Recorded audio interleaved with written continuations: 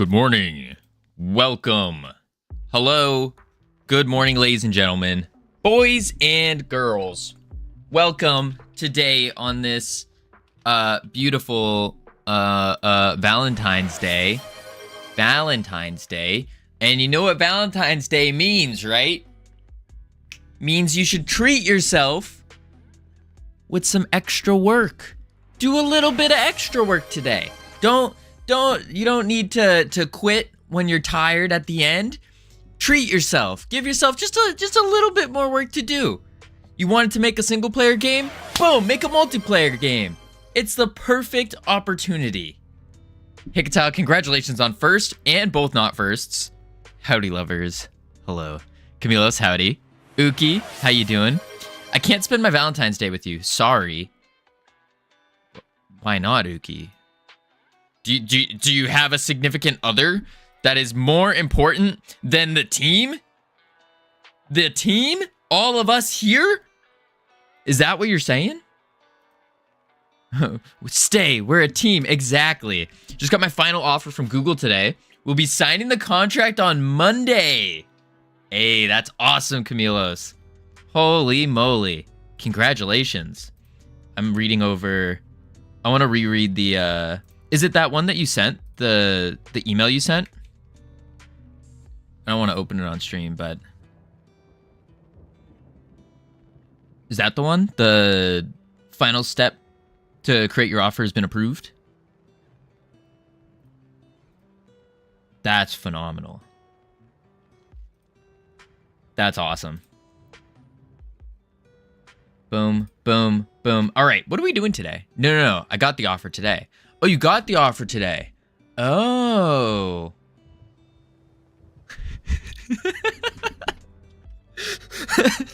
I'm watching a dude spend every day attempting to build a video game. Of course I'm single.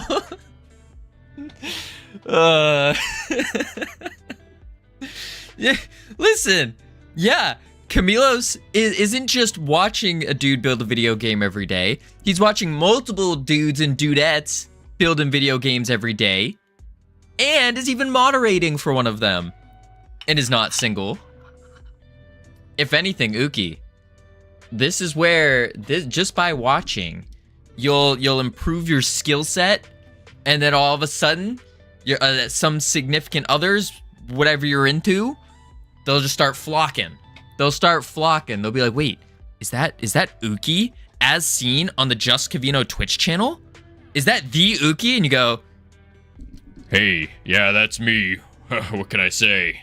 They go, well, can I have your autograph? Man, oh man. Man, oh man. All right. So you got the offer today, Camilos. Wait, what?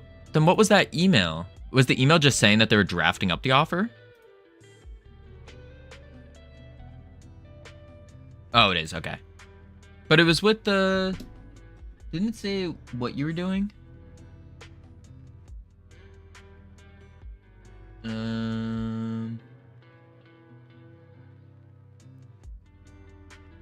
Oh, it doesn't say which project you're doing. Ah. Beep boop Gweezies, how you doing? Welcome in. Hey, maybe you are a girl. I don't know for certain. Oh my lord. Anywho. Still homophobic. Rip. Alright, let's see here. So what we're doing is we're making friends. We're making our own little friends today. So we need to build bots, basically. We got the game. It's looking fire. We got, yesterday before we ended, we assigned them all different colors.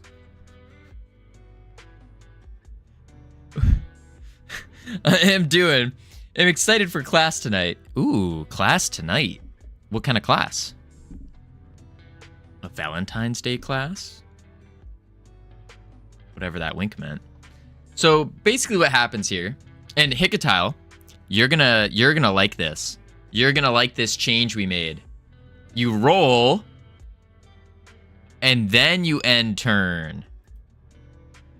You roll, and then you end turn. Yes. I figured you might like that a little bit more. Respect the rules. I mean, yeah. So the mail I sent you was a confirmation that the project manager wants you. Okay. But now I got the official offer. Ooh. I know the position name, software engineer intern. I know the salary, details about the work from home/office, about hardware they will gift me, etc. Ooh. That's awesome. That's phenomenal. Congratulations. That's exciting. Boom. And this is beautiful. It says out of roles. Turn ended. And then boom, end turn. So, oh, the other part. Actually, this is really where you start the game. Time for game devin. Exactly. So we start the game off here. Insert game name here. Well, it doesn't say here. Insert game name. An essential for success class. Ooh. It's basically a large variety of self-improvement methods and study stuff tied to a lecture and whatnot. Guizies, that's phenomenal. That's phenomenal. I am a big fan of self-development, self-improvement, all that kind of stuff. The way I went into self-improvement and whatnot was mostly from a business perspective, because that's where I found the most value in everything. Like, it feels like with self-development, you have to find what clicks with you, because it's no matter who you go to, everyone's saying the exact same thing, just slightly differently. And so you have to find the ones that can explain it to you and teach it to you in such a way that it just kind of clicks. And so for me, that was from a business perspective. I don't know why. I don't know how, because I was very much against business before like going on this journey or beginning this journey. It was very interesting, but that's phenomenal. Absolutely phenomenal. Young Ring, hello. Basically, when I asked my teacher about my game, he said this idea has been made before, so the competition will not accept it. Ooh. Oh, and then retracted. I didn't get to read it, Young Ring. Okay, so what is let's brainstorm the game name. I already have an idea for the game name. Hello, I'm still alive. Oh, good. I have an idea for the game name, but I don't know if I want to say it just yet because I'm still playing with it. I recommend the Gallup test, which basically tells you your top strengths and what environments you work best with. The Gallup test. Interesting. I've never heard of that. I came to my own conclusions just based off of experience. And that's how I know like what my top strengths are, what environments I work best with. And yeah, write it again sounds good. Okay, what are the features that this game will have an edge over Mario Party? Uki, that's actually like a phenomenal question. I think the big one is purely just it's on PC. It's not Nintendo specific. You don't have to have a Switch. You don't have to get an emulator. It's just there. I think that's the first one. It could go both ways. I don't think someone would steal the name or something. Maybe people can come up with a better variation of it. Yeah, they probably could. The question is, this is something that I really need to think about in terms of like trademark law. Are you gonna promote marketing this game like Realm Rapture? No. So Hikatile, this game is gonna be, I'm like gonna actually promote and market it. Oh, howdy, Ruben. I'm sorry I missed that. Hello, how are you doing? Gimp, listen. We will be getting to Blender very soon, because we just started a new game. So we will be getting to it once this MVP is done. This is our minimum viable product. Once it's done, then yes, Blender. But I'm telling you, not this stream. Probably not this stream. But Gimp, I'm telling you, have you checked out Mezu or have you checked out Jedum? Have you seen them yet? They're always in Blender. Always there. See you tomorrow. Sounds good, Gimp.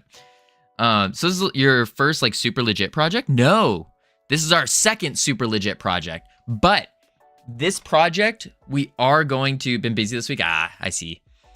This project, we are going to promote it more than Realm Rapture because it's going to, the initial thought so far is that it's gonna, depends on how it comes out, but we're probably gonna have it with a one-time fee. So like, I don't know, $2.99 or something, $3.99. I don't know. It depends on how it comes out, but we will probably make this a paid game or at least monetize it in some ethical way. I think the best way is probably just a one-time payment and then we don't do DLCs. It all depends on like no paid for DLCs, that is. Like free DLCs, sure. But it depends on how much traction it ends up getting. But I think a one-time payment of like a couple bucks is the best bet for this game. You were looking at my channel. Now I come here. Indeed, Thornady, I was lurking. I'm glad that you saw it. Yeah, no, I lurk around all morning while I'm working and doing other things. Is this going to be Steam Deck playable? Yes. Are you going to go for verification status? Probably. How's your Valentine's Day, Covino? No date, Ruben. No. I'm on a date right now. I'm on a date with Freedom Forge Studios. What better way to celebrate Valentine's Day than treating yourself to some extra work? Doing more work. You know what? I might even go crazy tonight. I might even stay up past my bedtime and do more work. Treat yourself. Can I send you a video that I found interesting on the subject? Yeah, sure. Most certainly. But yeah, so when it comes to like promoting this, we will probably unfollowing. Oh my. Same as Covino, doing more work. That's good, Ruben. When it comes to promoting this, like we will do a full promotion. Of course we have social media, but I probably might even do some kind of like different ad thing just to feel it out, just to try it, see how interesting it would be. But yeah, we will promote it more, I think. Basically, I sent my game to my computer teacher, told me that it's already been made, and the competition will not accept it. I have to make another. I don't know what game I should make, so it counts as a new idea. Young Ring, that is extraordinarily difficult, because every idea has been basically made before. The best thing I can tell you is take 2 ideas or more, and then you just combine them. And whatever the combination of them is your new idea. Insert game name is a good idea. It is, isn't it? Howdy, North Pole. I treated myself to doing homework. Hey, 1 week in advance. Let's go. So you have 12 dates at the moment. Oh my. Oh my. Ruben going crazy. Going crazy. Freeport Studios, as Covino, so date with myself. I see. That makes sense. Young Ring, if you want a game idea, you can hop into our Discord, and we have some. Let's see, does that post on? Yeah, it does. We have some game ideas. My favorite game idea that has yet to been made. I told this to Aaron, I think, right here. I gave this idea to Aaron, but he didn't follow through with it. Howdy, Lupo. Is right here. Fisher Fry. Fisher Fry. I think it's phenomenal. It can be a 2D game, and it's beautiful. Absolutely beautiful. I think this is original enough, and it was meant for a game jam, so it would be good for competition as well. Yeah. My favorite game idea is remaking Minecraft in a week with Godot. Yeah, we would need a lot of voxel help there. I've never worked with voxels or any of that. You could do it, Camille. That's for sure. For sure. I am the idea guy. Okay, so I've been staring at this screen for long enough. Basically what happens, we go host, and then we have 2 options. We can go single player, or we could go multiplayer. Single player, boom, starts the game. Again, MVP. it's assigning everyone a role, like what position, like where do they start, what number do they start as, and then boom, you go, you can't roll again, end turn. Then now is when the bots would start. Or I guess we would have to assign which one's a bot, which one's not a bot. And then we go. And then end turn. Roll. End turn. Roll. End turn. Boom. Game turn 14 now. So now we're on game turn 14. Now it's time for the workers to assemble. Yes. So this is kind of the base idea. Why is it turn 14? Because we started at 15. And we just did a full turn. Shouldn't it be 2? No, we're counting down. We're counting down. So like there's 14 turns left. Something like that. And I think counting down also is easier to tell, because you might forget, like, wait, how many rounds did we set? Is it 20 or is it 30, 15? What is it again? So counting down, I think will help. Yeah, turns left, maybe. We can change that real quick. Just turns left. That's insert game name. Here it is. And then we go down here. And then turns left. Turns left. Yeah. I thought the board spots were circular. They are. Question, how long have you spent on this game? Have you spent on the game, if you had to estimate? Have you spent on this, like this right now? This MVP? If we minus the research time and minus the random time, probably around a few hours, like six, something like that. Oh, the non-POC? The POC. What's the POC? What is a POC? This is just the MVP. That's what we're working on. Is setting up an MVP. Proof of concept. Yes. We haven't actually gone past this. Because we're trying to make this game multiplayer. And that is going to be an interesting thing. Yeah. How much time on the mobile game? 7 months. Every day for about, if on average, 5 hours, I think. 5 hours on average. Well, minus the extra stuff. No, it's not 1,000. It's close, but not 1,000. Funny thing is, even my game's name was taken. Ooh, yikes. But yeah, quite a long time. Quite a long time. So this game, I'm estimating it's gonna take us about the same, maybe even less. It depends on how fast we get multiplayer going and how problematic multiplayer is gonna be.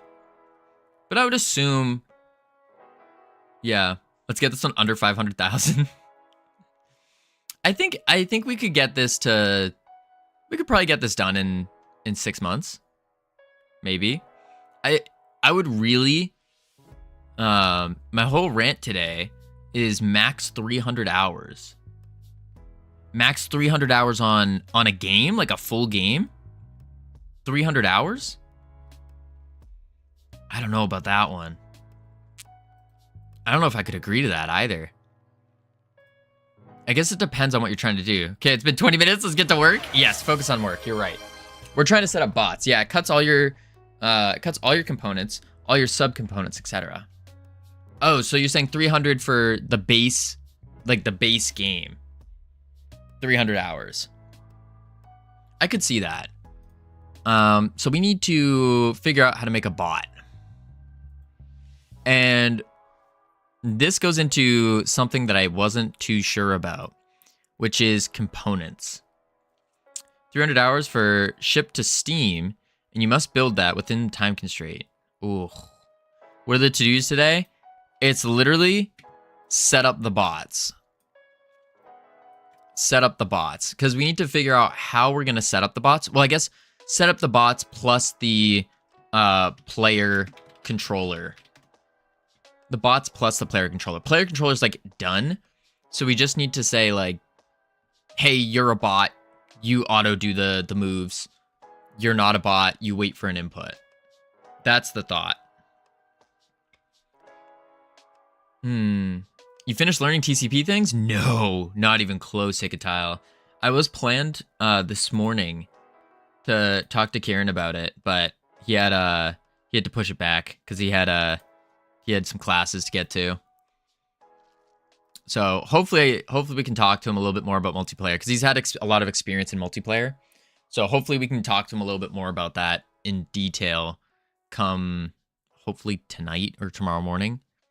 So in the meantime, we're going to set up the bots, get those going, because really multiplayer is just like an extra 20%. It's like a multiplayer game is 80% single player and then 20% multiplayer from what I was researching. The question is hooking all that stuff up, and you have to plan to hook that stuff up, which makes me think like, hey, maybe we should do something else. Yeah, Wolfric was also doing an MMORPG. Wolfric did get peer-to-peer going on multiplayer. He did get that going. But we're trying to do it without peer-to-peer. And that's the difficult part. Like, we want to have a separate server for it. Because the last thing I want is to release this game and then all of a sudden, boom, hacker controversy. That wouldn't be great. Would not be great. We want to make sure that the game's safe. Or as safe as we can make it. So let's think here. We have a character. And we need to determine if it is a bot or if it is not a bot. So what I'm thinking actually is in the board, when it spawns the players, it needs to say whether it's a bot or not a bot. So maybe we could say, maybe we instantiate the scene and then give the scene a resource, like attach a script to it in code, if that's a possibility. And then we say, you're a bot, you're not a bot. Something like that. Because on instantiate, it runs the ready, doesn't it? Scene file has nodes. That's can instantiate. Instantiates the node's hierarchy, triggers child scene instantiations. Oh, so we could actually say like on ready. Yeah, we could say on ready, bot, not bot. And then we just say, if you're a bot, you get this class. If you're a player, you get this class. I think that's the proper way to think about it. Because we were talking a little bit yesterday about components or not compartmentalization. There's another term. There was another term, and I'm forgetting the term. I didn't even get a chance to look at those videos to read up. So I think what we'll do is we'll just send it and say, let's try the two resources thing. Try the two resources. So we'll do put it under components. Actually, put it under characters. And then what we can say is create new resource. And it needs to be well, actually, we'd have to write a script, actually.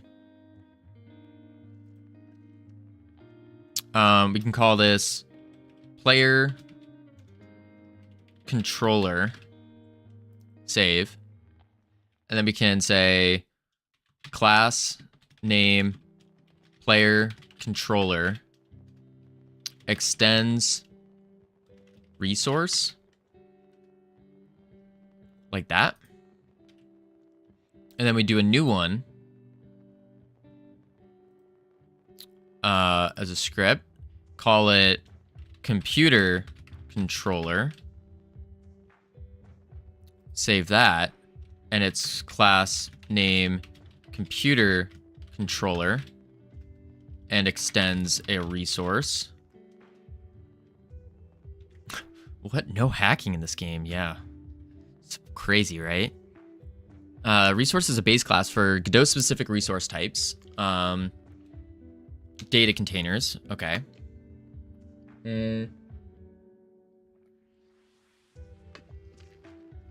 Okay.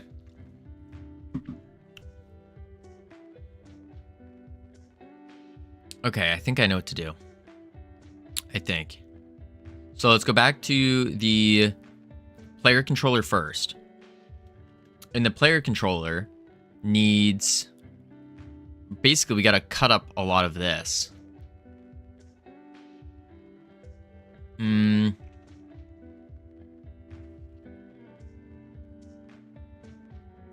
So maybe we say...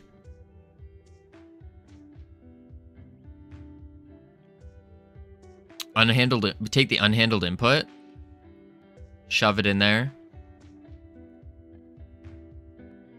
grab the board, shove it in there. We have an isbot bool that we don't really need.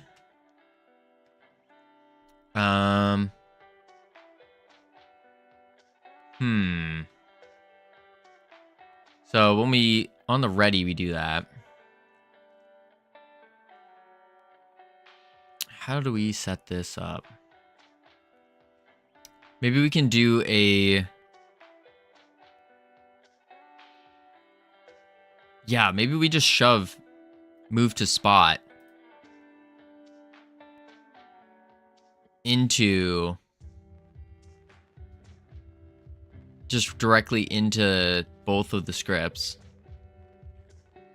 And then grab the unhandled input, shove that only in the player, and go from there. Let's try this. We're just gonna copy, and then player controller, paste. Right, and then we need all of our things. So we need var choosing direction as a bool. Then we want move to spot needs to be a thing as well.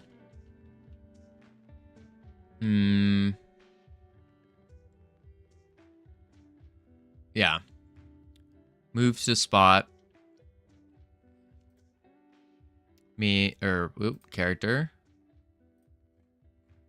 Move to spot. Grab you. Copy.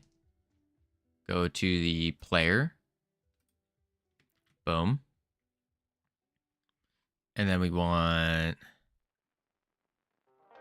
spot, which is just a var spot. Yeah.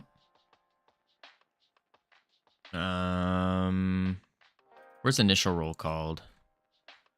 Wait, is this not called anywhere? It is not. Okay.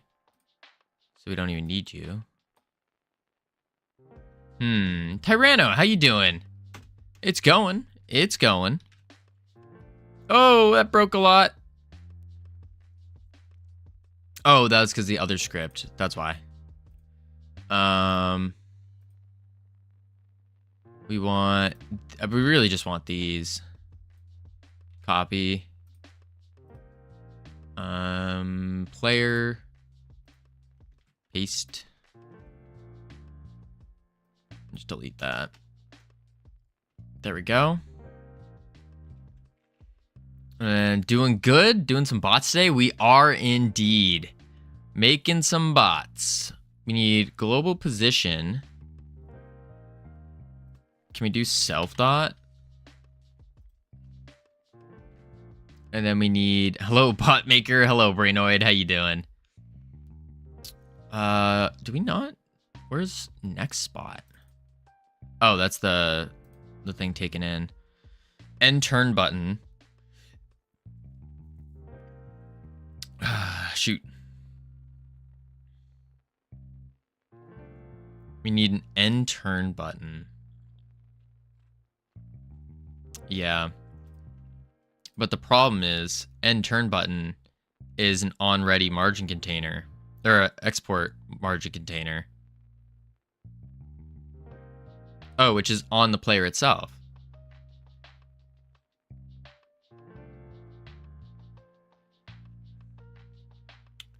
So we could say, because we're just flipping it on and off, so we could just make it a unique name, and then it looks for a unique name, end turn container, and then we can access as unique, end turn container, and then delete this, and then change this 1 2 3 4 5 6, and we say end turn container. There we go. Then pop back to the player controller, and then boom, 1 2 3 4 5 end turn container. But it's not going to be found either. But that's because the script isn't on anything. So how do we find that then? And there's no tree to it to get either because we're not... This is just a resource.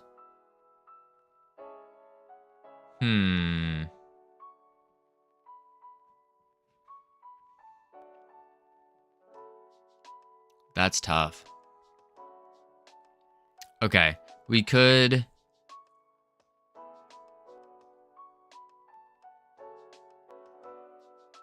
There's got to be a better way to do this.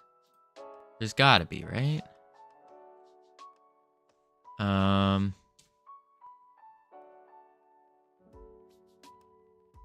mean, why wouldn't we just say is bot and then just in these scripts we just check if it's a bot? That would make it really big though. Like a really big script. And at that point it's like, if you're a player, why do you need to know? There's a will, there's a way. Unfortunately, my name's not Will. Huh. Let's see what I did there. That's pretty funny. Let's see. What are you doing, dog? Get out of there. Yeah, get out of there. You can't fit. Let's see.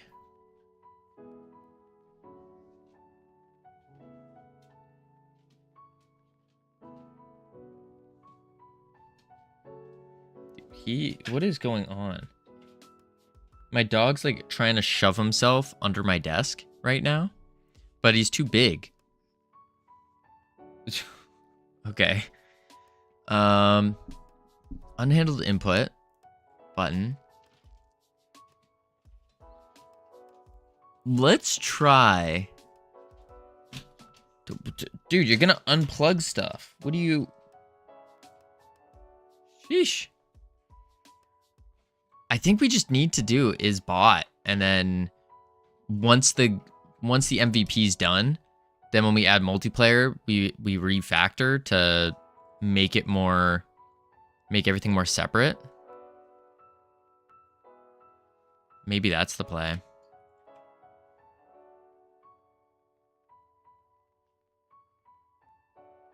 Hey, Scout, what are you doing? What is he? Oh, he's eating something. Give me 1 sec. Holy moly.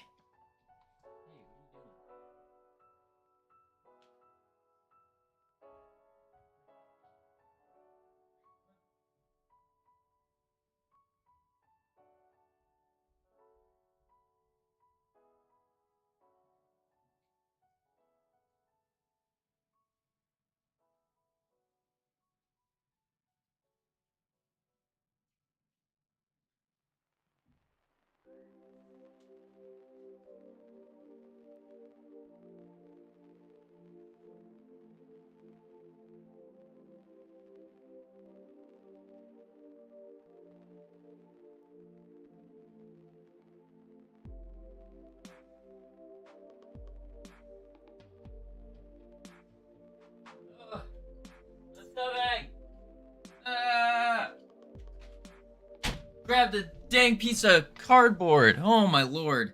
I'm so sorry about that. That was awful. Dogs. Annoying. I shut my door though, so now he can't come in. Whew. Just means it's gonna get hot in here. Unfortunately.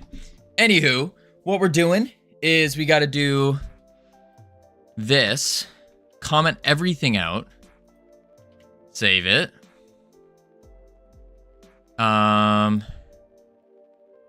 There's our player controller. We can clean that. Right? Yeah. Okay. So we're just gonna take the standard player script and we're just gonna have an isBot variable.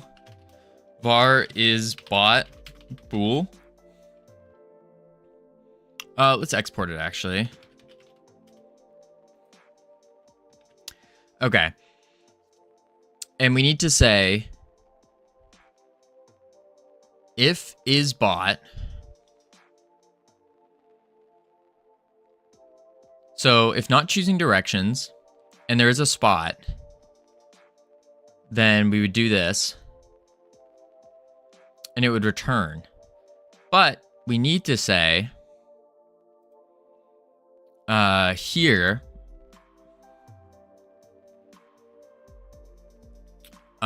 before we set it to true, we say if isBot, then we can say our left or right, which is unhandled input. And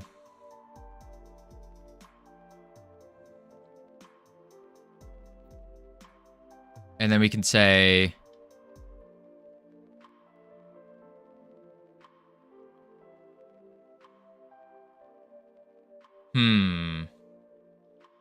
we want it to move to spot randomly.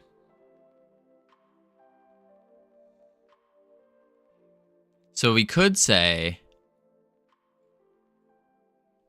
var random spot as an array. And then we go equals blank. And then we say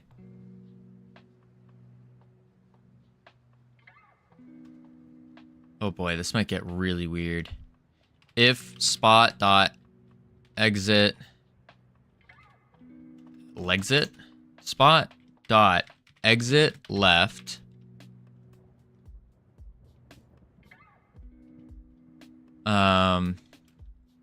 random spot dot append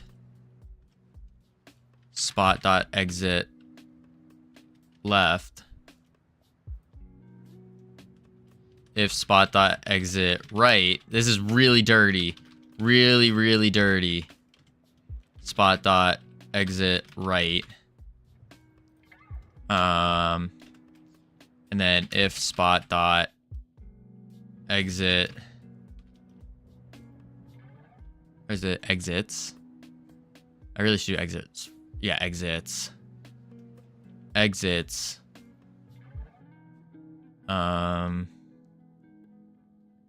Left, right, exits dot front. Dot front. And then random spot dot append spot dot exits front. And then we go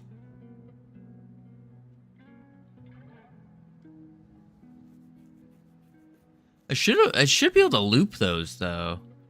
Instead of all these if statements. I should be able to loop like 4 exits in spot.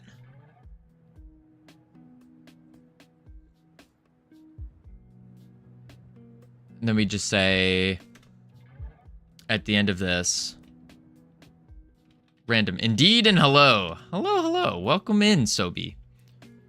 Dot pick random.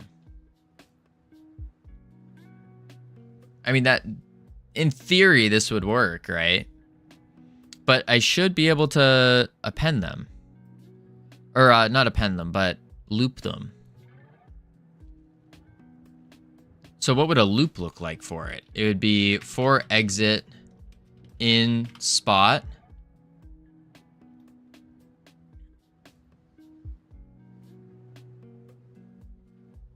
Exits in spot. But we need to say what exits is. Exits is a spot. Exits is a spot. But exits is an array of spots, which we don't need an array of spots anymore. Oh, I guess we do. Happy Valentine's Day. Thank you. You too, Tricky. Exits as spot. Then we can say random spot dot append exits.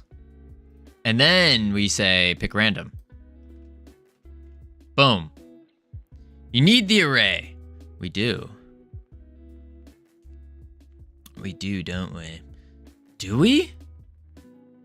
But so the problem is one of these exits, so we have a left exit, a right exit, and then we have a forward exit. The forward exit though is called exits and it's an array. Exit in exits?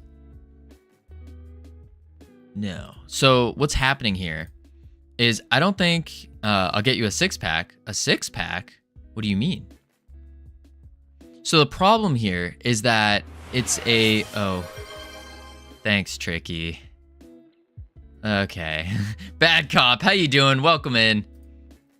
Oh boy. All right, Tricky. We're trying to do work here. Holy moly. Yikes. Okay. So what we want to do is, yeah, that's a lot of push-ups. Tricky is very, very mad at us for some reason. Doesn't want us to do work. Same thing with Flagel. Thanks. Anyways, hello, pizza rolls. Pizza rolls. That's an interesting way to greet people. But hello, Displant. How you doing? So real quick before we start, game over equals your brain power. Yeah, really, for real.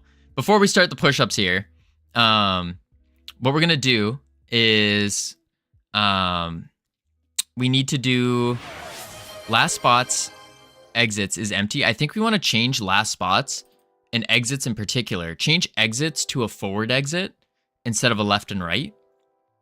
But then how do we declare it? Epic. Yeah, tell me about it, Ironic. Displant, so happy my game on Steam is close to 100 wish lists. Let's go. That's awesome. Congratulations. We're working on our second game here. It's, think Mario Party, but themed around lifeguarding and drowning and not drowning. That kind of thing. So we want to do game 2 out of 20. Nice. 2 out of 20. No, bad cop. No. This is game 2 out of like infinite. I don't know how many games we're actually going to end up making, but 1 billion. Yeah, something like that. Somewhere around 1 billion. Yeah, that makes sense. Around 1 billion. So we want to convert exits to no longer be an array of spots and just be a spot called forward exit. And then that way we can say, oh, but it needs to be an array so we can append? Nah, it shouldn't have to be. Right? Last spot exits is empty. Is instance valid last spot, and last spot get parent equals self.get parent, and last spot exits is empty. But could we say that the exported variable is empty? Because for our isBot thing, because we're making bots right now, random spot.append exits, but it's appending it as a spot, not an array of spots, so it won't get the forward.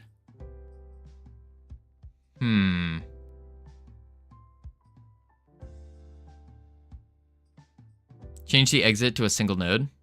That's what I was thinking, but I'm afraid that now it's going to get rid of this whole engine editor hint thing. wouldn't it? Like we just go this, and we'll change this name to forward exit, so then it's more descriptive. Forward exit, and then we'll do dot exits is no longer a thing though. So why does it still say it? Oh, because last spot dot exits dot forward exit dot forward exit, because forward exit's just default,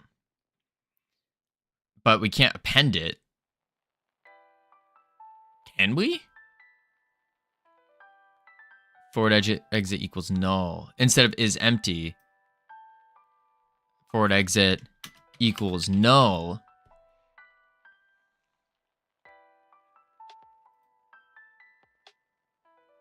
Wait, expected closing after, equals null, and then instead of appending, we say last spot dot forward exit equals self. Boom. Save. Now that should be good. Okay. I think we got it. I think so. Let's go back to the character real quick. For exit spot and spot. Random spot append exits. Random spot dot pick random. Choosing direction equals true. Yeah. So there were two different ways we were going to go about this. There was the clean way and the dirty way. We're doing the dirty way right now because it's Valentine's Day. So of course we got to do the dirty way, right? Right? Not because I don't understand how to do the clean way or anything like that. It's purely because it's, you know, the Valentine's Day dirty way. It makes sense. The clean way of doing this would be having, I think, is having two different controllers. You have a player controller, and then you have a bot controller or a computer controller. And then you just, when you get assigned, when the character gets assigned, hey, you're a bot, hey, you're a player, then it will run off of whatever resource is assigned to it. So instead, the dirty way is we're just doing a Boolean. And it's going to assign the Boolean. Hey, you're a bot. Hey, you're not a bot. MVP. We're just going for functionality, right? Not clean. Just a quick and dirty. So this should work then. Because if we're not choosing the direction and there is a left or right exit, and then if they're a bot, it will do this. And then print left or right exit found and return. You're a bot. Thanks, Savage. I think. All right. Where's my 6-pack and Flagel's uneven 7-pack? I'll get there in just a moment. Just a moment. I'm trying to let my food digest just a tad. Just a tad. I kind of ate a really large brunch of just beef and rice. I think I had about a pound of beef and a cup of rice, of uncooked rice, which is another, I don't know, it's like 3 cups of cooked rice or something. So I'm just trying to let it digest a little. No fiber? That's great. Sir Stefan, how you doing? Welcome in. TT as well. No, I don't like TT. No. TT reminds me of my Ark survival days, where there was this evil tribe called TT, and we didn't like them. They were bullies. So we stood together. I pulled the whole server together into a big mega tribe, and we destroyed them. It was beautiful. So you were like, TT? Yeah, they were their actual thing. I didn't realize that this was it was supposed to be like a drawing, like a face, but it was actually T, which is supposed to be like a face. I didn't recognize that it was a face. And so it was just TT. As per Ark servers, yeah. It was TT like that. It's a crying face, exactly. And oh boy, did we make them cry. Turns out, long story short, they were part of a mega tribe as like a actual mega tribe. And so what happened was there was another mega tribe that sent a scout over because they heard that this server band together and started like destroying this mega tribe. And they're like, whoa, whoa, whoa, what's going on? And so I spoke to like their representative because I was leading this whole like takeover basically. And they recruited us in as like a sub member of like this giga mega tribe thing. Basically, I was a co-leader with them now in a mega tribe. It was a long, weird thing. But if you're ever into Ark playing with friends, like, honestly, I don't think a mega tribe's the play. It wasn't as fun. Once we joined the mega tribe, it was like they had all this crazy, crazy stuff, mutated dinosaurs, and like we were all kitted out. And it was like, okay, now what do we do? Because like they had rules of engagement too. You couldn't just go, if someone like was bothering you, you couldn't just go obliterate them because they could be part of a mega tribe, and then you start a mega tribe war. And it's like, they were trying to systematize fun. Wasn't good. All right, let me start these push-ups. We have 30, 60, 75. Okay. We have a lot of push-ups. Sir Stefan, thank you for the push-ups. We have, wait, hang on, let me redo the math here. We have 1, 2, 3, 4, 5, 6, 7, 8. 8 times 15. What is 8 times 15? Just like real world politics? Yeah, it was very close. 8 times 15. Why am I 8, 15, 8 equals, 120 push-ups. Wow. All right. I don't think we're getting to our Valentine's Day surprise today. I don't think so. 120 push-ups. Here we go. When I was a young teen, I was in a Mech Warrior 3 tribe called TSS, Tiger Shark Spitfire, which didn't mean anything, but just a bunch of words. And also a young teen leader thought it sounded cool. Interesting. Ours was called Scrub Squad. It was pretty cool. Pretty nifty. All right. 120. Here we go.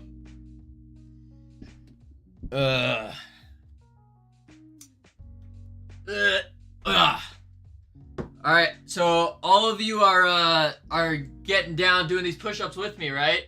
We're all doing them together as a team. Valentine's Day push-ups. Yay.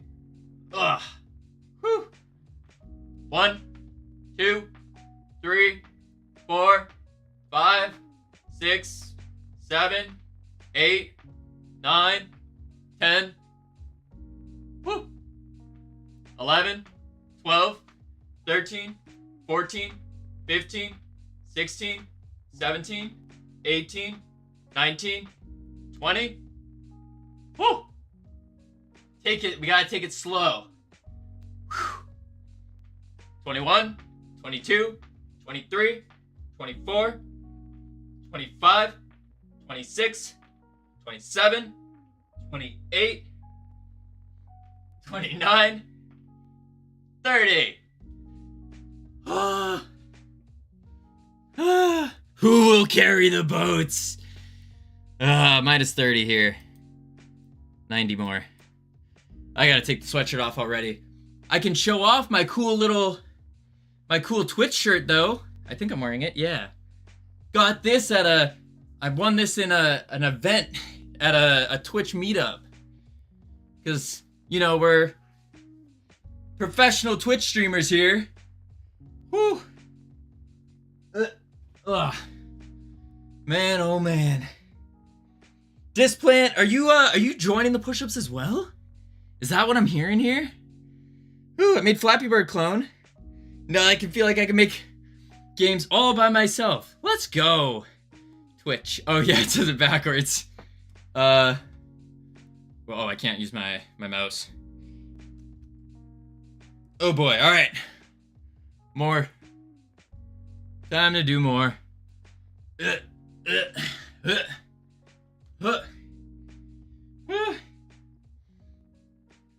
We'll do another 30 maybe? Or maybe we just do quick chunks of 10? We'll see how it goes.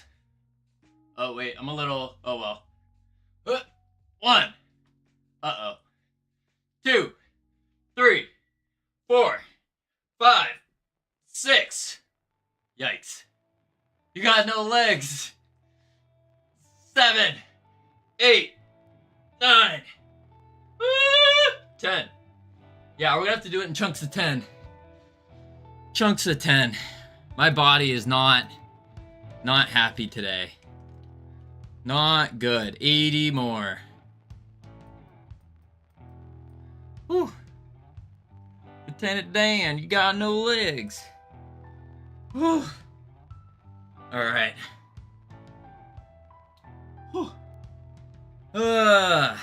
How's everyone's Valentine's Day going? I'm not stalling to catch my breath.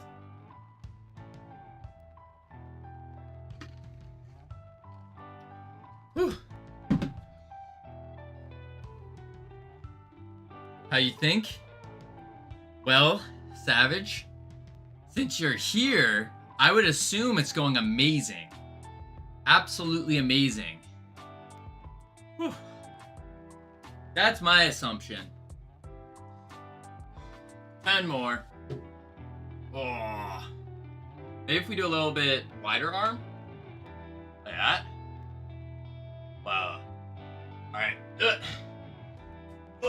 1, 2, 3, 4, 5, 6. Nah, it's not working. 7, 8, 9, 10. I don't think I have struggled this hard on push-ups in such a long time. It's crazy what happens when you don't eat. When you don't eat. Anywho, the other thing we got to do today, once we get these bots going, so we have to move to spot, and then we have to do the steps, I think, or like ending the turn once it takes the steps. Because in the player, we have a lot of places where it stops and then allows the player to like hit go or next or whatever it is. Roll the dice, end the game. Oh, we'll get there. 70 more. Easy. We're almost there. Almost there. Oh. Oh.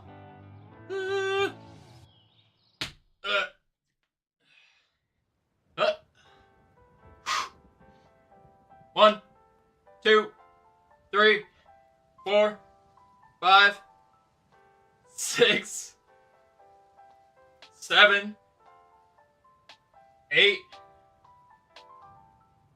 9, 10. These push-ups. Oh my lord. 60. Oops. 60. Oh, man. Halfway. Indeed. I should write the start. Start. 120. Whew, sent the video I talked about earlier. Sounds good, Gweezes. I'll have to check it out. Oh. Unfortunately, I won't be able to hear it. Man. Oh, man. Alright. 120. 60. Halfway. Man. Man, oh, man. Woo. We'll get there. But, good news is we'll be jacked for Godot Con, right? Something like that.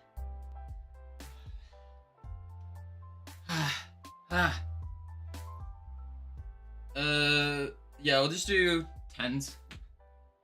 Boop, boop.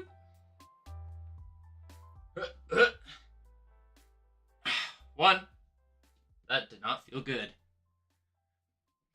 2, 3, 4, 5, 6. It's always at 6. 7. No! 8. Oh.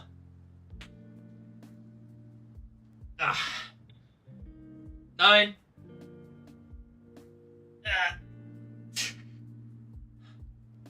10. Yeah, these are getting really bad. 50. Oh no, and it's already been an hour. It's been an hour, and we still haven't gotten much code done. Oh well. Whew. All right. Let me get the words going. We're at 50. 50. Boom. I'm gonna still go through the push-ups while the words are going. But we'll chuck the words on real quick while the ads are going. Boom. Boom. Boom. And then we need to write 50. Whew. All right.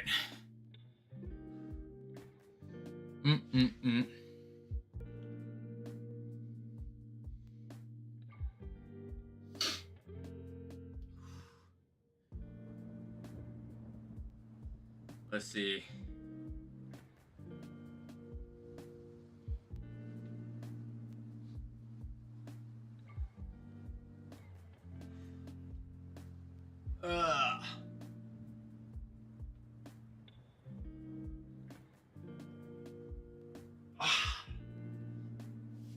One, 2, 3, 4, 5, 6, 7. Uh-oh. No! I'm dead.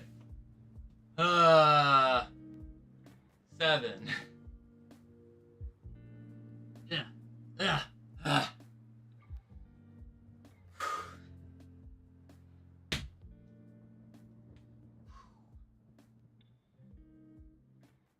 8, 9, 10. Woo!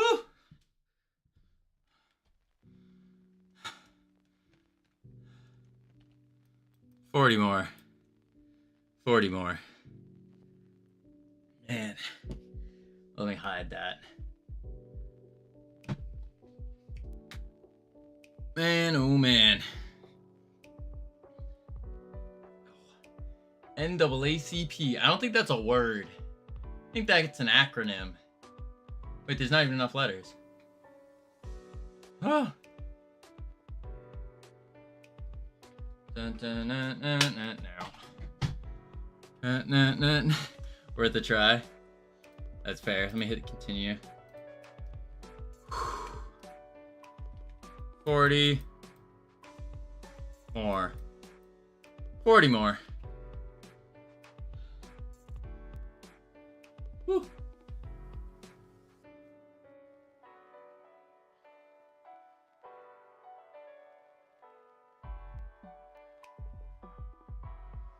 Whew.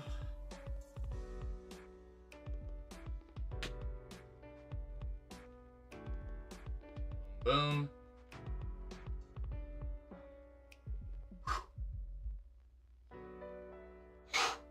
One, 2, 3, 4, 5, 6. 7. It's getting lower and lower. 33. Let me just get 3 more. 3 more, then we're at 30. 3 more, and we're at 30. Oh, generic gun. 1, 2, 3. Boom. And we're at 30 plus 15, 45 more. Holy moly.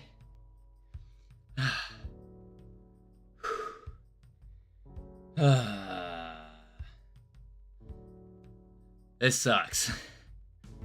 This sucks. Whew. Oh, let me. Then we go here. We're just gonna continue them. Continue them. Boom. And then 45 more. And we can finally get to work. That's all I want to do this Valentine's Day is just work.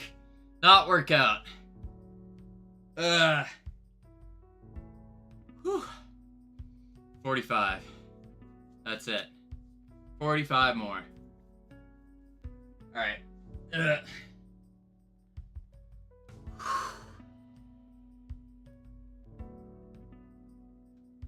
Ugh.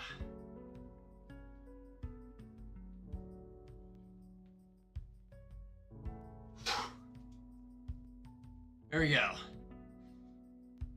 1, 2, 3, 4, 5, 6, 7, 8,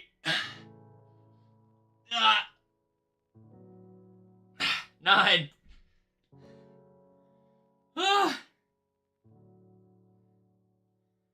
9. One more. You got a 10.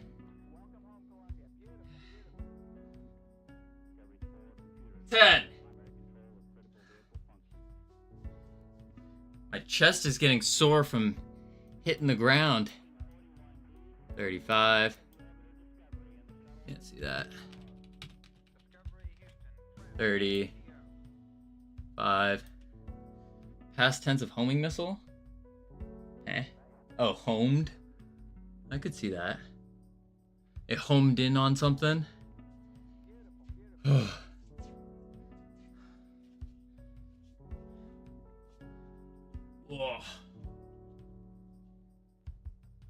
Alright, we go again. We just keep going until my push-ups are done. 35 more. 35. Whew. Whew.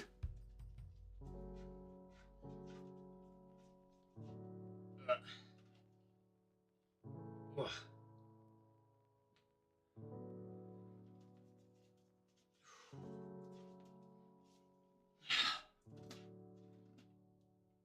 One, 2, 3, 4, 5. 30 more.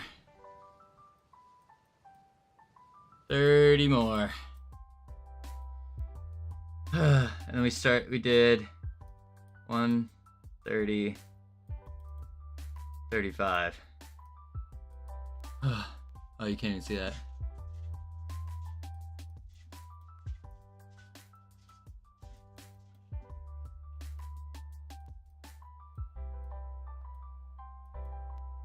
There we go.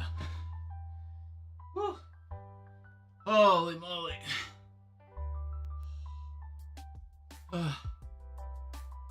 All right.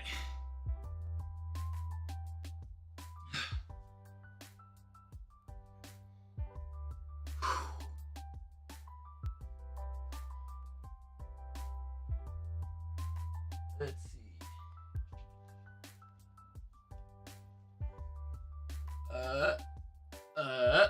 If I bring my arms here, my wrists The wrists are killing me.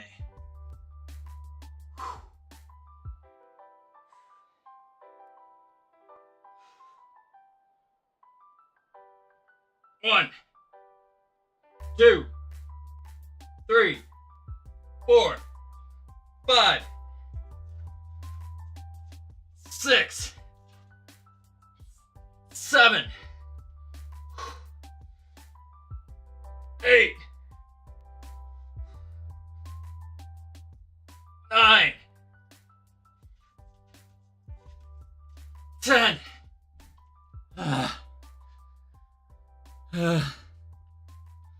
20. 20 more. 20. 20 more. And then we can get back to work. Finally. Poor Covino. Yeah. Poor Covino. I just wanted to have a good Valentine's Day. Get a lot of work done. Get the MVP done. But no. Ah.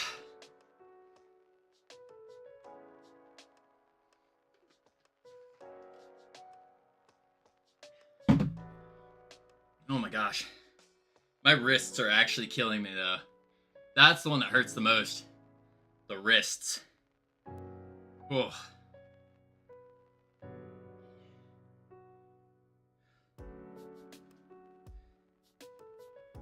Whew.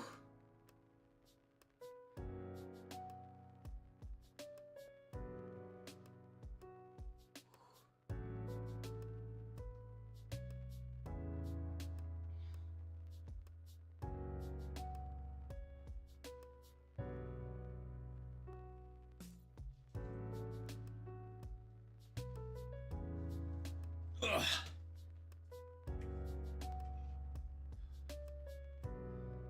Alright. Let's get 10. Get 10. And we're almost done. 2 sets of 10 left. Ah. Oh, that's not happening. Hang on. Let's do... Fists aren't gonna work either. Alright, I gotta give it a sec. Ah! The muscles are not playing well with me today.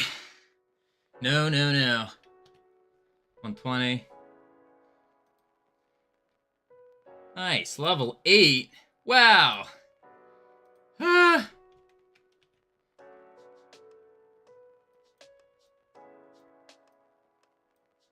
And then 20 more.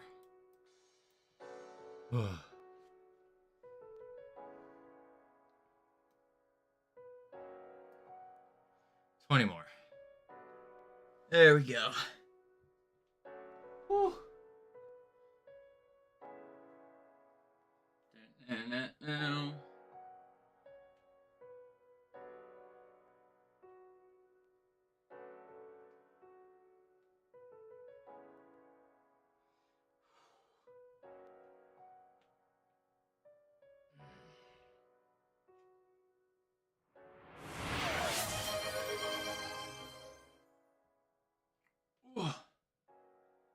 Oh, Aaron.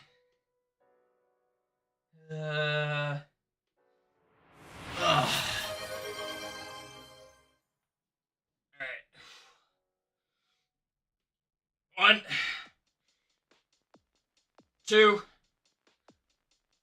3, 4, 5, 6, 7, 8, 9, 10. Alright.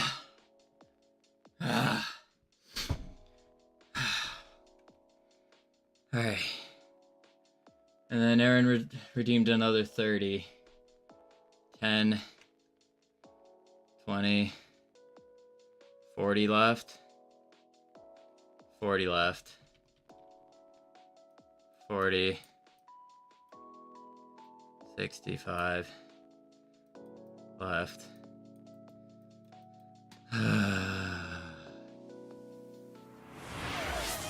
Thank you, Hicatile. Thank you. Alright.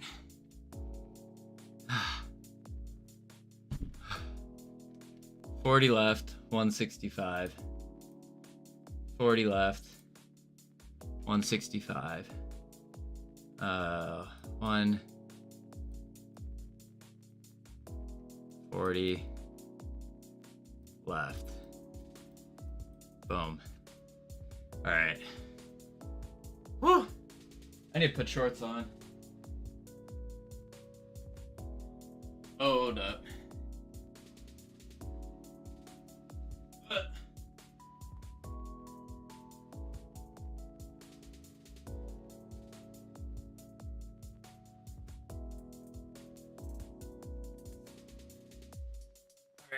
Alright.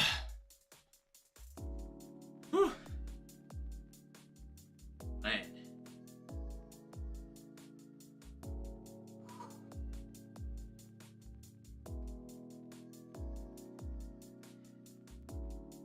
Whew.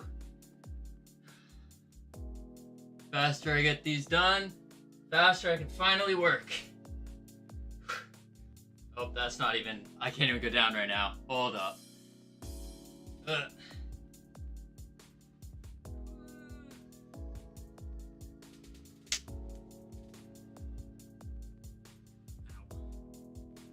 Ow.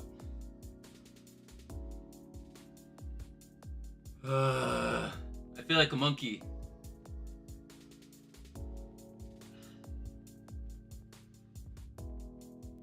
Take a break? This is my break, Sammy. I am taking it.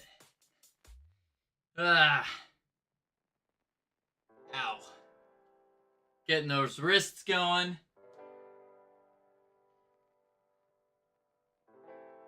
Alright.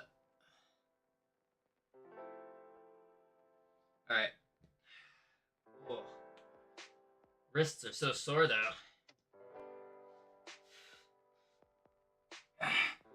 One, two, three, 4, 5, 6, 7,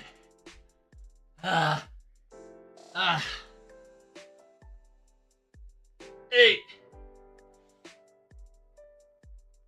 9,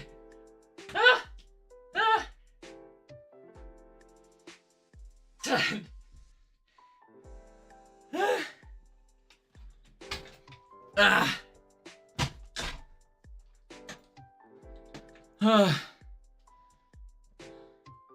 Well, bummer. I don't have enough points to extend this joyful event. Thank God, generic. Honestly, this sucks. Absolutely. In every way. It sucks.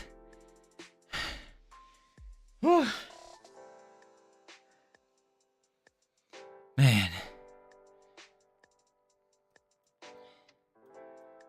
165. 30. We'll do this. Whew. This. And then that.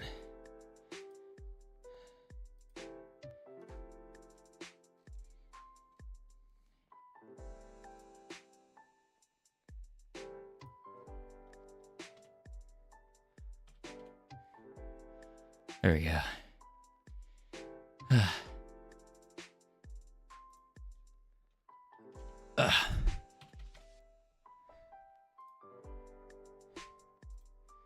Boom. And then I have, was it 30 more? Yeah. 165, 130, or 30 left. Okay. Oh, man. Oh, man. Whew.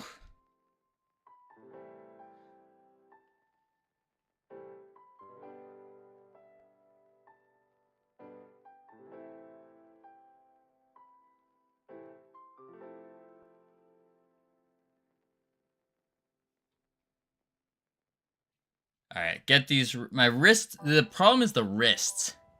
Those are the worst ones. The wrists are the worst. Nothing else, just the wrists. I mean, the arms too, but it's not as bad as the wrists. The wrists are like a sharp pain. The muscles are just your standard muscular pain. Whew. All right, do 10 more. All right.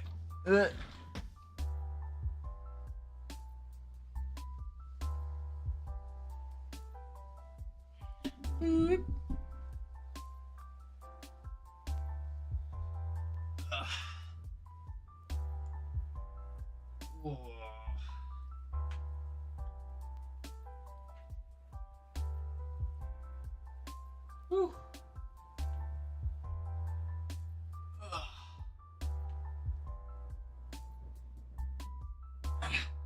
1, 2, 3, 4, 5. I'm cutting it into chunks of 5 now.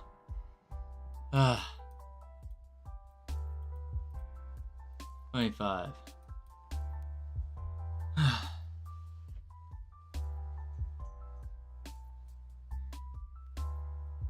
Whew.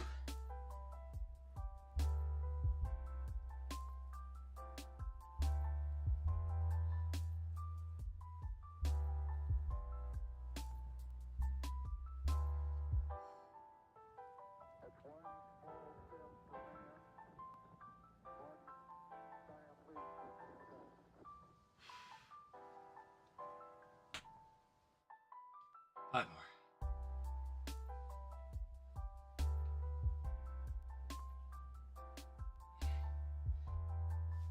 more. 1, 2, 3, 4,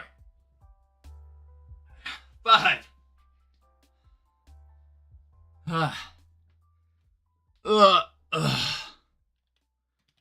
20 more. Holy crap. 20 left. Flagel, thank you for the gifted sub. I appreciate it. We doing them in 5s now? Yeah. Yeah. Congrats on push-ups. I still got more left. 165 is our start. We got 20 left.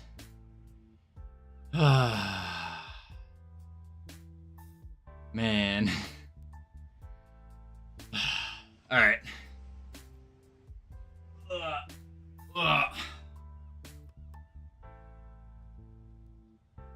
Whew.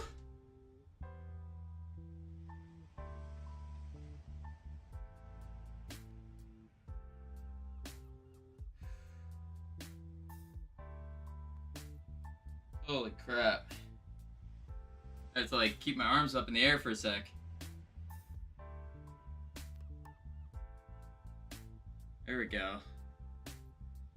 Oh, the blood is rushing. Woo. There we go. All right.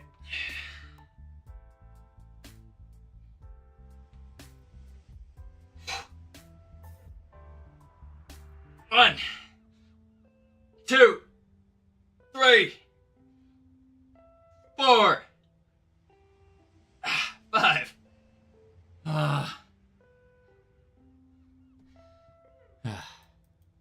15. Holy moly. Only 15 more. Whew.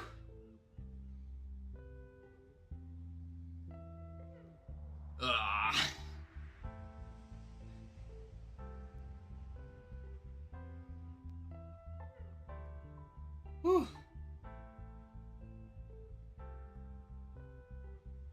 man. 15 more.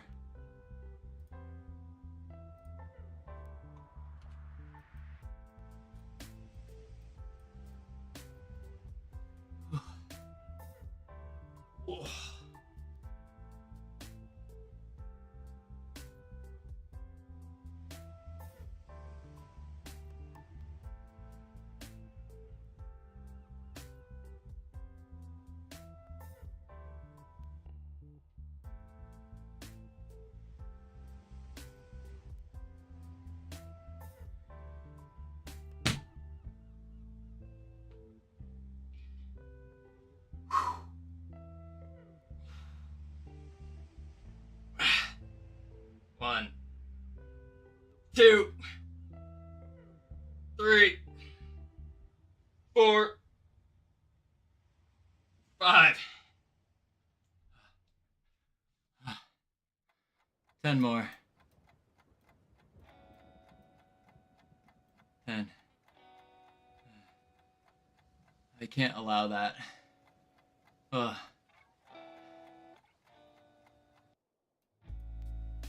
I think that is a word, though.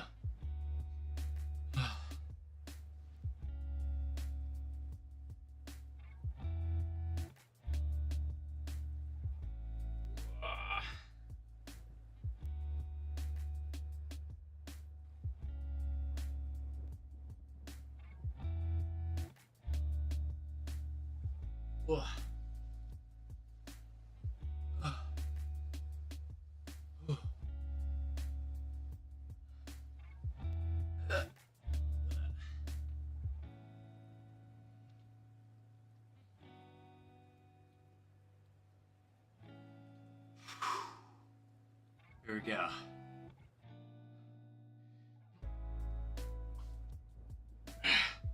One, 2, 3, 4.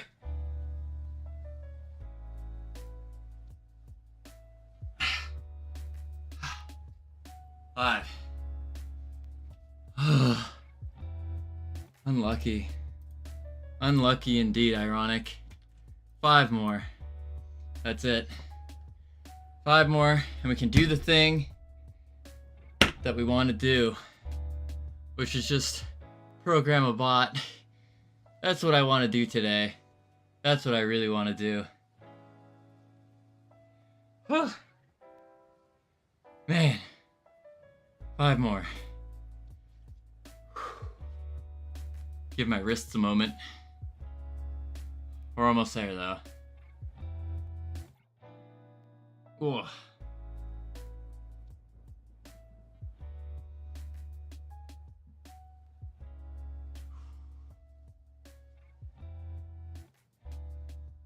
All right.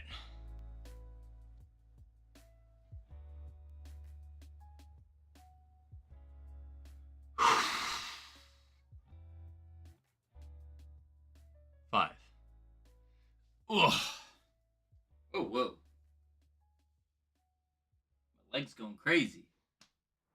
Leg is going crazy. Howdy, Cam. Ugh. 5 more, that's it. And we can finally work. After an hour and a half. Finally.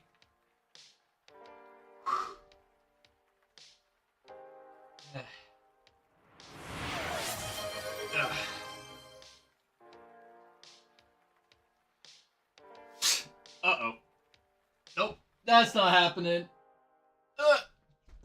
Reset. Oh, work, I love work. I want to love work, Cam. Alright.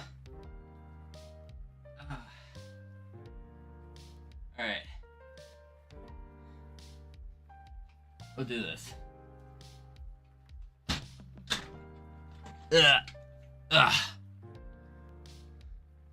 We got 5 left, but I need to stop. Most people can't do 5 push-ups. That's bull. Everyone can do 5 push-ups. Whew. Alright, last round of words. I still have 5 more to do. But I need to, like, rest my wrists. It's my wrists, and then, like, my chest and my arms don't hurt. They just don't work. Whew. But yeah. Everyone can do 5 push-ups. Eventually. Maybe not at this very moment. But I think most people would surprise themselves. Ugh. Man. 5 more. That's all we need, team. Woo! I'm so dizzy, too. It's all good, though. It's all good. A little dizzy. A little tired. A little dead. All right. You up the points on squats? Nah, you can thank Tricky for that. That's all her.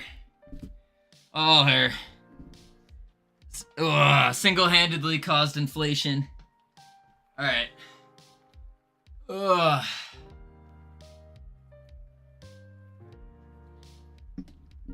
Whoa.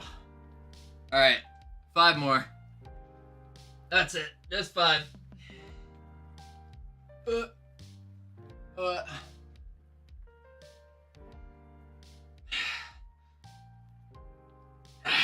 One, 2, 3, 4.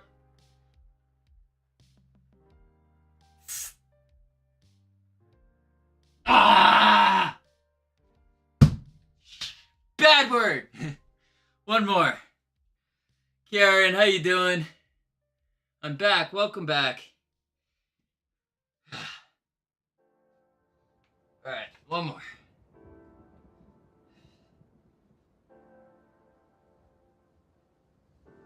Ah.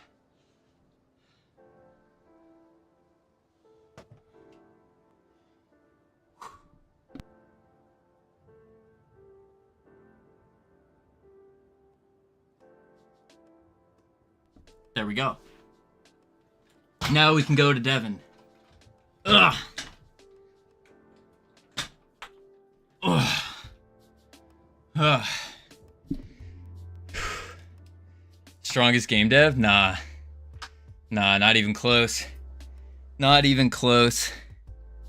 Alright. Let's turn these words off. Get to what we really came here for. Almost had to change categories for real. For real. My wrists are killing me though. Killing me. Whew.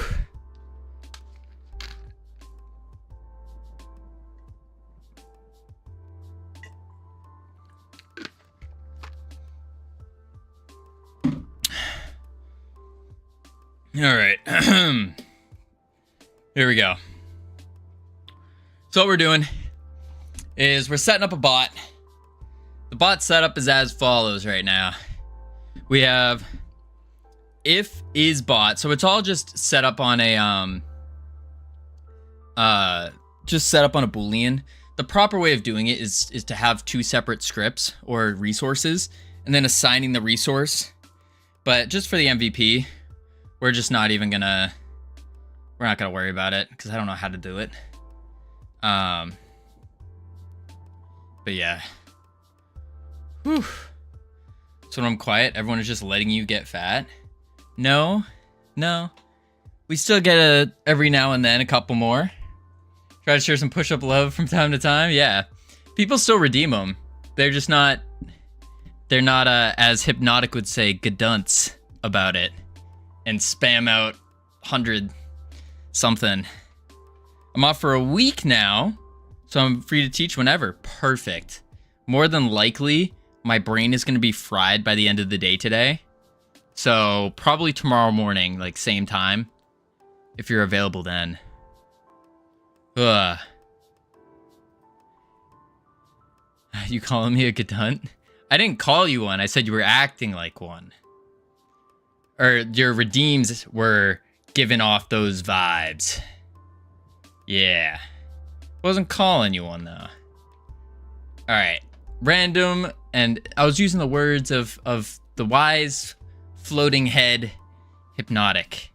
That was a quote from him actually. Nice shirt by the way. Got it for winning an event thing at Twitch. Random spot.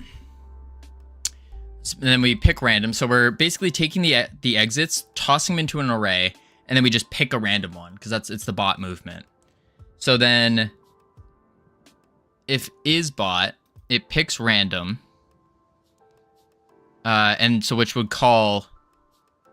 Wait, but this is picking a random spot. So we need to then move. Ah, shoot. Big mode game jam stream. This isn't a jam. This is just a game. Just the game. Oh. I will say though, my chest is nicely filling out this shirt. Oh, you're saying it's being streamed? What is Big Mode Game Jam? I've never heard of that. Big Mode Game Jam. No, it sounds familiar. I've told you about it twice. Listen, Aaron, my memory is not on par right now. Whew. So what we'll do is, dunk stream. I see. Gotcha. All right, let's see here. So we want to do, there's probably an issue here because this is just picking a random one.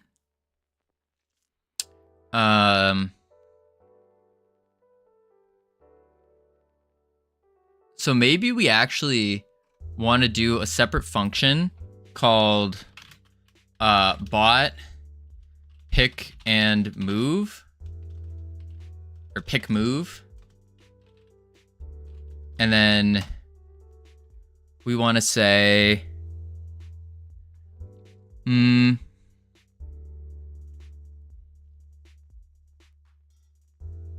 is bot. We do this. Random spot dot pick random. That's gonna pick a random exit, and then we want to follow that exit to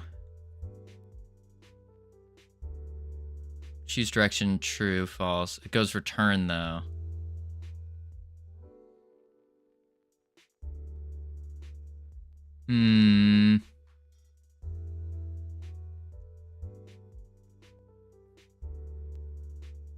I guess then we would do all of this.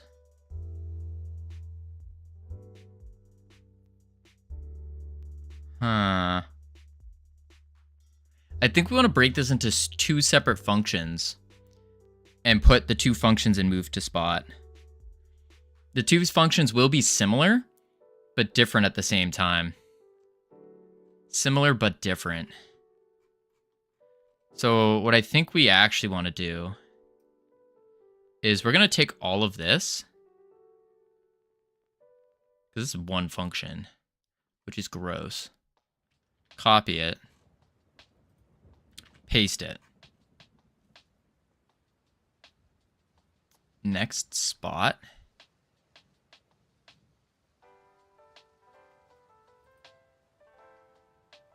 Oh, next spot is the move too. Taking in next spot as spot, right? Yeah. So we say, if not choosing direction, and there's a exit on the left or right, we don't want is bot because this is just for the bot, for bot only. So we don't need to do that. We go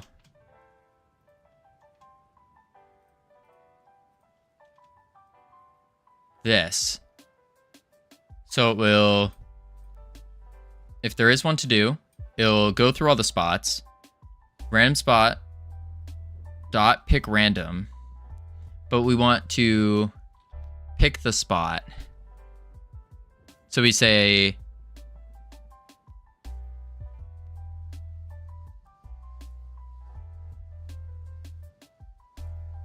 next spot equals pick random.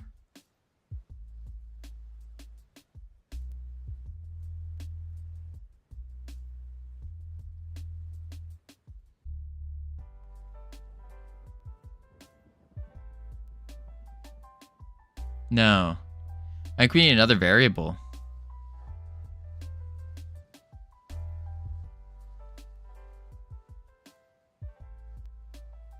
Yeah.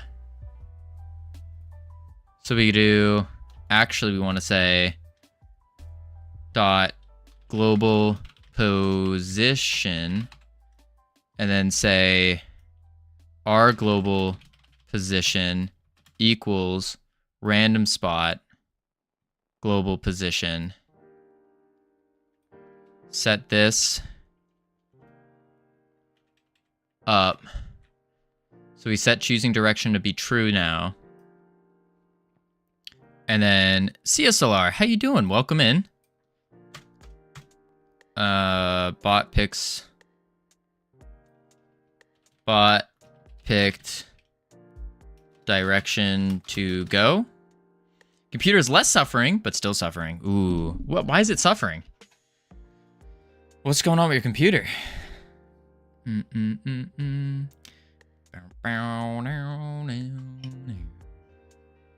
Graphics card giving you issue? Ooh, that's awful. What kind of graphics card do you have? Oscar, long time no see. How you doing? Oh boy. All right. Oh, a 1650. Oh yeah. That does sound like it's getting pretty old. What are you currently doing? We are making a bot. We just finished 165 push-ups. So I'm a little dead right now. A little dead. But we did 165 push-ups. And now we are finally getting to the thing that we want to do, which is making this bot. Released in 2019? The 1650 was in 2019? Oh. Do you still actually have all the exits in the exits array, or do you just append left exit and right exit? So we don't... Oh, wait a sec. What? Why is this? Oh, yeah, no. So the exits are no longer an array. Just for the bot, we are creating a random spot as an array of exits, and then we're just choosing a random one within there. You're one to talk using a card from 2016? That's true. Wait, 1650. Oh, wait, I'm thinking 1060. Wait, or 1070 or whatever. Yeah, nope, never mind. That should be fine. A 1650? My brain is not functioning properly. Good prep for the coding sesh? Yeah, something like that. The crazy part is my wrists are the ones that are killing me. I have like a little ball forming on my wrist now. Weird. It's like 3 generational card. Oh, then what's wrong with your... Why is my 1080 still working great? What's going on here? I see you increased the cost. I didn't do that, Symbol. That was due to inflation, thanks to Tricky. We blame Tricky for that. That was just inflation. I don't control the economy here. It's just, you know... You should be able to play most games at a fairly high setting. Yeah. 1080 greater than 1650? Really? Really? Random spot exits. Okay, so 4 exits, spot. 50% increase. Something like that. It might have been a little much. Little much on the increase. I'll probably drop it down by 500. 4 exits. It's not getting hot when it shouldn't. Or having performance issues. It's been randomly shutting off. Huh. Oh, I hear you. Had to stop working out with my left hand last week because of that. Whew. See, the problem is, Oscar, I'm too stubborn to where I will keep on working out with that arm or hand. I tore my pec once. I was doing flies and I tore my pec. And I still attempted to keep doing flies throughout the pain. I was like, I literally had a tear forming in my eye as I was doing it. I did lower the weight though. I did lower the weight on one side. Actually on both sides, so then it would equal out. But yeah. Are you sure it's not plugged in all the way? Ooh, that's a good point. Or what about the motherboard? The motherboard could be an issue as well. Or there's like dust or something inside the little connector thing. All right, global position equals random spot dot pick random spot global spot. So we move. I already cleaned all of it. Ah. That's strange. Global position.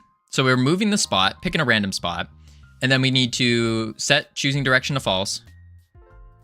That needs to be within here. And it being an HP, the warranty expires as soon as I bought it. Yeah, that sounds about right. That's a good question. PSU.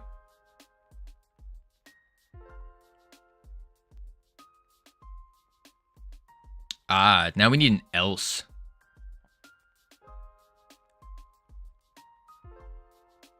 maybe we need an else. So choosing direction, and then we go else, and then take all this junk, bloop, tab it over.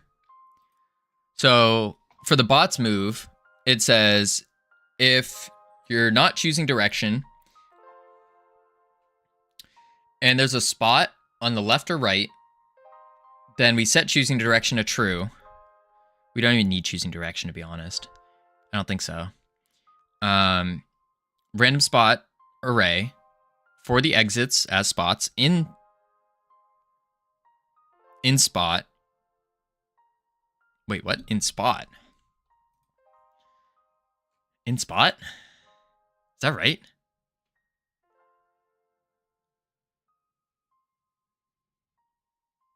Oh, yes, because we're grabbing the current spot. Yes. In our spot. Then we append it to the array.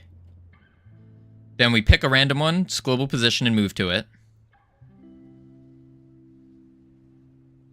Else, our choosing direction is false.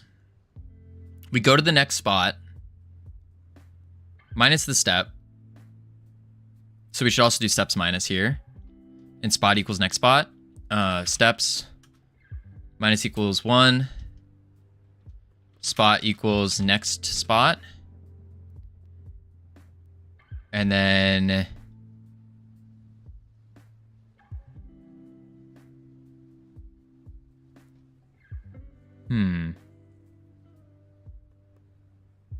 looking at parts for a new computer, depending on the things I might have something at the end of the year. I always go way over the wattage. Yeah, me too. I hadn't noticed your title. Wait, what is my title? Oh, creating friends. Yeah. You so lonely, you're making friends? It's a play on words here, North Pole. It's a play, like a joke. Because we're making bots right now, creating friends to play this game with us. Duh.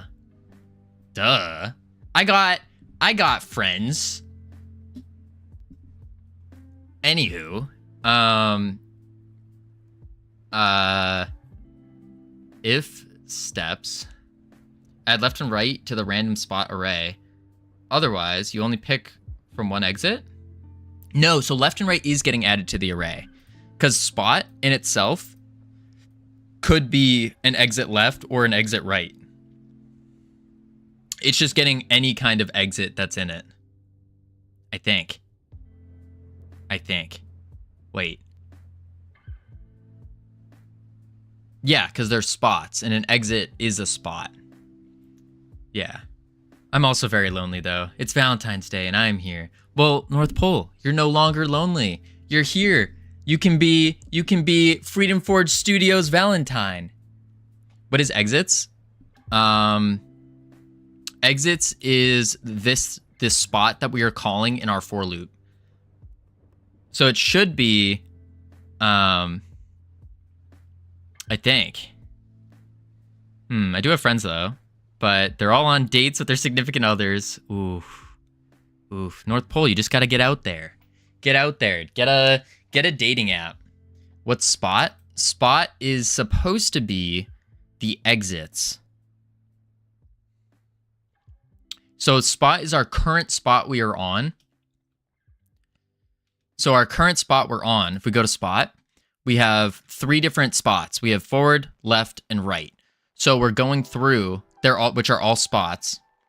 And then we go through these and we're adding them to the array.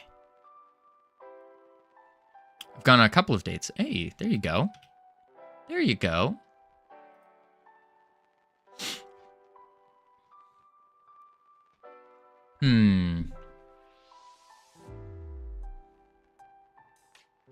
Let's see. Usually never goes past 2. I feel that. There was a time when I was going on dates, I would go on one, and even if I didn't think it was going anywhere, I would still go on the second one because they would always like ask when we're going next. And then I would just immediately, like, then over time I learned after doing this hey, this is costing me a lot of money. Maybe I should just, not. And so after the first date, if it didn't go well, like I didn't enjoy it, or just I didn't get that gut feeling, just immediately like, nah, I'm good. See ya. And that's it. Cut it off after one. But it does get expensive though.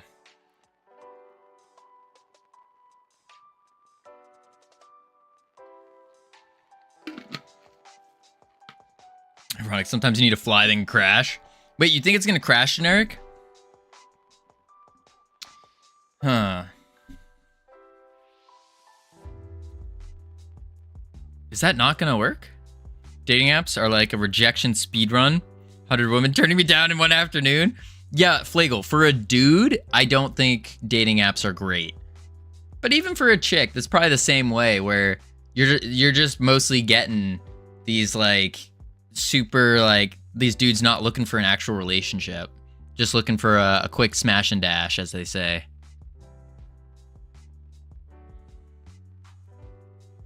No nice iterator for exits and spot unless you implemented one. Oh. But on dates where we split the bill, sometimes the guy pays. Usually, when I asked the guy out, I pay. Really? That's interesting. Maybe it's a cultural thing. Here in the US, like if the dude doesn't pay, it's like he's not, you get the impression that he's not committed or he's not like willing to invest. And so it's like, most guys think it's weird. Yeah. I'm very open to sharing the bill though. That's good. That's really good. Most anecdotally, I would say most are not wanting to split the bill. I would let someone else pay.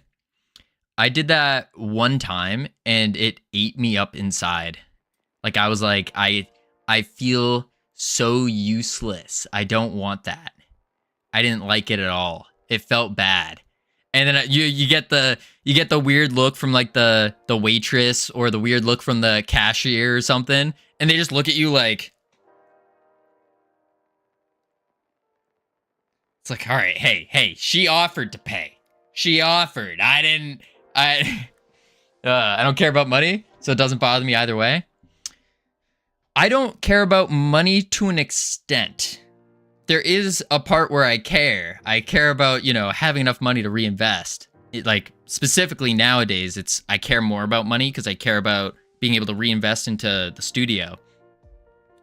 But yeah. Which game is this? Where is Realm Rapture? Can I get it now? Not yet, Aaron. Not yet. North Pole is a unicorn? She really is. For sure.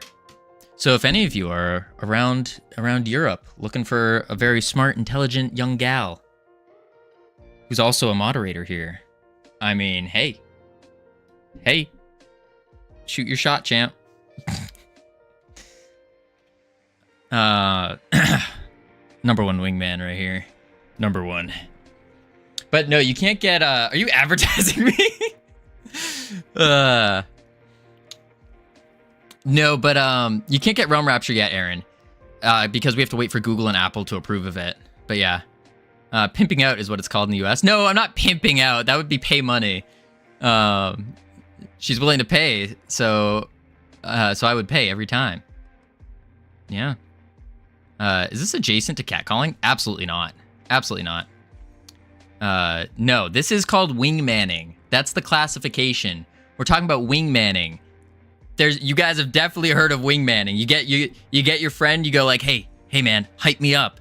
You gotta wingman me. Wingman. Look it up. It's a term. Wingman. All right, let's see. I'm a Titanfall Apex player. Wingmanning means shooting someone with a wingman. That's true. Yeah, that's true. Property forward exit, left exit, right exit. How would this not be a spot though? Because we're saying for spot in our spots, right? Because a spot just has multiple spots in it. I'm pretty sure this is not wingmanning. Wingmanning requires more skill than saying, have a nice chick for sale in Europe. I didn't say for sale. Whoa, whoa, whoa. Y'all are just putting words in my mouth. No, no, no. Yeah, I don't remember the for sale. Exactly. What's this? For sale. I try to do something nice and just immediately everyone just goes, whoop, twists it over and goes, no, Covino's evil. Ducky just said, okay, this game is called Godot after he saw the Made in Godot loading screen. Now he's complaining about no chicken. Oh my. Cancel Covino. Oh my. Forward exit, left exit, right exit. Exclamation mark, cancel Covino. North Pole, I was doing you a solid, and now you're trying to cancel me too? I can't do anything nice here. I can't do anything nice. No, spot has 3 different variables that are spots. But it doesn't have a spot per se. Oh. Thanks, Covino. I appreciate you. Aw, thank you. I appreciate you. That's why I wanted to help. Mob mentality, yeah. So if it's a spot with variables as spots, we need to say in here, we need to say for exits. Well, yeah, no, isn't this right? In spot. So we're looking for variables as spots.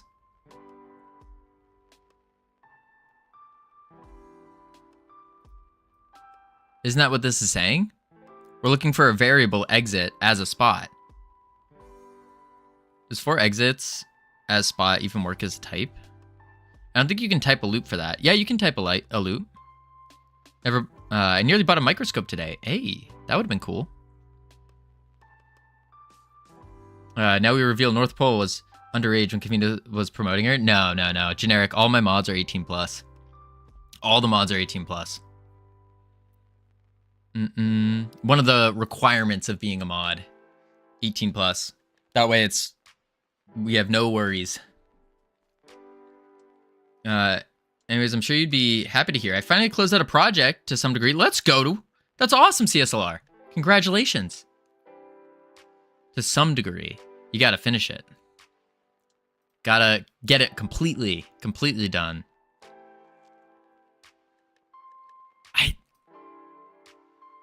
To be honest, I don't know what exits in spot will do when the object spot has no iterator. It'll either fail or go through all variables in it. I think it's gonna go through all. I think so. We can test it and see, but we need to first set up the rest of this to see if this even works. Or we could, actually, we're not calling this anywhere. So we could just print spots, right?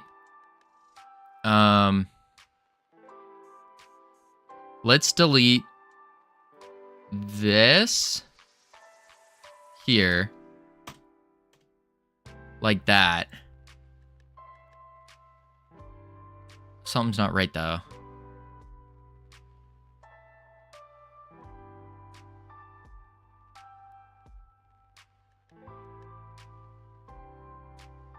I think I really broke it.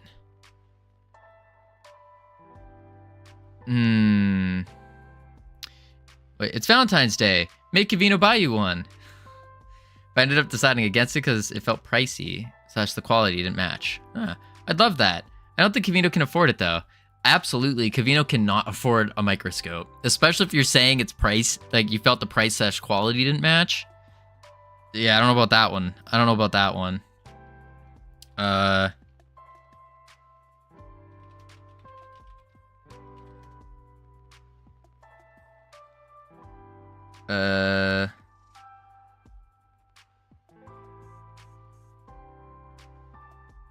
Actually, how's this North Pole? It even comes with little pipettes. Oh, it needs repairs. 2 stars. Listen, I have a purple microscope. It's actually this exact version from 1999 or something like that. I have this exact kit, but it's from like 19 something. That's a kid's toy. but it's a microscope.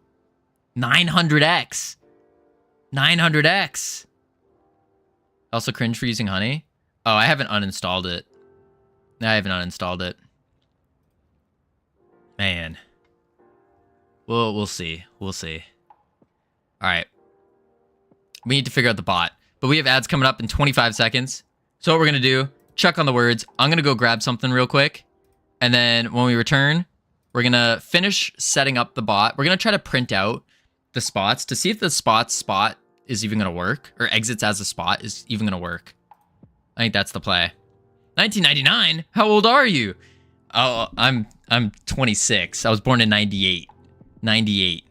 It was probably closer to like 2001 is when I got it. I have to double check. But yeah, I'm 26. 26.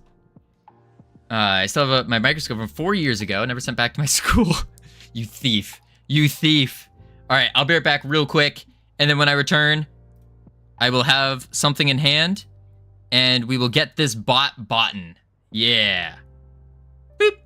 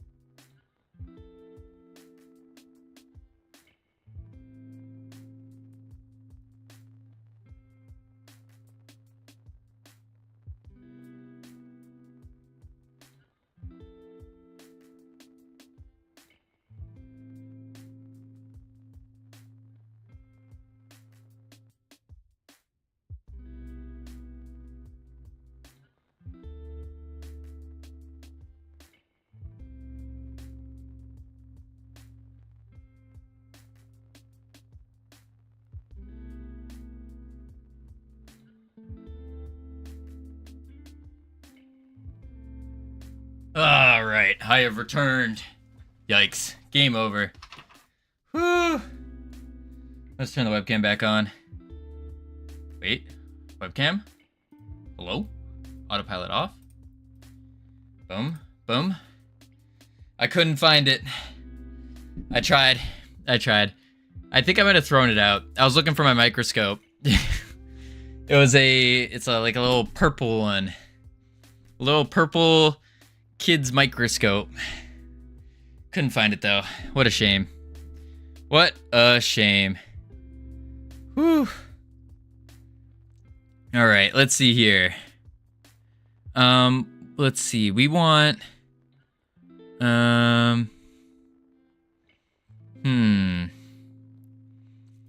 we need to check the spot thing. So I think what we'll do is after move to spot, we can say if steps greater than 0.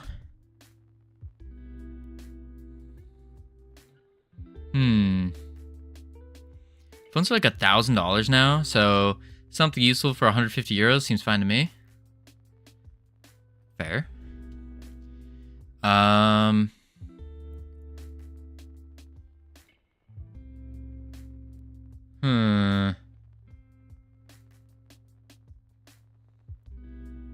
Let's do this. Let's var test array as array equals blank array.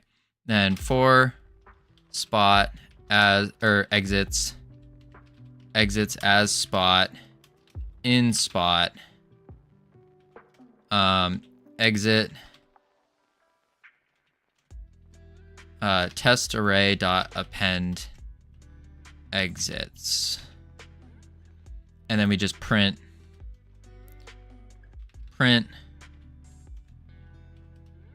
oh my lord, print test array dot keys.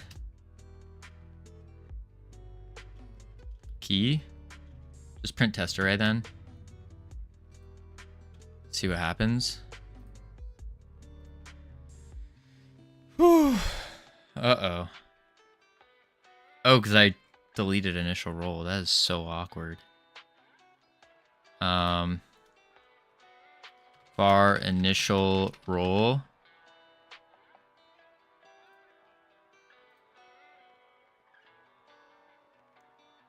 As an int. Oh, it needs to be on the player though. Player. Var initial roll int. Enter, save, play. Okay, roll. Oh, exits. That's right. Spot dot front exit. Is it front or forward? Left exit. Forward exit. Forward exit.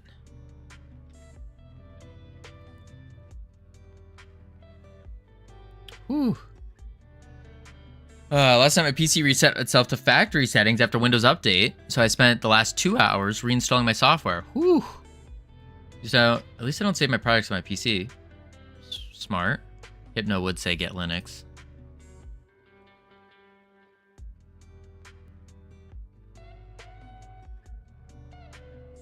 What?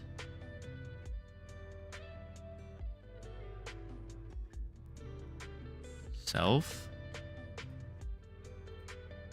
Oh, I really broke this. Sir Aaron, hello. Welcome in. Welcome. Thank you for the follow. Welcome to the team. You now have access to the immaculate team emotes that you can use to welcome people to the team. Whew. Oh, I really broke this. I really broke this. Oh, no. Oh, no. Okay. That ain't good. Forward exit is empty.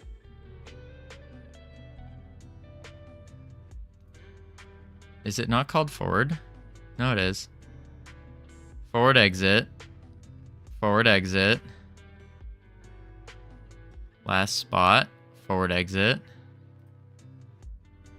Next spot dot global position. So move to next spot.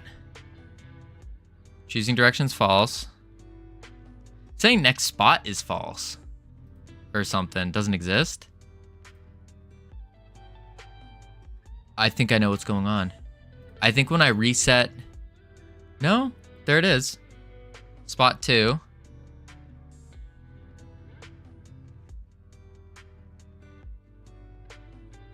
It should be the next one in line. Yeah, so spot goes to spot 2. Spot 2 to spot 3. 3 to 4. That's all right. Covino? Wait, what?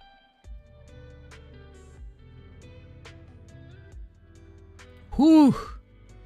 I use a beacon mic, and the mix they create do not support Linux. Huh, it's working now. Weird. Start spot? Yeah, we have start... Ooh.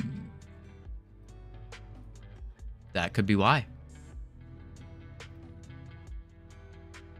Good news, DaVinci is working again, so I can finish and upload this video. Let's go. Oh, because exits.front doesn't exist anymore, so we need to say spot dot forward exit.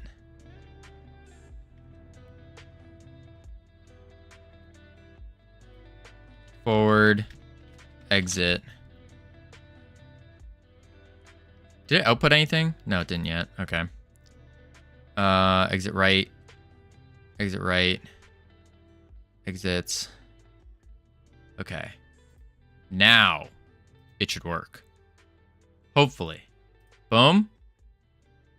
And turn. Boom. And turn.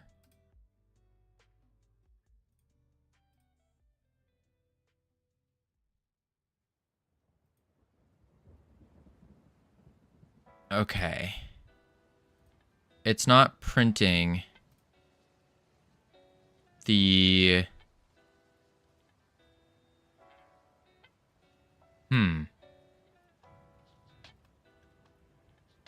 Do this. Make the dice only go to 1. And... Yeah, it prints only on crossroads. But it landed on a crossroad. That's why I'm like, wait, what?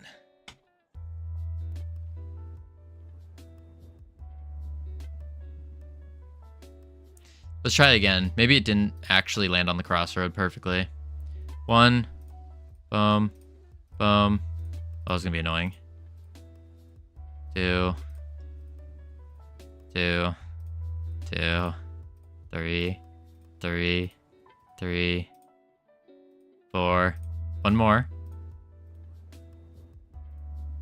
Here we go. Boom.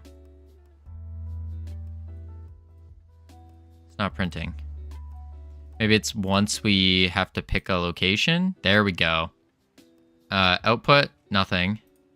Debug says iterate object on type object. Okay, so it didn't work. It didn't work. Okay, so for exit spot, in spot does not work. It's saying a object. To iterate on an object.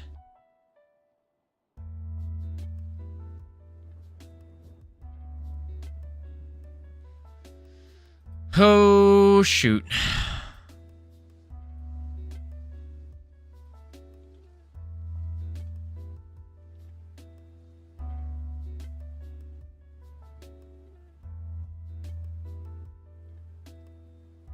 Okay.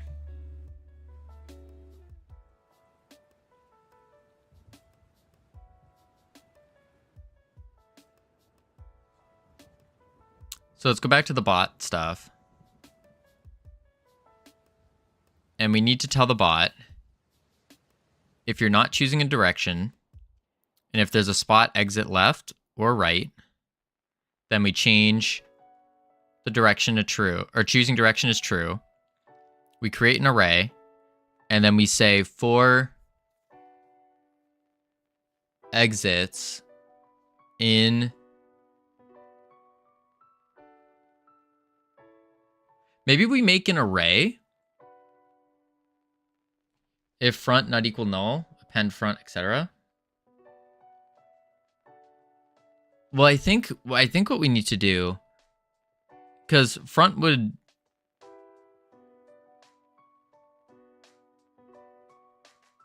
I think what we do is we put, where is it? In the spot. What if we put these three into an array? And so if it's not null, then we put it into an array.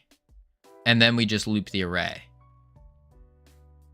So then we have an array of exits, plural, which could be either forward, left, or right.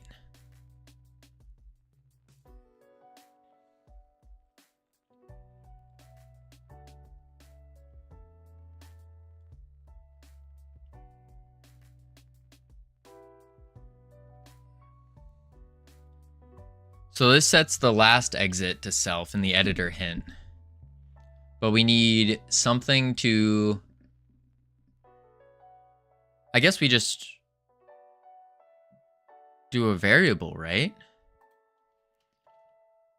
Let's do this, put it down here. We just do var exits array, or exits as an array equals forward exit, left exit, right exit, like that.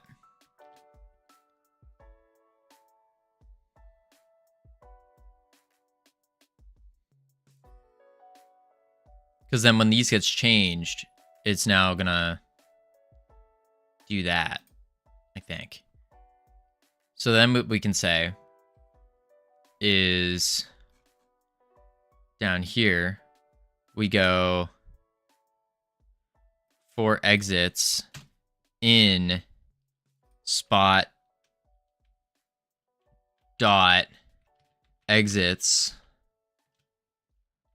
which is the array, right? Exits, yeah. Spot dot exits. And then we can say append, pick random. Oh, no, it won't change. Shoot. Okay.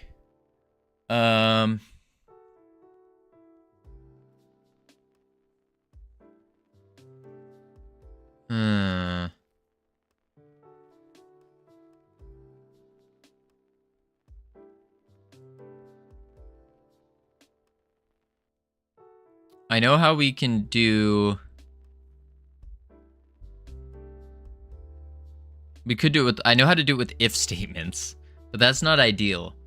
That is definitely not ideal. Like, I could say if forward exit's not null, append. If left exit's not null, append. Blah, blah, blah. And then loop through it. I guess we only have to do that if it's on here, if it already doesn't exist. Or if it already exists, but we still need to, oh no, we still need to specify though, because what happens if there's only one left or only one right?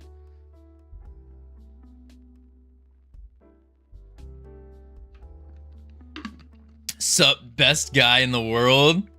QB Zad. Thank you. I appreciate that. I don't know about best guy in the world, but thank you. Appreciate it a ton. Welcome in, first time chat. You could define a function, get exits, in spot that does that. Ooh. Okay. So we define a function in here. Q. Sounds good, Q. Get exits. Best Godot coder that streams in this time slot. I'll take that. I'll take that. There's some really good Godot people, programmers, game devs, people using Godot in this time slot, for sure. I think so. Pretty sure. We want to say, want to see my coding setup? Sure. Get exits, and then we can say, No one chucks the words like you do. Chucks the words. Oh, like for ads? Make this a blank array. And then what we could say is if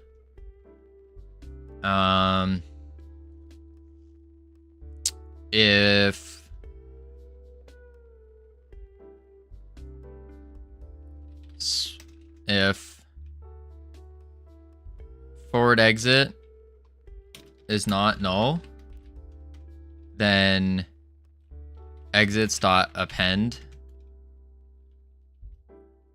forward exit. I feel like heat not working. What? Oh, I didn't turn heat on, that's why. Oh, you meant your heat. I thought you meant the heat plugin. Streamer brain. Left exit. But I feel like this is not right. Or there's a better way to do this too. Dot append left exit. And then if right exit not equal null, then exits append right exit. This feels wrong. Do not cite the old magic to me, witch. I was there when it was written. Oh my. He asked me if I switch it on and off again. I mean, let's be real. If you're in his shoes, it's in the art subchannel. Oh. If you were in his shoes, like, you have to assume others. Holy crap. This is your setup? What? What? This is absurd. Holy moly. Oh, I have that lamp. Gotta clean that desk, though. Gotta clean the desk. Then again, it looks more like a programmer desk. Holy moly. Holy moly. That is absurd. What do you need all those screens for? Coding is easy?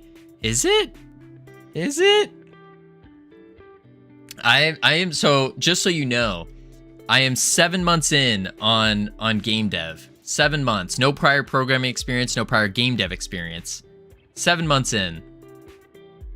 Who sent that? That was Q. Because me coding an OS. Oh, you're making an OS. Woo! Made you decide to game dev? Long story, but to shorten the long story, I've run a couple different businesses in the past, and each of them I didn't really enjoy. Or not that I didn't enjoy them, it's that I noticed everyone else had this, what I'm calling an unfair advantage. So for example, I ran a lifeguard training company, and all the other people doing that also were like, the reason they were doing it, because I was just doing it for fun. They were doing it because they had like a friend or a family member that all drowned, and so that boosted them and like gave them more motivation to do that. And I have never had that, and so my thought process is, oh, this is just really fun. I'll just keep doing it. But yeah, it was kind of an unfair advantage.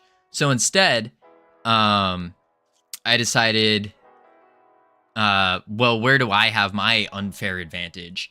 And I went through a series, like a couple years of just deep, dark depression, where I was just nonstop, like full degen gamer. And that kind of added to, that kind of made me realize, like, oh, that's my little unfair advantage, is that I've been gaming for so long. I've been I know what it's like to be a degen gamer. And so, yeah. I thought deep dark depression was the default. No. Howdy, Yuki. If you need me to drown as your tragic backstory, say the word. Nah. I like game dev more. I like it a lot more. Like the mixture of game dev and streaming and all that, I'm liking it so much more. But that's the very short version of it. Very, very short version of it. Covino, yes, Savage. Click the link. What link?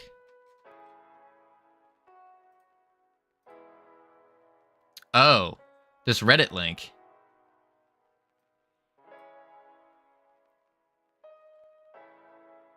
Oh, it's not even his setup. Wait, what? Q, you lying? What? Why would you lie? Unless this is Q. Maybe it is.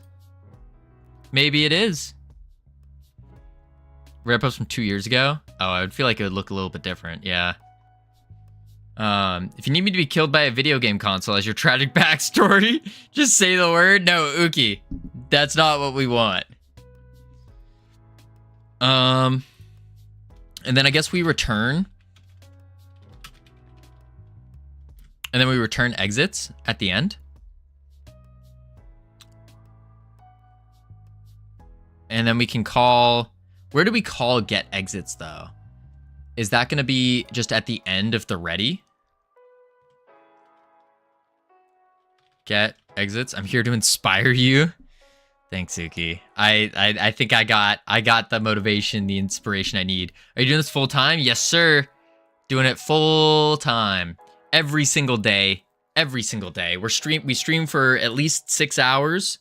And then the remaining 6 to 8 hours that I'm working is doing other like little things off stream, such as like doing the finances, preparing for another project, emails which have been taking up like an hour, stupidly enough, editing YouTube videos, all that kind of stuff.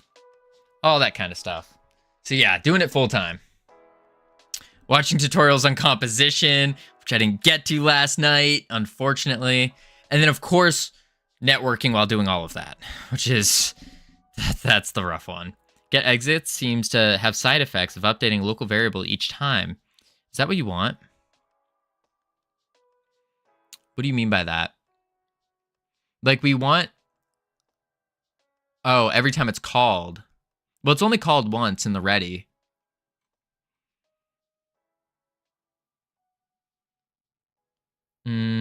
I think this is what we want. If you call it twice, it will potentially have 6 items.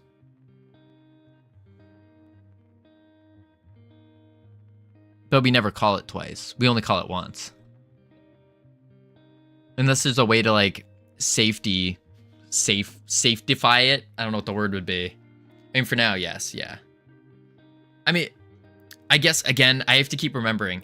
MVP, we just need it to function to like bare bones. Doesn't have to be optimal, doesn't have to be phenomenal. Just bare bones, because the point of the MVP is to test it, make sure that this idea is actually good.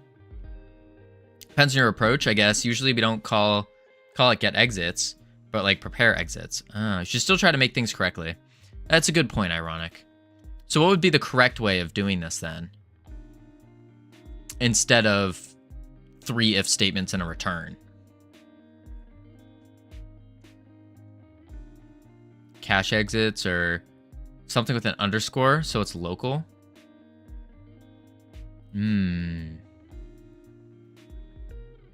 Let's do cache.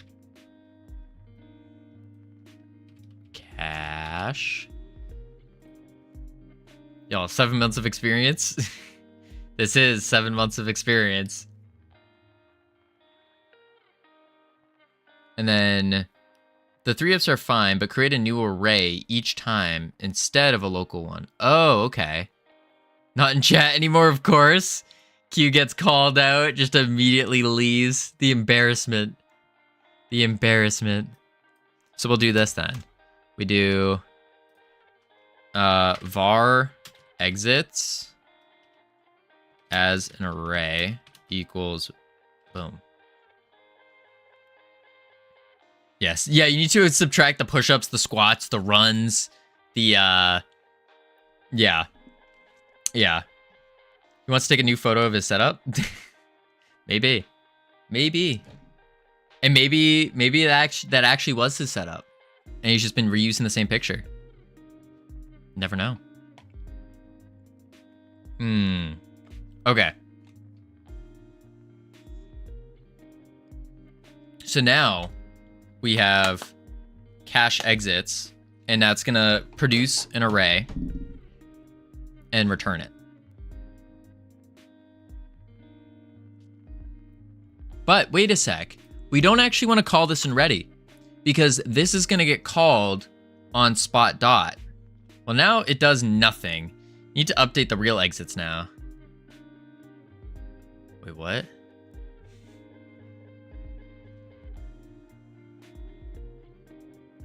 No, this is, I think this will work, because this is going to get called on a different script. Like, we're going to do spot dot cache exits. That's why I said get exits. Is because we want to get them. And then that's going to produce our exits array, right? Now it can be called get exits. Okay. Okay. Get exits. And we can say just called on character. Boom. And then here we would say this, and we can say random spot, ready for this, equals spot dot get exits, like that, and then delete this, random spot pick random global position.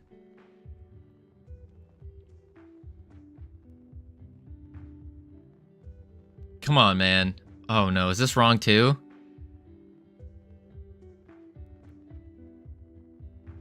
We don't even have to make a variable. We could just say spot.getExits.pickRandom. Why are you calling a list of spots random spot? And then calling pick random on random spot. Right, I could just do this. I can do spot.get exits dot pick random global position. Clean. Oh no, this is wrong too. Shouldn't this be relatable? This is what we do.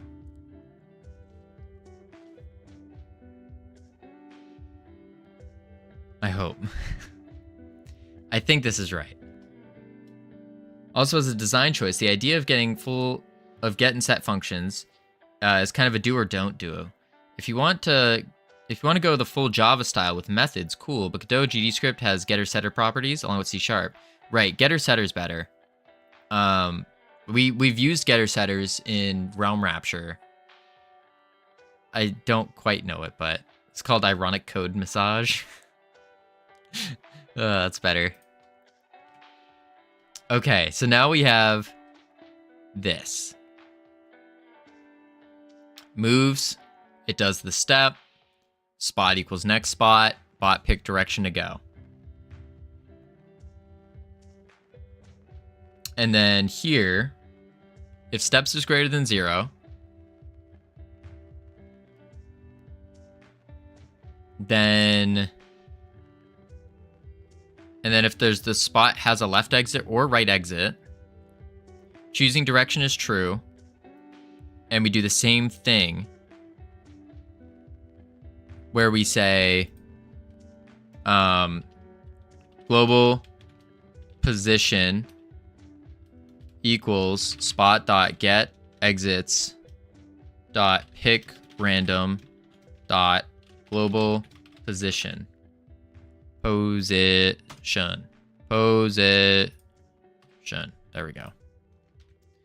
Anyone else want to post photos of their setup? My setup's kind of bad. Kind of bad. It's actually really bad. If you're right, good morning. How you doing?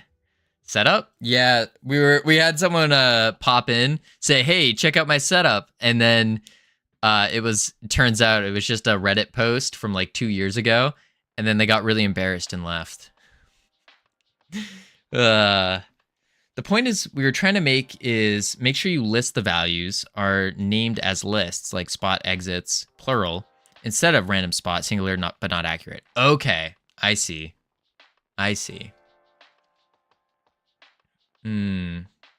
Oh, this is a bit bad, Covino. You should probably update next spot to the random one. Otherwise, strange stuff happens. Well,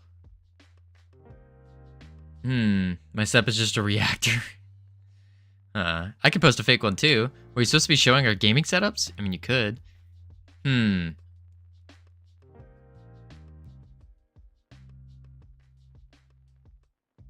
This is spot dot forward exit.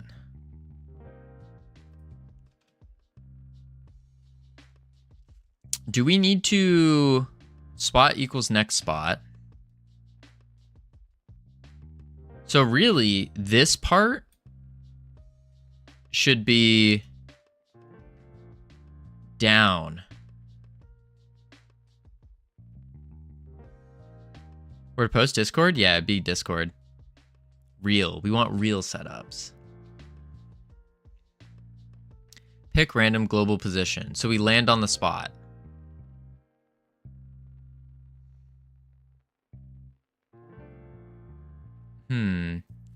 You know what? Setup picks need flow diagrams of all the cables they have. I have a dual work and gaming setup with 2 monitors to swap between with the KVM switch, so the setup doesn't look too crazy, but the wires are all over, especially with the MacBook needing an extra adapter. Woo! Time to take a picture of my mess. Oh boy. Yeah, cable management, very important. Dang, Savage, that's your office? Look at Savage's office. Whew. Wild. Wild. Alright. Else choosing directions false.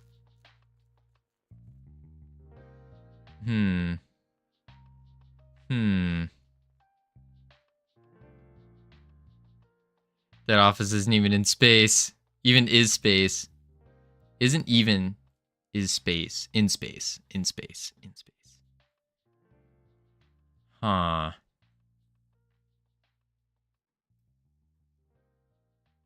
This is for the bot, so we never even want to show this in the first place. Man, it has an actual Oval Office. Lock screen even has Twitch, just Covino in it. Oh, wait, what? We gotta find it. Where? I need to see this. Boom. If you want, I'll post it. Please. Please do. If Noah hasn't had his coffee yet, this be true. Alright. I think it's after we move, we do... Oh, which, this is after. But then we move again. So we need to do the same thing.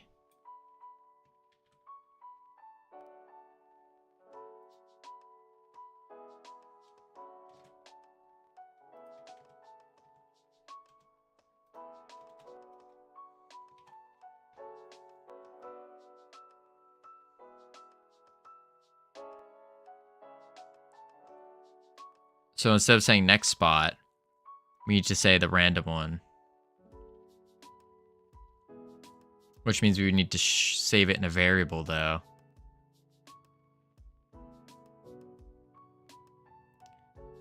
You can simplify all this by just always picking a random direction. That's what this is supposed to do. This is supposed to pick a random direction. I have half the fake photo. Yeah, no, this is the whole idea with this is that it's supposed to. So why do you need choose direction if else? Pick a random direction when you can only go forward to. Oh.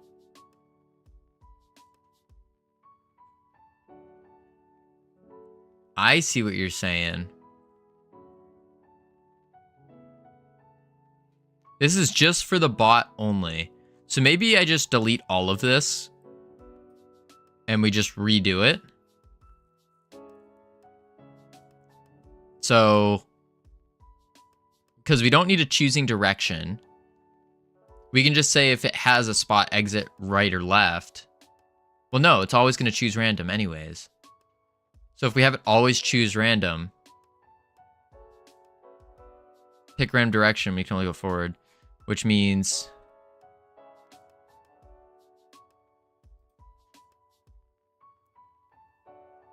what do we say? Like, we get exits. Oh, wait. This is it. Get exits, because it's only going to get the exits that it has anyways. So this is all we need. And then we just... This is it right here. So I can just delete everything else. All of this. We need to get tree, create timer. And move spot. But besides that, cut this.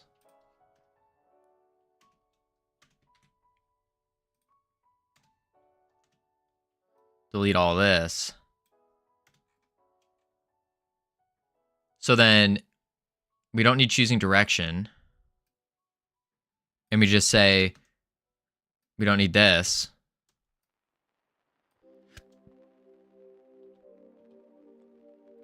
It gets a random direction.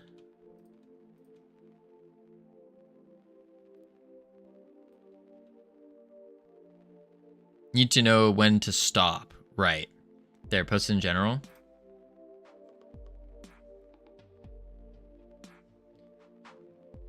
What is this keyboard? Hold up. Wait. Open in browser. First off, what is this keyboard? Holy moly. How do you type on this? That is crazy. Oh, it's like the ergonomic keyboards with the spacebar broken up. That could be comfortable, actually. That could be comfortable. And then let's check out ViewRite setup. Holy. Now this is a wild setup. Wild setup. Look at what... It's clean. Got everything. Oh, and then the most important feature, of course. Most important feature here. That's the most important feature right there. The little Twitch thing. But what is... Holy. Yeah, a deck? Some things I don't even understand what they are? A whole nother setup over here? Holy. Are these cameras? I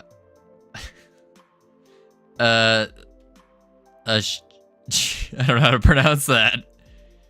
Huh.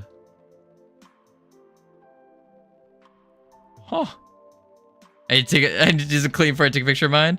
This is ViewRite. It's pronounced like shit. It is a shit audio stack. Holy moly. This is absurd. Absurd. Numpad, keyboard, lefty. Are these just... Oh, these are speakers. Plus a camera? What are those? You got the lights? You got like a full-blown streamer setup going on. What? That's a Wi-Fi adapter.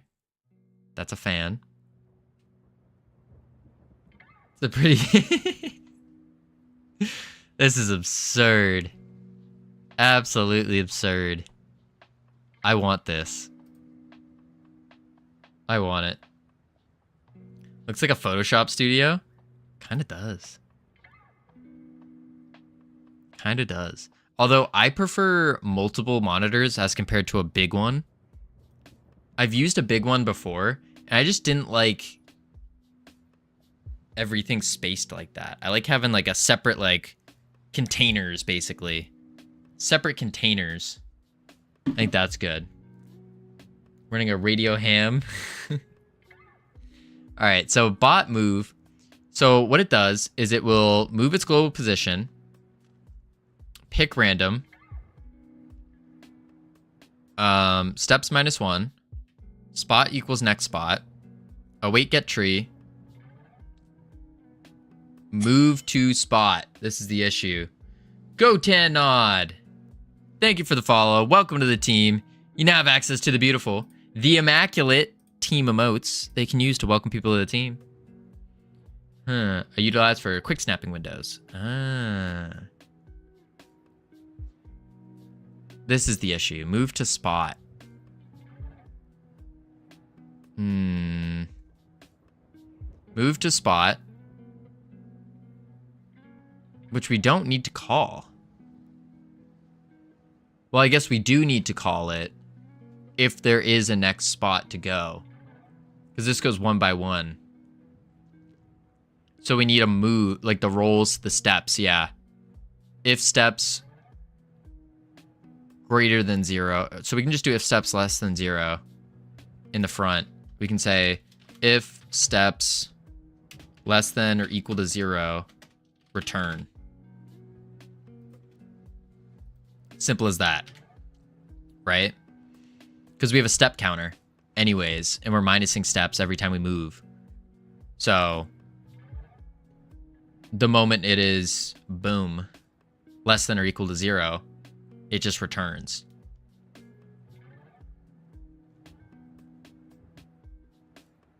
Which really, we need to end turn at that point. So we could do end turn, which is board.nextPlayer. So we go board.nextPlayer. And then just a return to play, just to be safe. Check the spot equals next spot logic there. Bot pick move, next spot. Oh. So instead of move to spot, this needs to be bot pick move, next spot. So, because it's recursive, we want it to bot pick move, next spot. Like so. And now it'll loop. But what is next spot? Next spot is assigned on the spot when we move. Like we move to the next spot. And then boom, that's our new spot.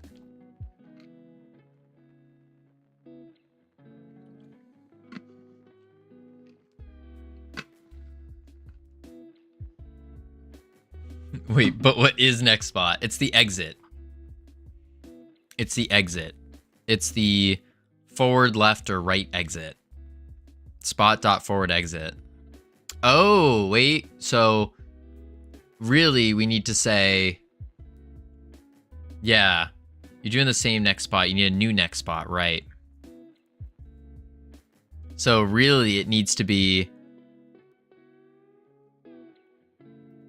this needs to be next spot. Spot.get exits, pick random, needs to be next spot. Yeah, the new spot is the random spot you pick. So we should call it before we move and say, instead of, do we still do next spot though? You need a current spot and next spot though, no? Yeah, we have a current spot, which is spot.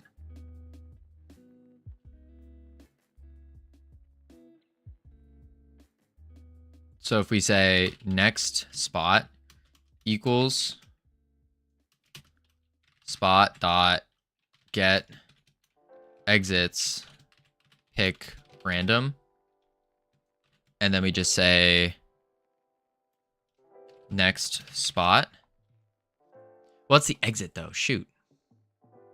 No, that's right. That's fine. That's fine. Pick random. Next spot equals the random thingy. Yeah. Well, I don't know if it's... Yeah, hang on. Next spot equals the random spot. And then we're setting our current spot to the next spot, which is that random one. So we look at our current spot's exits, which I should probably rename spot to current spot.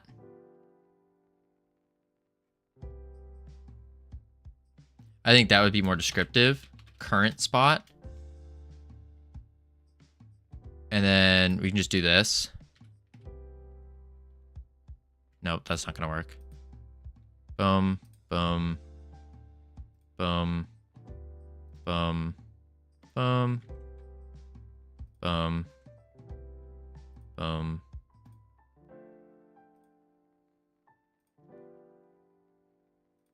Oh boy. So current spot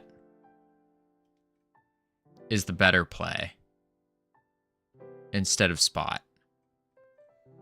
And same thing here. Current spot.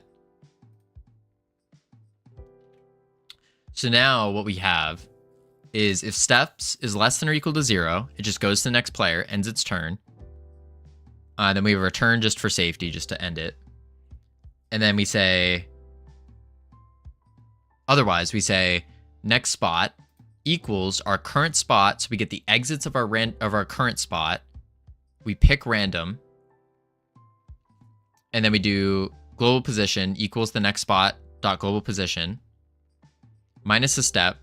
Set our current spot to our new spot, which is our next spot. And then create a timer. And we set, well, I guess it would be current spot equals next spot. So then we move current spot. No, wait. Lupo. 3K for push-ups? Yeah, we had to raise it. Did 165 already. I'm dying.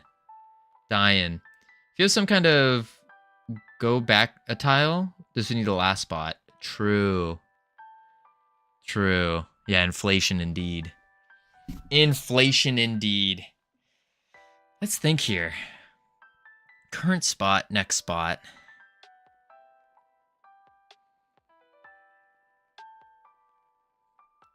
This is a mess. I feel like I need to... I'll just redeem it 100 times. Oh no, please no. Go back a tile, go forward a tile, hick a tile.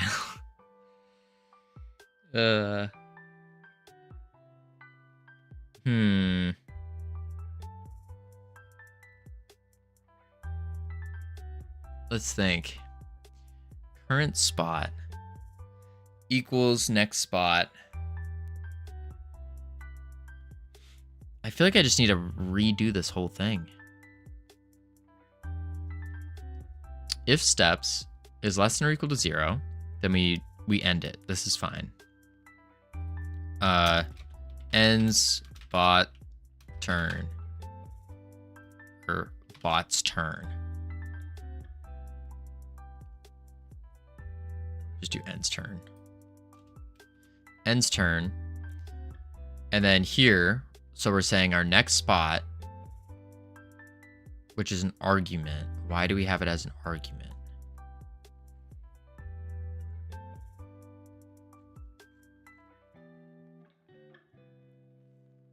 Next spot, because we're immediately setting our next spot to our current spot's random exit. Okay, that makes sense. To a random exit. We move to that random exit, minus a step, and then we say our current spot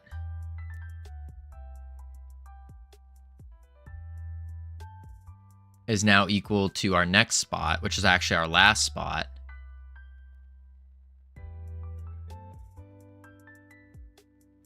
And then we need to move to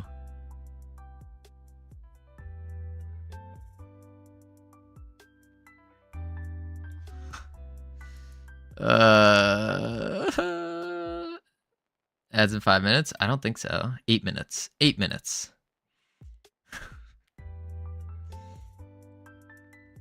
Next spot equals current spot get exits. So our next spot we go to is equal to the exits of our current spot. We move there. We minus a step. And now we are on our next spot. So we set our current spot to the next spot. And then we need to move to current spot. Because we have our current spot's exits now. Which will then current spot. Oh, but then it's going to say current spot equals current spot dot get exits. Why does this function have an argument? I don't know. I forgot why. There's a reason. Because it's a copy and paste from this, which is an issue. Let's see, next spot. And the reason was because... Oh, we put our exit in there.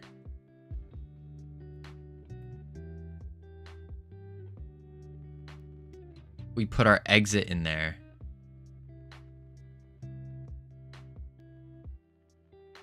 Yeah, player might pick a one. So we don't really need this. Because we're picking random. But now we need a... I guess we just do a var. Var next spot. Equals our current spot. Get exits. And our current spot is equal to our previous one.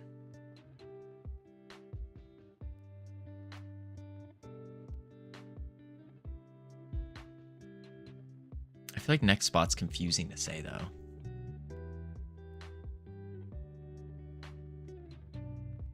Next spot equals our current spot's exits.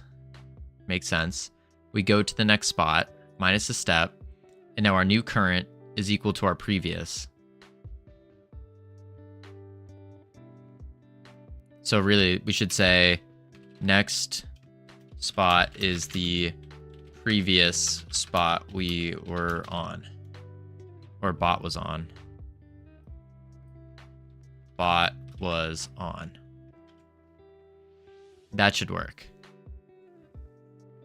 And then here,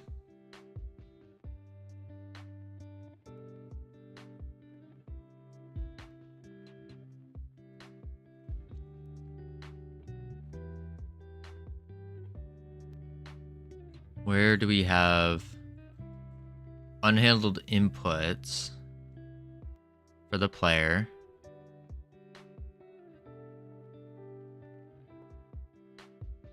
And then in our dice, we have roll. So we can just say dice.roll in our bot.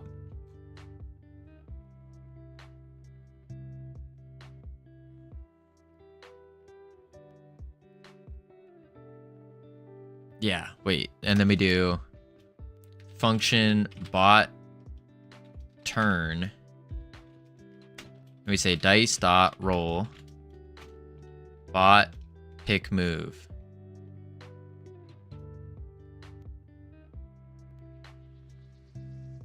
Dice not declared. Shoot.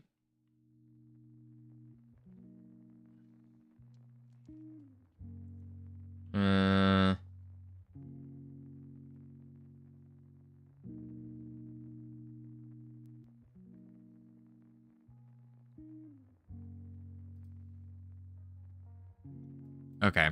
We got ads coming up in a second. What we're going to do is chuck on the words, head into level 1, lots of fun, and then we're going to figure out how do we get the bot. So we have the bot moving, but we need the bot to roll the dice. That's what we need.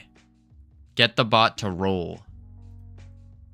Which really, we might not even have to get it to roll. We just have it pick a random number, right? For now. So we could, actually, I could just say steps equals random Randy range 1 to 6. Easy. All right, I'll be right back real quick. 2 minutes, 25 seconds left on the ads. And yes. Boop.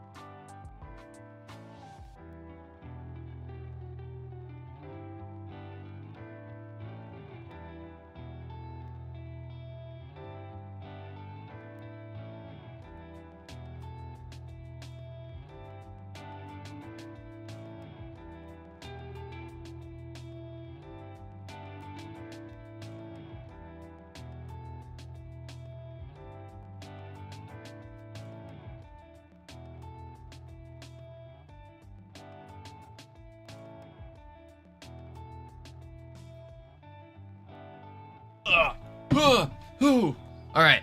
Boom. Boom. Autopilot off. Whew. Wait, we only made it to level 2? That whole time.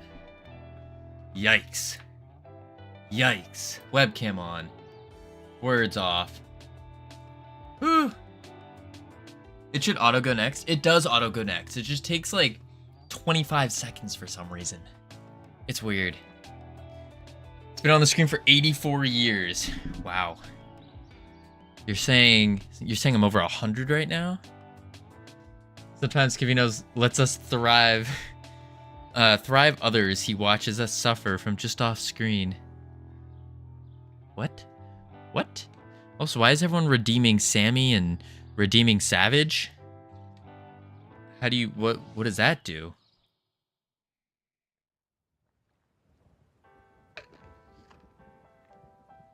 It took 25 minutes. No, not quite. Not quite. All right, so bot turn. On bot turn, it does steps. Just sets its steps. Fake roll. Fake rolls. Or rolls. Instead of dice. Autopilot works about as well as your reading comprehension. So, like, really, really good is what you're saying. Really good. Makes sense. Makes sense. All right, let's see. So, we have bot turn. And then Green Kitty's message again. Sometimes Covino lets us thrive. Others he watches us suffer. Oh, sometimes Covino lets us thrive. Period. Others, as in like other times, he watches us suffer from just off screen. I see. Punctuation. It was a punctuation thing. I read it as a sentence. It was really two. Semicolon. There was no semicolon though. Look. No semicolon. No semicolon. Not period. It could go either way. It could go either way. Green Kitty, it's all your fault. All your fault. I read it wrong. How dare you? Let's see. Semicolons are underrated. That's true. I remember in an English paper back in high school, I got bonus points for using a semicolon. It was wild. Sometimes Covino lets us thrive. Others, he watches us suffer from just off screen. Yeah. Period would cause the second sentence to have no object. That's true. So it'd have to be other times. Actually, it should be a comma. You should be a comma. Even if I threw in a free errant apostrophe, it would be sometimes Covino lets us thrive. Oh my lord, thrive. Others, he watches us suffer from just off screen. Like that. Should be in a comma? Wait, I should be in a coma? No, comma, in a comma. A comma. No. A semi-coma.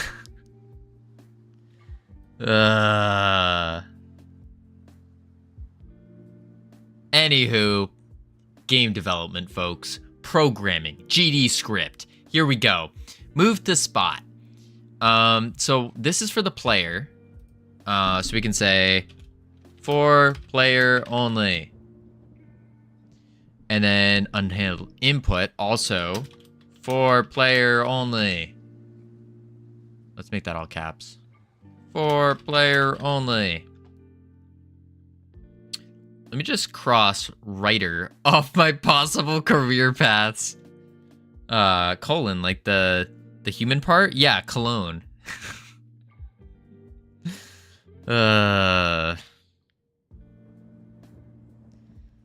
English. What an interesting language. All right. So now we need something to determine. Yeah. So determine bots now. So if bot, otherwise, boom. So I guess what we say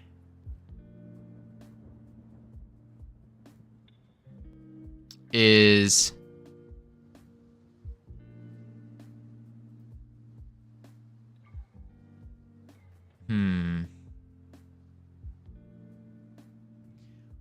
how do we call all of this?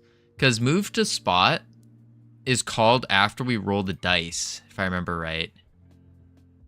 It emits the roll, and then on roll, the board moves. On dice rolled, current player moved to spot. So we need to say...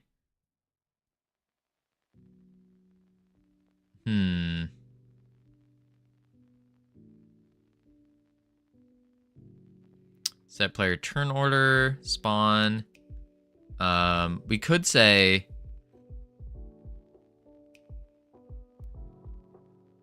if for next player, current player equals current player turn order, dice roll counter equals 0.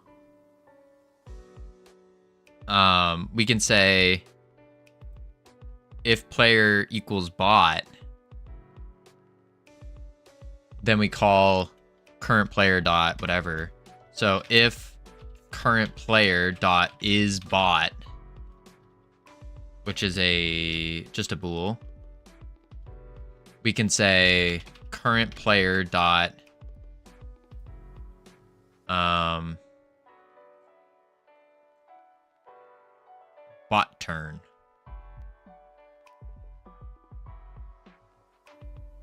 But actually, we want the board to roll for the bot. So we could just say dice.roll.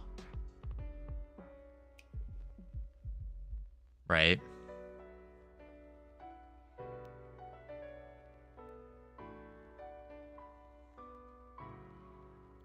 Dice.roll.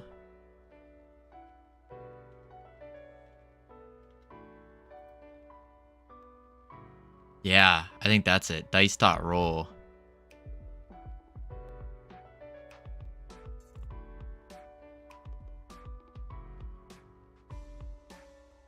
Unless we needed separate roll for bot rolls. Probably.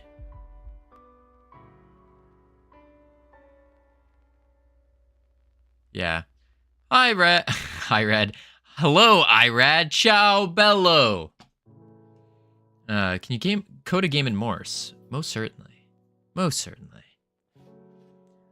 I said bello and said bella. Pretty good, right? Learning Italian. Pero soy Italiano. Krebs the best. Thank you for the follow. Welcome to the team. You now have access to the beautiful, the immaculate team emotes they can use to welcome people to the team. Boom. Misty, hello. Yachik, hello. Welcome both of you. I code in dress. I'll never wear a t-shirt to a formal gathering. I would. So I think our dice, maybe we want the dice to have a bot roll to it.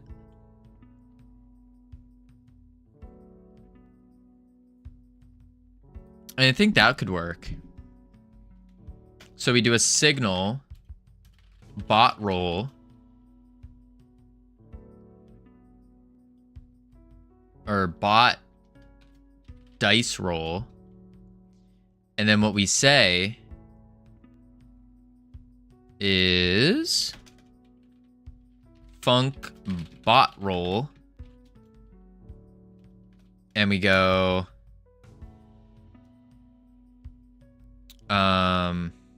if roll counter greater than equal to total rolls, then we can say print out of rolls and your turn. That's not necessary. That's not necessary right now.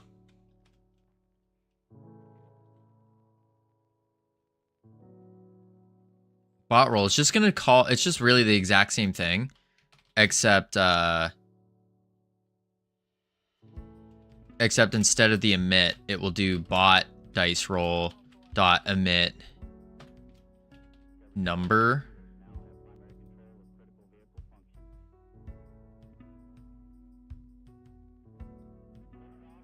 And then we need roll counter plus equals 1. Yeah. Morse is trinary because of pauses. Oh, true. True. So bot roll.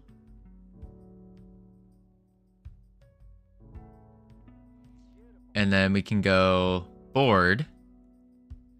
If current player is bot, then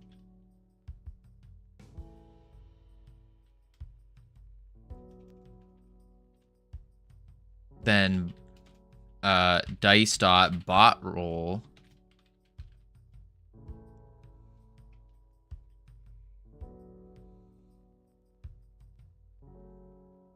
Yeah, because it resets the roll counter. And then we do bot roll. And then dice dot bot dice roll. Bot dice roll dot connect current player dot bot turn or bot pick move. Yeah, bot pick move. We'll keep it as bot turn actually, because we're gonna add to this. Bot turn, like that.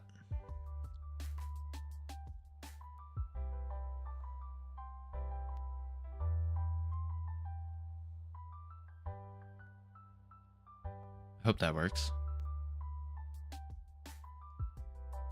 So now we should, in theory, have a bot.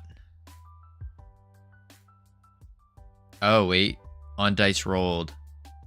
So we actually need to connect a new function for func on bot dice rolled. Roll as an int. And then say current player dot steps equals roll. Then current player dot bot turn.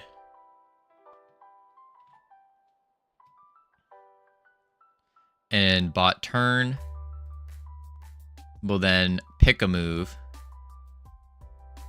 Yep, that's right. And so here we actually do connect on bot dice roll. Save.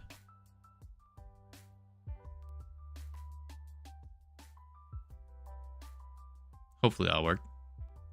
We need to assign players. Is bot true? If bot number less than or equal to 3? Yeah. I'm back from outer space. Are you now? I didn't realize you went to space, Cam.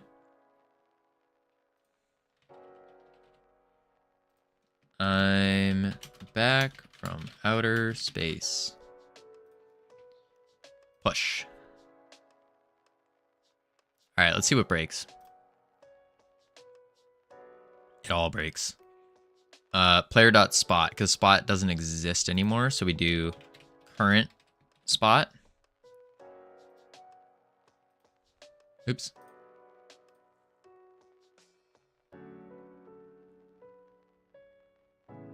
By the way, Covino, I did send you the email since you were interested. You can read it later after stream. It's pretty long. Ooh, yeah, for sure. Absolutely. Absolutely.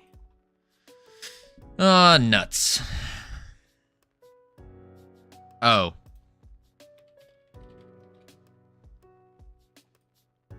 Now we play.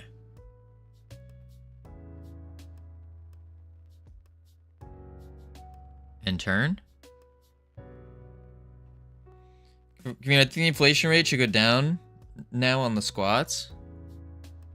You think it should go down? I am going to probably lower it after stream. But yeah. So I haven't received your feedback on my CV though. I mean, if you still want it, I could. I've just been running out of like physically running out of time to do that, unfortunately. Unfortunately. Okay, the turn ended. It's still making me roll physically. You've been running, huh? Pixar didn't happen. Running out of time.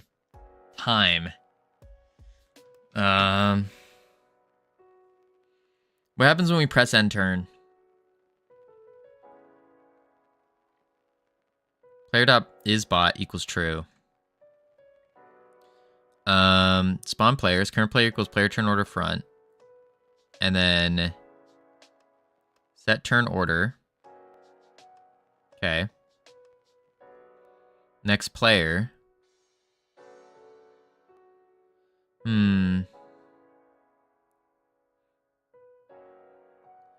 I know what it'd already be. Bad. It wasn't that bad from when I quickly looked. From when I quickly looked at it, it wasn't that bad.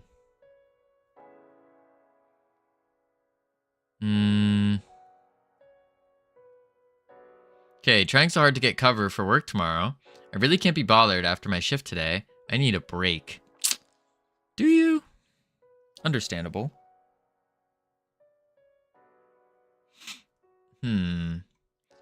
So why is it not working?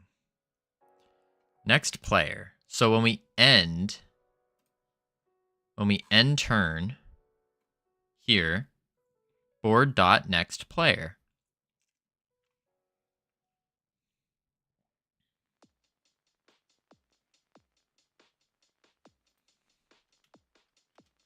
Let's print bot turn. Bot's turn. Y'all are missing a tricking at work when you feel bad. I just work when I'm feeling great. Nah. I think going to work when you're feeling great is the best thing to do. The best thing, because then you can output your best, put your best foot forward.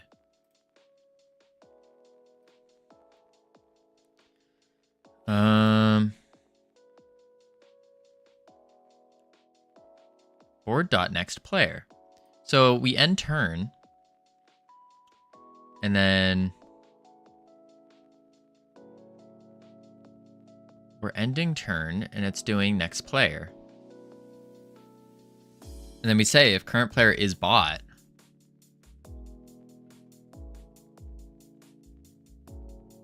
if bot number is less than or equal to 3,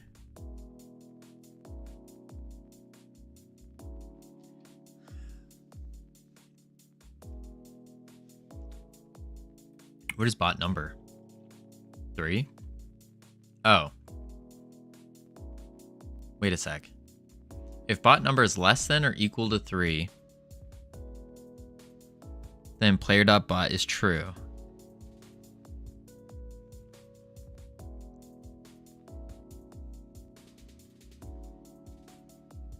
So this should be 0.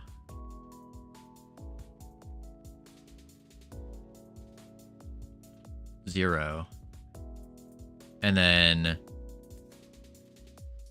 bot number plus equals 1.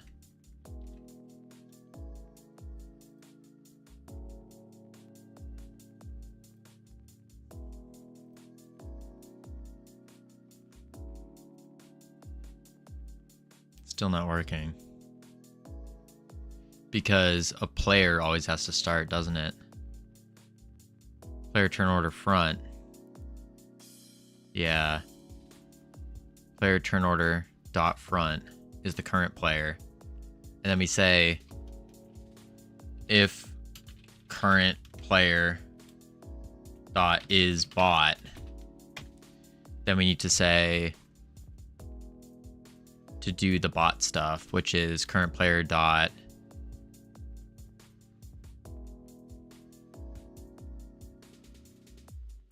dice.bot roll.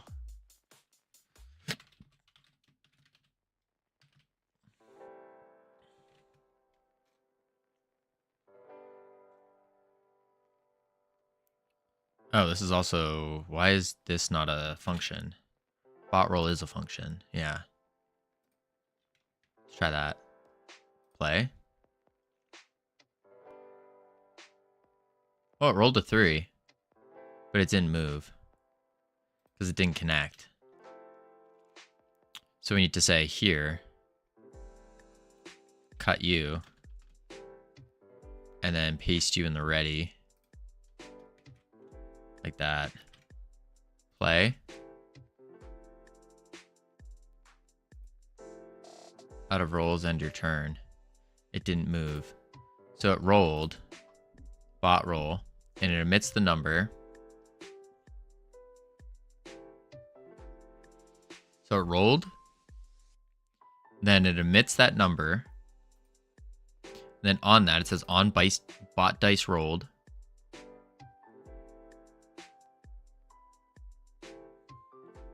Probably don't roll the dice before connection. Yeah. Yeah. Do that. Like that. Howdy, Green Kitty. How you doing? Forgot the howdy. That's true. Bot's turn. Oh, they're moving! Look at this! They're moving! Everyone's a bot! Everyone's a bot! They're moving! Why is everyone a bot?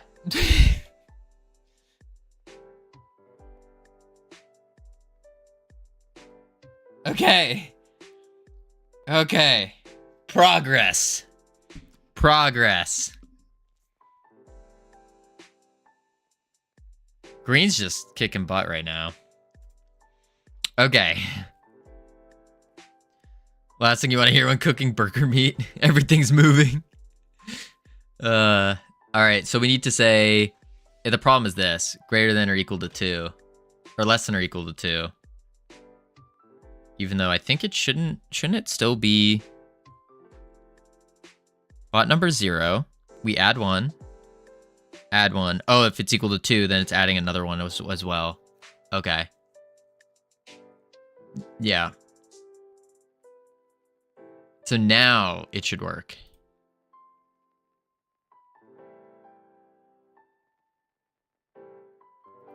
Oh, looks like I started.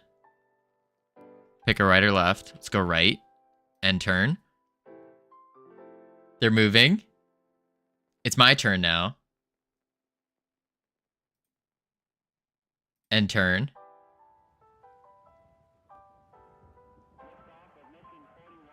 It's my turn.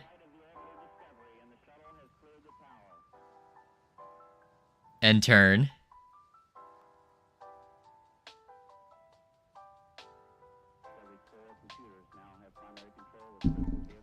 We're getting there. We're getting there. We're getting there. Holy moly. Okay. Okay.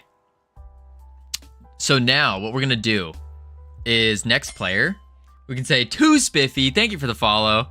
Welcome to the team. You now have access to the immaculate team emotes they can use to welcome people to the team. What we're going to do is we're going to do a this, and then we can do a Control A rich text label, create, and then we are going to center it. We'll do BB code enabled, and just for the sake of doing it, bold, wave, center,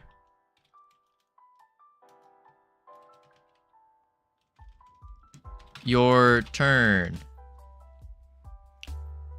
And then layout, custom minimum X 100. No, let's do 500. And then we can say theme overrides, font size. I think we just have to do a BB code. We can say font size equals 0, 0, 24, 0. Okay, then we switch this to 72. That didn't do anything. Okay, screw that. Boom. But it's bold. Dude, that's great. I'm in college right now, but for CS, but game dev is a little dream of mine. Hey, too spiffy. Don't let your dreams be dreams. I started this 7 months ago. We got our first game coming out within whenever Google and Apple approves of it. So like within a couple weeks. And then boom, this is game number 2. I would definitely recommend it. If it's especially if it's a little dream of yours, just do it. Get started. Boom. Boom. Let's try 72. Ooh. Ooh, ooh, ooh. Your turn. And then we can do color. And then selection, font outline, default color.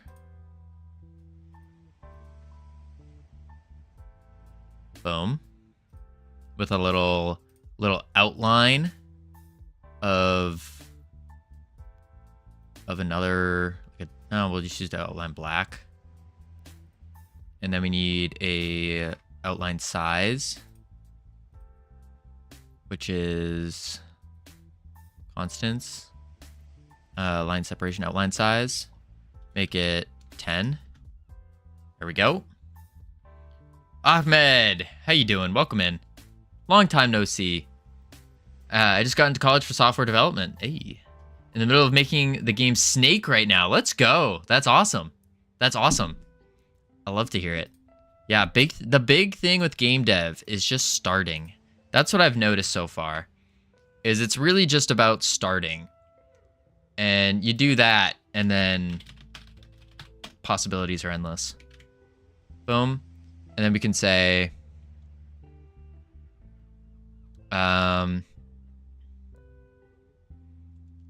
is turn current player equals self. So we can say here for player only, we want to say this. We want to get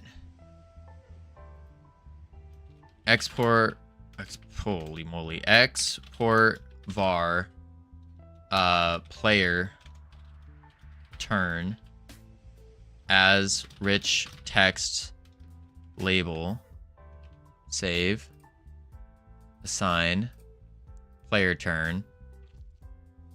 And what we say is in the board here, next player, right?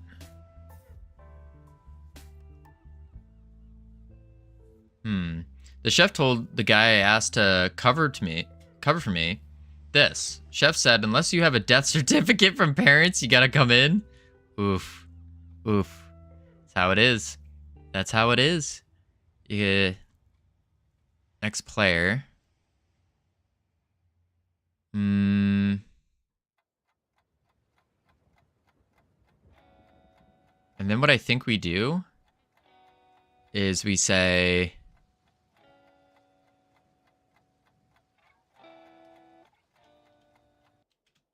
current player dot player turn dot visible equals true.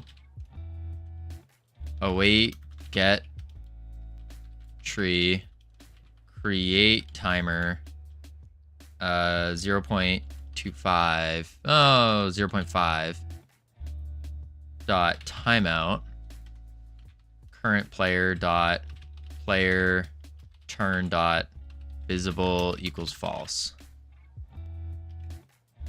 Character. Boom. Save. Play. Your turn. It didn't go away though. Okay, it didn't go away. Why did that not go away?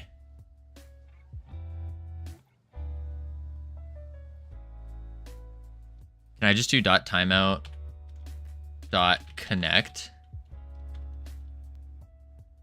func current player dot player turn dot visible equals false? I know that looks dirty, but MVP. We just want it to work. because this is mostly just for visual effects. There we go. Your turn. Boom. End turn. Oh, it's going off for everyone. Okay, that's an issue. That's an issue. We can say, let me just do this. If current player dot is bot, not bot.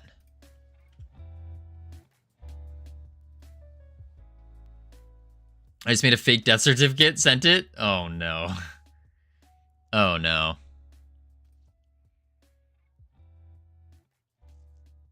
Your turn. Oh, and then let's go straight or purple. End turn. Your turn.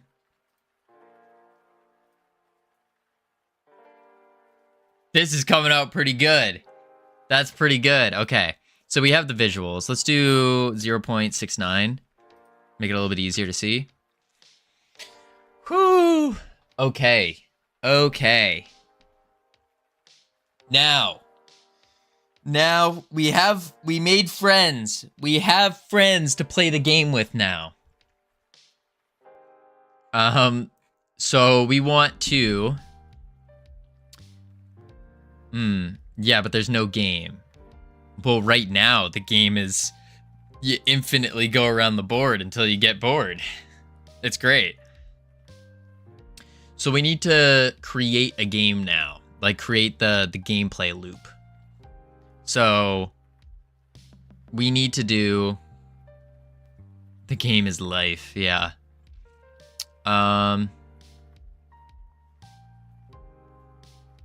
This one. This is gonna trigger the mini game. Yeah. Do we trigger? No, probably save the mini games last. So next we want to do the golden ring buoys, right? Let's go to Excalibur. So we can go to the I think what we do now is we make the golden ring buoys. Because the golden ring buoys are like the stars in Mario Party. So you collect them. And what we'll do is we need to make a, let's see, tasks. Set up bots, done. There's no player controller yet. So we do golden ring buoys. And then we want to collect them. So model. We want to spawn golden ring buoys on random spots. And then when player lands on spot, they get golden ring buoy. And then we need a golden ring buoy counter on each character. I made a Covino face emote. Oh geez. Oh geez, Wing Poo. What is this? Let's see it. Art.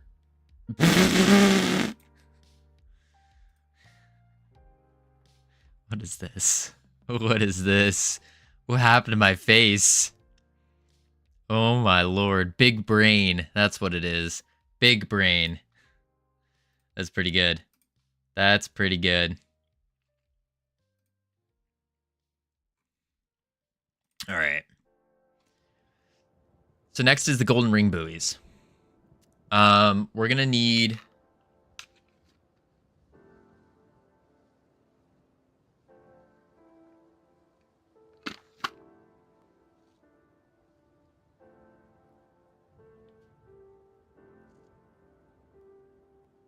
I feel like we're gonna need a I've been here for about 20 minutes lurking and listening. Have you been? I mean, you just saw it. We just made some bots. We just made some bots. So it's going well. It's going well. Game things. Yes, game things.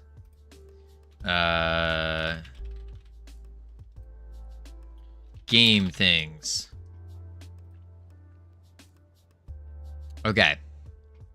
So So now we need the actual gameplay. So first thought, there's a couple ones. First thought is, do we want to hold the UI on the board? Because the UI we're going to make is going to be basically it's going to show all the players, and it's going to show how many ring buoys they have. So it's like the player. Something like that.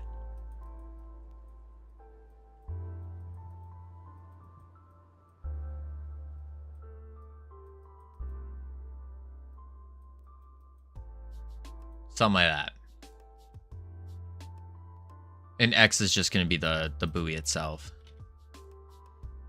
So we want this to display all the time.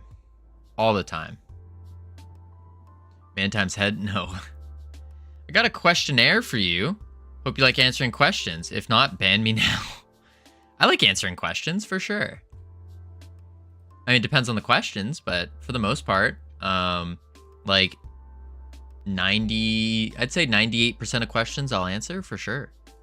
For sure. Let's see. So yeah, I think we're going to want to do a UI. How long before you started game dev did you want to be a game dev? Like since you were a kid or what? I didn't even think about doing game dev until a month before I started. Yeah. Like I had little inklings, little thoughts, like passing thoughts, like, oh, this would be cool if I made a game. That would be cool if I learned how to do this. But yeah, I didn't really think about game dev until about, like, really thought about it and like wrote everything down and like planned things out until about a month before I started. What kind of games do you want to make? Do you still want to be able to make those games? Absolutely. The games that I want to make are, they have to hit a couple pieces of criteria. In terms of just games for fun in general, I want to make, I like multiplayer games. I think that would be really cool. When it comes to like specifically what kind of games I want to make games that are not only inspiring, but are truly rewarding. That's the big one. Truly rewarding. Oh ho ho, you're gonna suffer. It's part of life. It's part of the fun. All right. But yeah, that would be the big one. Is like the rewarding part is the big one. Because when I was in my deep dark depression, I really wanted to, like, I wish there were games where during this time, like this, I can't remember how many years, 3+ year period of me just being a degenerate degenerate gamer. I wish that, looking back on it, I wish I could pick up more skills from playing those games. What about genre? Do you prefer RTS, RPG, survival, novel, turn-based? I don't really like novels. Like the visual stories, I don't like those. Everything else is pretty open. I'm open to all sorts of types of games. My favorite types of games though are definitely competitive. I like the multiplayer aspect. You mean to make? To make? I couldn't tell you an answer to that because I've only made one game, and that was a casual RPG. Casual RPG just for the phone. Completely free. Let's see. So I think we are going to want to put the UI on the board. Each board has their own UI. That would make sense. Gotcha. Didn't know if you had one genre that stands out to you. No, not in particular. I mean, I do like the idea of like RPG games, because I think it gives like this feeling of escapism, which can be very useful to people. But so just call this UI. User interface. I think it could be useful. But yeah, I have always liked that, where you have like powers and stuff. I like that. I think it's cool. Last question. How much to pay me to be your boss? Wingpoo. Absolutely $0. Like, I don't know you enough. I wouldn't want you to be my boss. Absolutely not. My only boss is the people that are playing these games. That's my boss.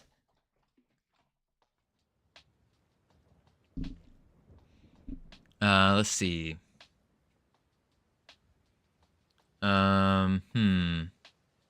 So for the user interface, we're gonna want to do a maybe we do it over on the just on the right hand side, and we can do margin container, and we can do layout. What makes you qualified to be a boss? Who, me or Wingpoo? Bosses are bad. Agreed. Leaders are cool. Yeah. I mean, a leader could be a boss. I think boss is kind of like it's turned into a negative connotation around it. More of a fan of leadership in general. Absolutely. Let's do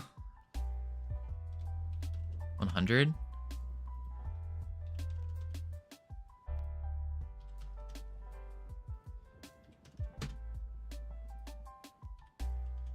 $500. Okay. And then within this margin container, we can do the theme overrides constants. We want the left to be 10. Want the top to be 10. Last question was clearly a joke. Yeah. If I were to take over, I would keep FFS. It would be Flying Fecal Studios. Interesting. I'll be real with you now. You will never take over FFS. Like, that's not that you're asking me to get rid of my goals, my ambitions and dreams. No one. Absolutely no one. Hbox, you could offer me $1 billion. Nah. Absolutely not. Because you have to realize just how, what's the word? Just how much I care about my own goals, ambitions, and dreams. Like, I've put everything off to the side. So it has to be over $1 billion. Wingpoo, the only number there, like, everybody has a number, I would say. And mine is, it'd probably be realistically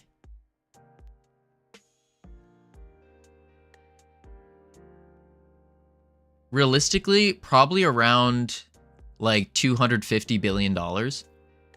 And then what I would do with that money is just immediately start another game studio or something adjacent. So, yeah. Then you just make free lists. Absolutely not. We want, in this Hbox, we're gonna want containers.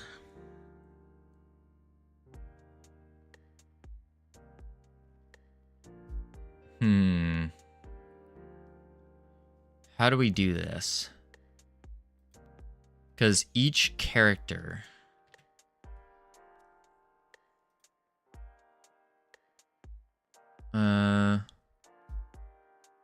happy Saturday morning. Hello, Miker. Happy Friday afternoon to you. Let's see. We want to do I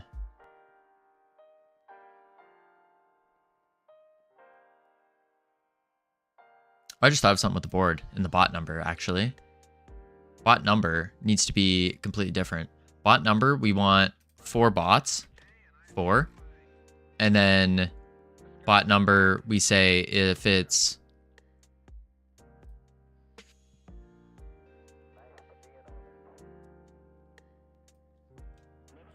-1 from it. And then if it equals, if it's less than or equal to 0. Yeah.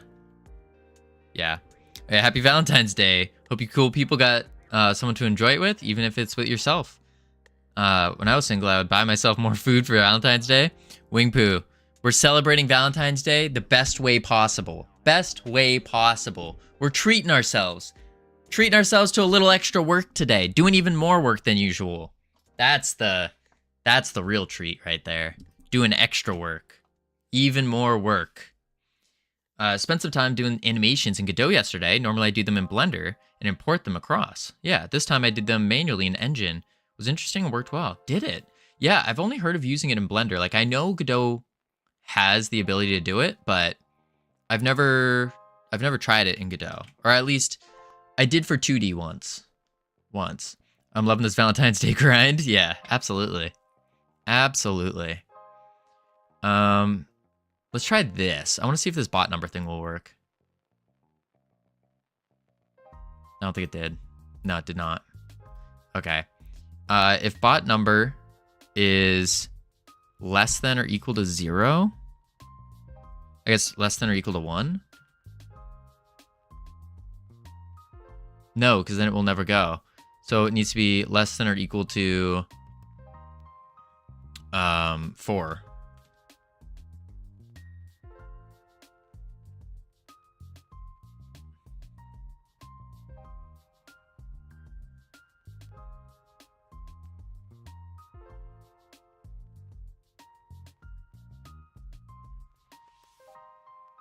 Right?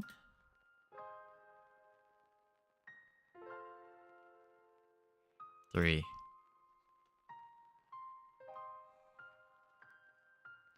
Or 3.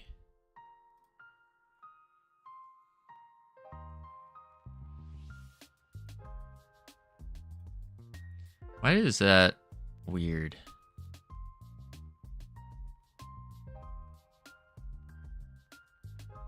Oh wait, greater than or equal to 0. That's why. Greater than or equal to 0. Then we do it.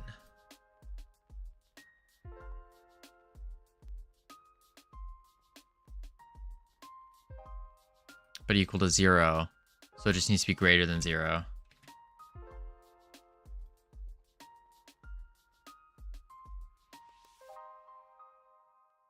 Still not doing that. Why? 4. Oh, it needs to be 3 bots. That's why. I use holidays as an excuse to stop doing things I love.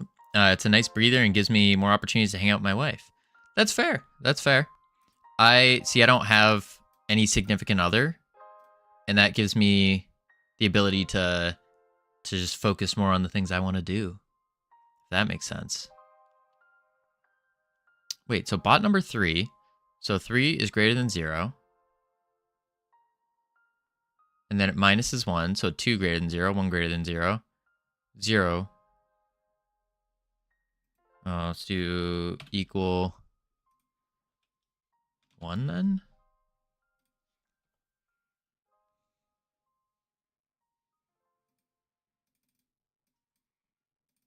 Why did that not? Oh, because I put the UI in there. User interface needs to be, where is it? Input. No. Mouse. Ignore.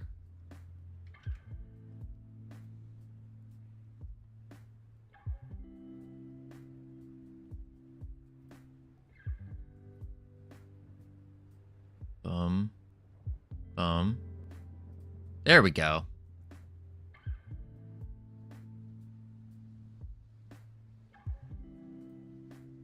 Wait, what? Oh, it's me. It's my turn. That's why.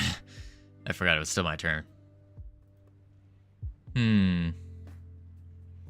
Yeah, I don't like I found, as weird as it is, I found that taking a breather from the things that I like doing is not helpful.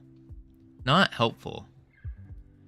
And I don't enjoy it because the whole time whenever I take a breather, I feel anxious. Like not anxious, but more like maybe it is anxiety. It's like I want to keep working.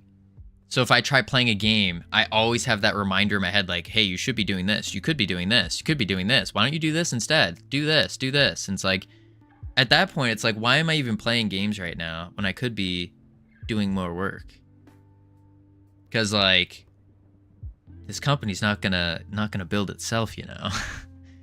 And that's kind of the part, the cool thing about starting a business is you don't have set periods of time. It's if you keep doing something, it's going to keep growing. And then the times you stop, it's going to stagnate until you get to the point where it will grow on its own. Doing things because you like doing them is actually what lets you feel loose and relaxed. Controlling your impulse is one of those things that spends energy. Yeah. Yeah, for sure. For sure. And like, I don't know. Sometimes I'll wake up in the middle of the night and just like the urge to start working, and then I force myself to go back to sleep. But I almost think, whoa, camera. I almost think like maybe I should just get up and start working. Although the fear is that it's going to ruin my sleep, and then doing that's going to ruin the streams, which is not ideal. Not ideal. Because I can already tell whenever I have lower REM sleep, like my performance on stream tanks. I gotta have boundaries, even with stuff you like. See, I don't think so.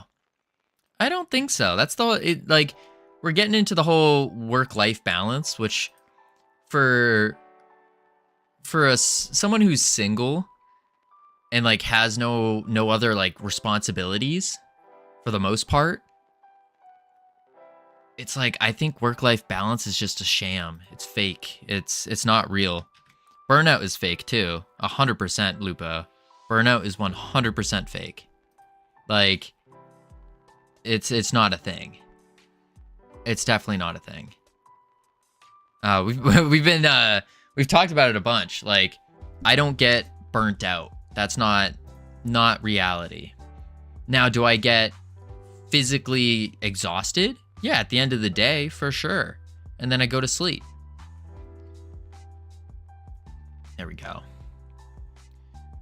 But I think the thing about burnout is like, it really depends on what you're doing. If you're doing something that you love to do all the time, like you're not gonna experience that burnout. This is crazy. 30 to 35 cents for the last couple of days / weeks. This weekend is down to 18 cents. What are you talking about, Miker? For what? Boundaries can be small and reasonable. You make a good point with getting good sleep, but it's also sad to waste spontaneous motivation. Right, I agree with that. Oh, Celsius. I'm thinking cents for some reason. Yeah. It doesn't matter, love or don't love? What do you mean by that, Lupo? Let's do main menu. No. User interface. 2D. And then we need to get the players. 30 cents for a couple of days would be tragic. Yeah, wouldn't that be tragic if someone was working for 30 cents for a couple days? Yeah, that couldn't be me whatsoever. Yeah, no, that'd be so tragic. Oh. That's me. I make about 30 cents a day or less. Less than 30 cents a day, typically. Awkward. Very awkward indeed. Anyways, we got ads coming up in 15 seconds. What we're gonna do is chuck on the words. Heading to level 2. I don't know what word that rhymes with level 2. Look at you. Here we go. While the ads are going. WADs. Words. Don't worry. We also have debt to make negative money for a while. See, I'm again in a very fortunate position where I don't have any debt now. So it's all, yeah, it's all good. It's all good. If y'all have debt, highly recommend getting rid of it to the best of your ability. Start with the small debt, go up, not financial advice, just something that I would suggest. Something that has worked for me in the past, I should say. All right, let's see here. While the ads are playing, I'll be right back real quick. When I return, we're going to set up this UI. We're going to make a ring buoy, and we're going to give the players ring buoys. So maybe we should give them ring buoys first, and then, yeah, and then do that. Yeah, that's what we'll do. All right, I'll be right back. Boop.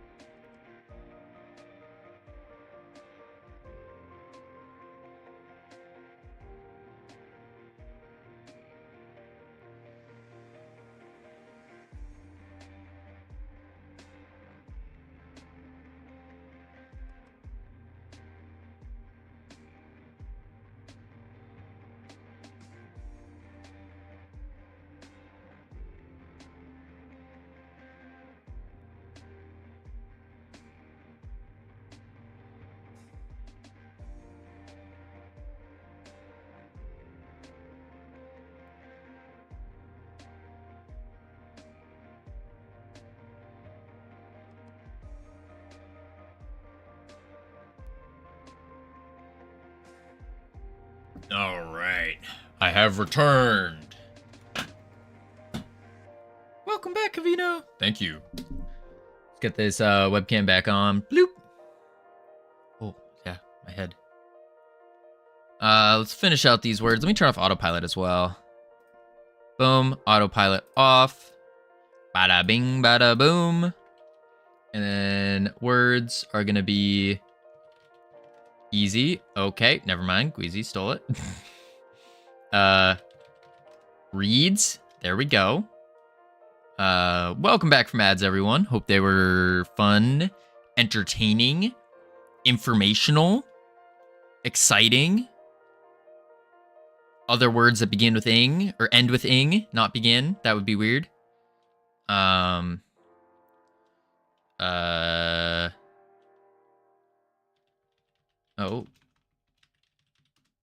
Seed.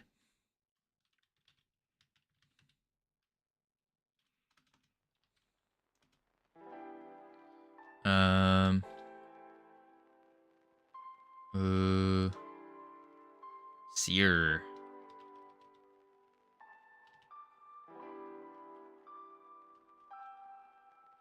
What? Wait, Sears? Oh, Sears is already done.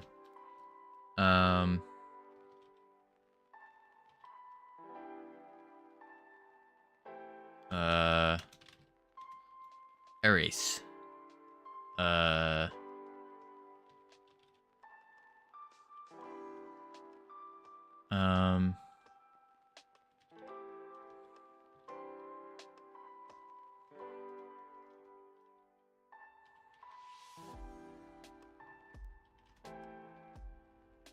We got C's. Seed. 5 letters start with S? Yeah, it's alphabetical. It is indeed. All right, not bad. Let's turn off these words. Bloop. All right, so now we got the bots. We want to... Oh, that's the wrong one.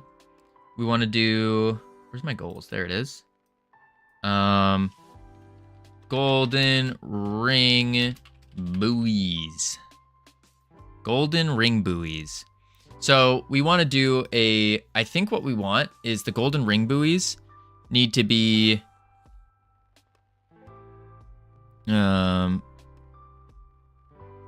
that's tough.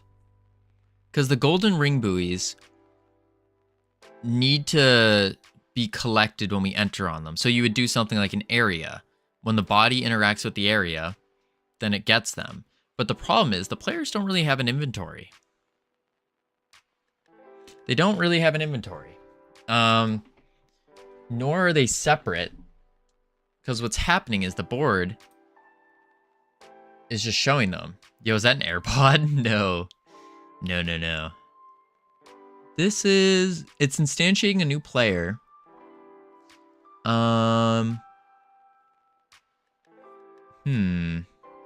Which I think is an issue. I think this is a big issue that it's doing it this way. Where we're just making 4 copies. Because now we don't have any way to like determine who's who, you know? Green Kitty, thank you for the commit there. Golden ring buoys. Rin buoys. Ring.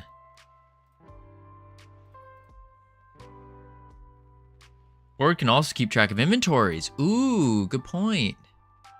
Good point.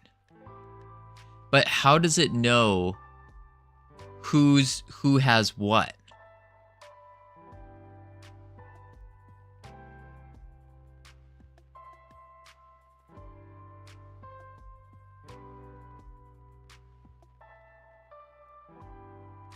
How does it know who has what? Because you add them in order. Oh. So we would add... Would we add the characters? So we just take like the turn order array? Where is it? The player turn order? And then give the character an inventory? Yes. Cool. Okay. In that case, we can do...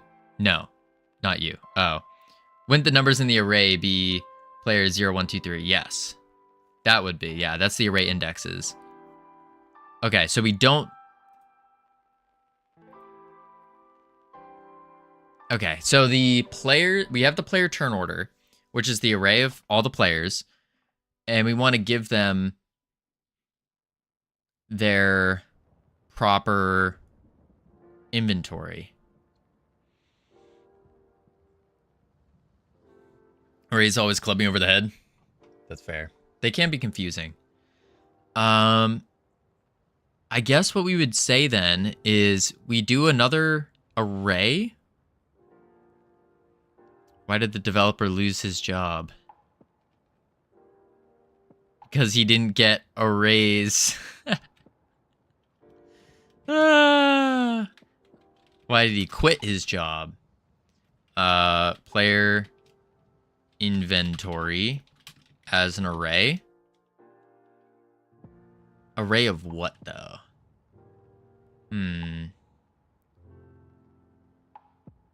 Oh, inventories. Yeah, you're right. Player inventories as an array of dictionaries?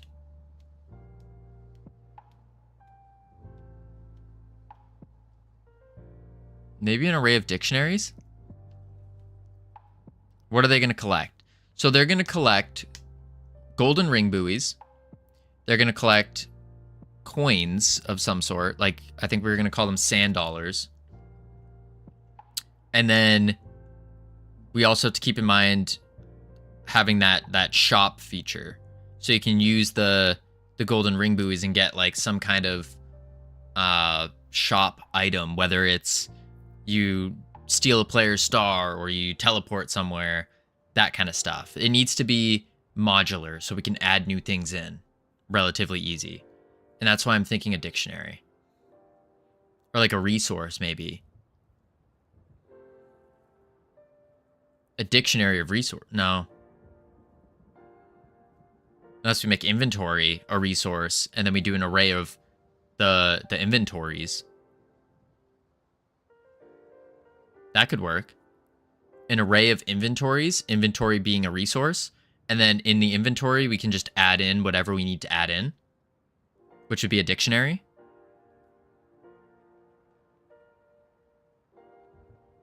Good idea. Thank you, Ironic. Look at that. I'm learning. So we need to do, probably be under, yeah, we can throw it in components. Create new resource as a GD script. It's just, which is really just a blank thing. Inventory. And then we can do class name inventory. It must be Valentine's Day. Oh, wait. Class name inventory extends resource. And then we can say export var. We're exporting because I'm just keeping in mind for the future saving. What body of water only lets you in if you know how to swim? A swimming pool. That's pretty good. I actually forgot it was Valentine's Day.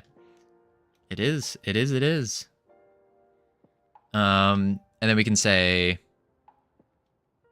in, I guess, player inventory dictionary equals squiggle. And then I've been unsuccessful in getting cover for work tomorrow. That's how it be. That's how it is. We can say golden ring buoy. Now let's do one. Let's do singular. As an int. Then we want I forgot the other thing.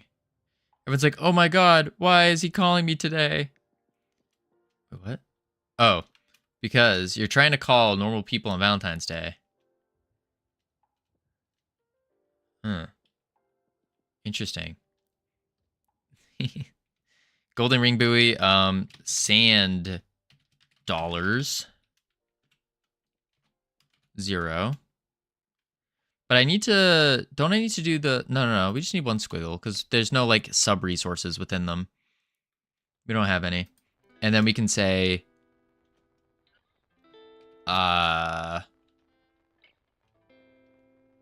power ups 0. Leave it at that because we don't need to worry about this quite yet. The power-ups, at least. The power-ups are going to probably go into sub-resources as well. So it'd be power-ups, and then we add all the additional as we need them.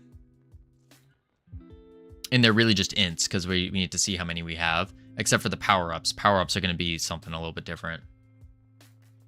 Yeah. You need to say, would you be opposed to? Exactly. Yes. I mean, it's scenario to scenario for saying the opposed. According to Covino, that can't fail. No, it's not that it can't fail. It's that it makes it more likely to get the response you're looking for. Last time I'm covering for them, I've taken so many of their Saturdays, short notice. Yeah, just stop taking it. Don't put dictionary in a resource. Oh, don't put a dictionary in a resource. Interesting.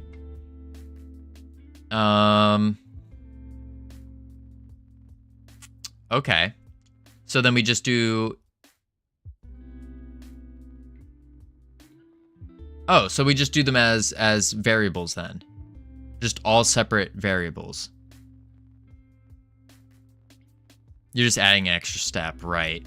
So we would do var golden ring buoy int 0. Export var sand dollar as an int equal to 0. And that's it. We'll just leave it. We'll just leave it at those two. We don't need to worry about power-ups yet. Add power-ups later. Don't do that. I tell Jenna all the time, not to be nice to people. No, you do want to be nice to people. Always. Always. But also, like, if you don't mind taking their shift, extra money for you, why not? Why not? All right, so we have this. We have golden ring buoy, blah, blah, blah. And then we want to say, on our board, we can say an array of inventory equals blank. Boom. And then we need to assign each one. Also, the mystery of the broken toaster continues. They have just not they have just deemed it as a mystery breakage now. It's awful, Cam. I like to be nice to people. I just know people can suck and don't do anything nice back. That's true. That's true. Yeah. I think just always be nice. There's no harm in it. When you create a player, give them an inventory and add it to the array. Okay. So we need to say in the player then, we need to give them an inventory. Export var inventory as an inventory. Save. And then we can say in the board, when we create a player, we'll do it right before here. We can say player dot inventory equals inventory dot new. And then player, or no. It is, yeah, player inventories dot append player dot inventory. Like that. I have returned to say soup. CSLR, what's up with you and soup? You just really like soup, don't you? Sui. Even the bartender was like, who see me do it, said, look, you will get away without owning up to it. Take it to the grave? My response is yes. Awful. Awful, Cam. I don't like saying sup, so I say soup. Ah, could start saying soap. Or you could just say, what's up? How's it going? Howdy do? What's good? Yo. What's soap?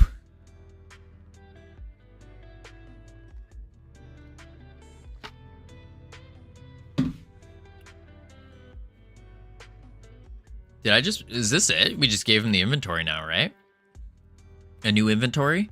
And then we append it? I think so. Amazon screwed up an order, and I'm angry. You're angry. It's not a major thing. I can use it anyway.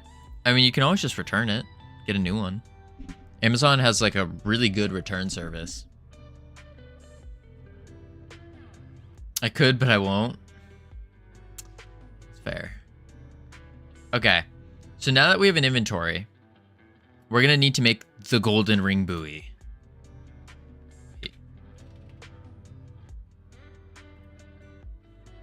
Wait. Idea. Now that we have an inventory, we got to make the golden ring buoy. I said the golden ring buoy? Okay, it's not playing now. That's really awkward. This got really awkward really fast. Oh, that's why. The golden ring buoy. There we go. Did you figure out the thingy? I did, Demuzi. I did. I think so. We are making a golden ring buoy now. Got a new build plate for 3D printer. Ordered a smooth one, got a textured one. Oh. Ooh, you got one with a watermark that prints the watermark on. Is that a good thing? I'm gonna get one of those effect sheets. Interesting. Change type. So this is going to be an area 3D because we need it to get picked up. So now we do a mesh. And quiz, what shape is the golden ring buoy? That's right, it's a torus. Wow. All right, and then we do... We're going to do a collision shape and a square. No. The collision shape, we're actually just going to do a box. A nice big box. And then zoop. And then boom. Boom. Like so. It's a donut. No, it's, well, kind of. It's a torus. A torus soup. Oh my. SpongeBob is my favorite golden ring buoy. Isn't he a sponge? Commit, push. And then we do a transform. Rotate on the X 90 degrees. We'll raise it up. Boom. Like so. Hypnotic is my favorite golden ring buoy. What? What? It's just a 4D dimensional sphere. Sure. Collision shape. Let's make it bigger. There we go. And then just so we know, it's the golden ring buoy. Oh. Boom. And then roughness. Zoom. And then, oh, let's add a little rough to it. Just a little rough. Make it a little rough. Ta-da! The golden ring buoy.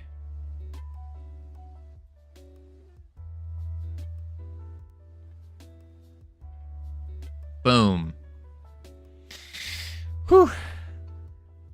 I mean, SpongeBob is a... Oh my.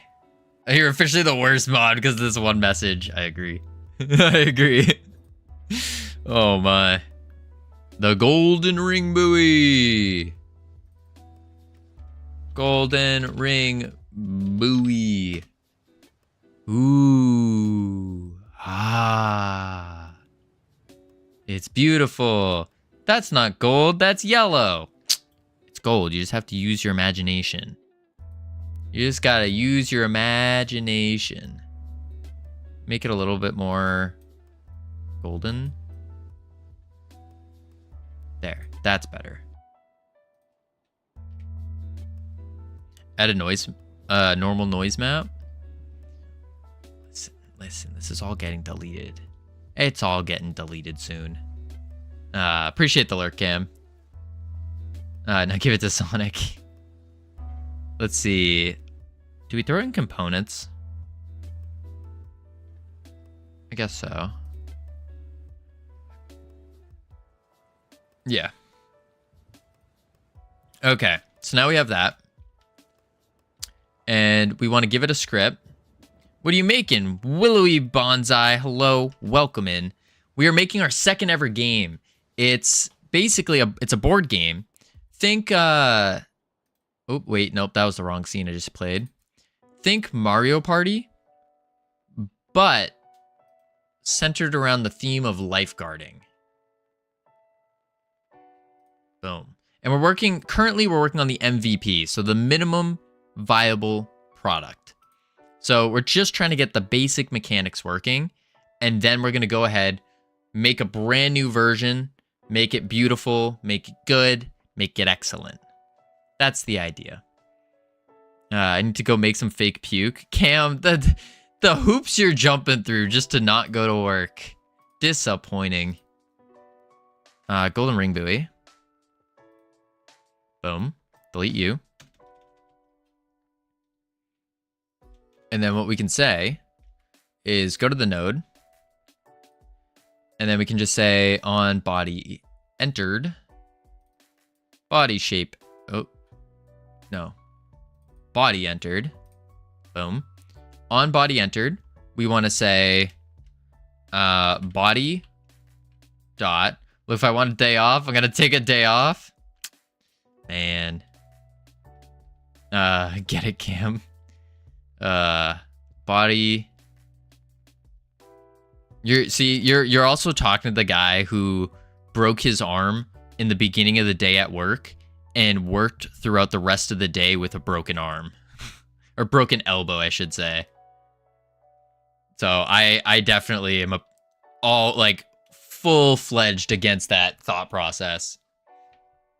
So we can say body dot inventory dot golden ring buoy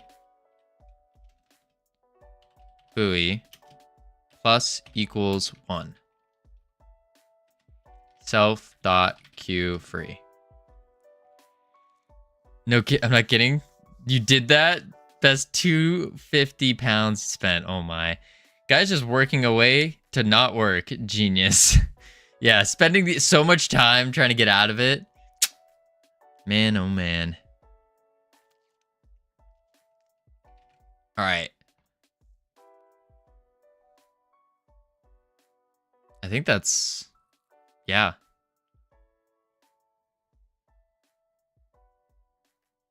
That's really it. We just body entered and then it queue frees itself. Procrastinating by doing something more ridiculous. Yeah.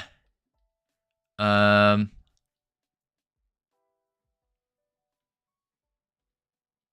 then queue frees itself. Perfect. So now what we want to do actually is go to our inventory, golden ring buoy, and we're going to do a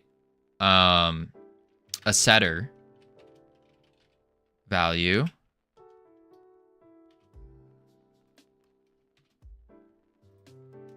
And we're going to say, how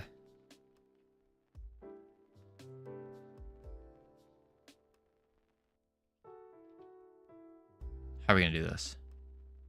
Basically, what we want to do is we want to make a setter. So every time golden ring buoy gets added, it's going to emit a signal.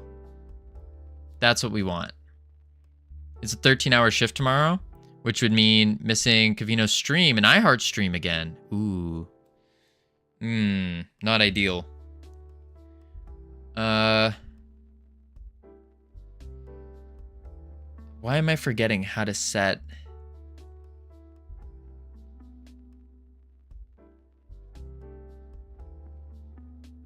I guess we do new value.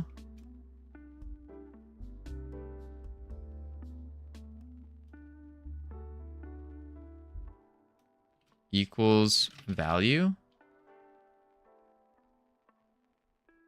No. Why am I forgetting how to do an emit signal?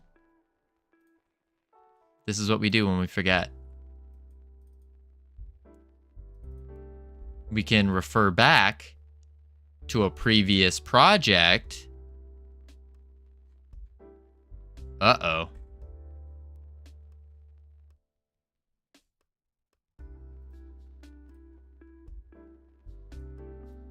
Uh-oh. It might be in don't delete. But I have to move this because I think I have things in here.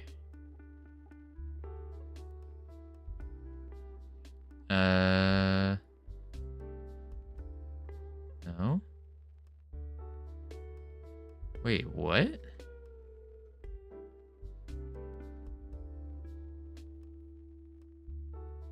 Uh-oh. Did I delete Realm Rapture? Dude.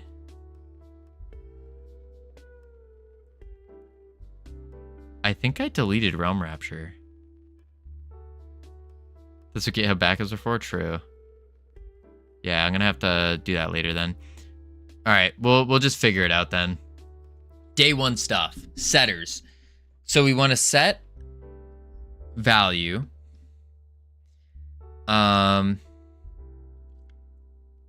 Guess Realm Rapture meant nothing to you after all.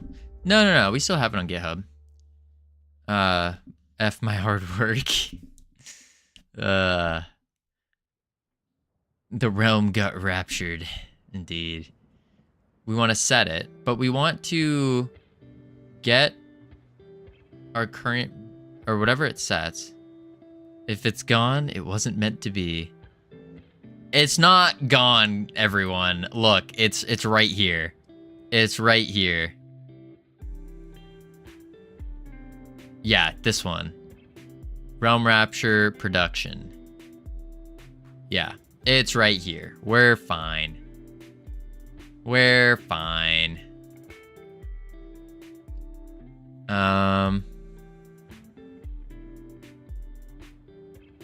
Although we will have to clone the repo,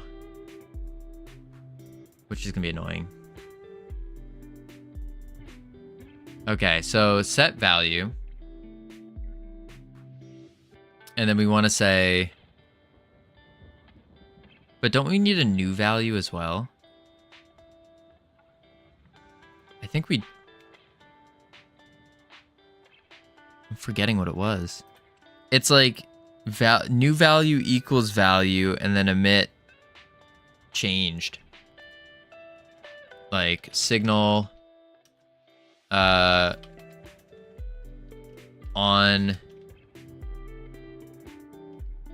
golden ring buoy changed.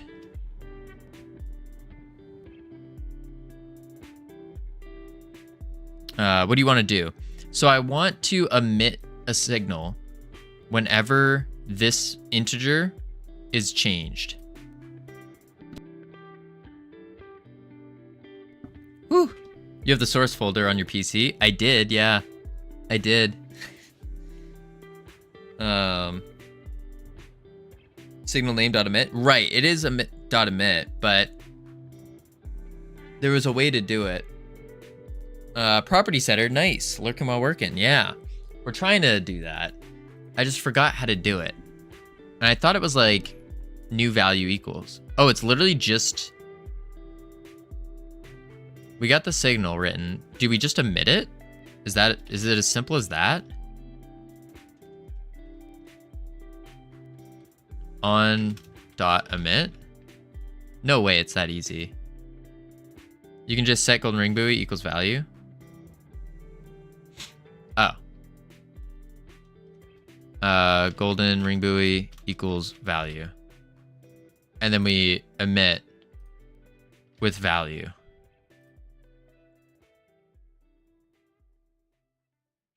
Or we emit golden ring buoy, actually. Don't we?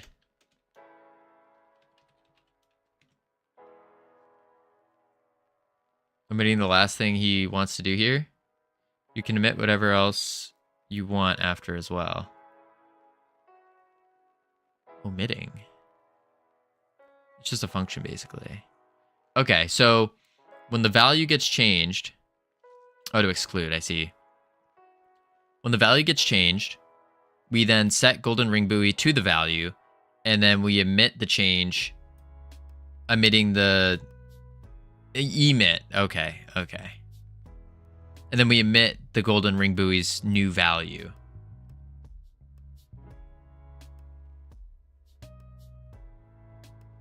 That makes sense. Okay.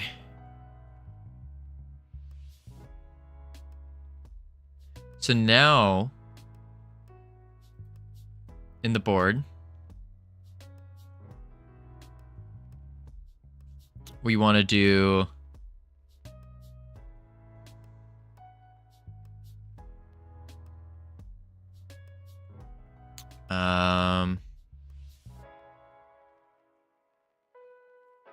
I have Hypnos modes, just not Covinos. That's true. That's true.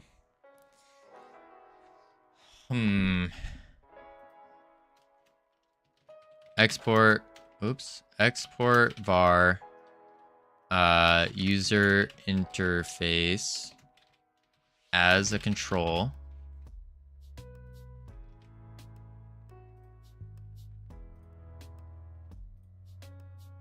User interface. And then what we say, Property getters to setters can also run in the editor via tool. Oh, dope. GWJ78 started. Theme is Godot Wild Jam.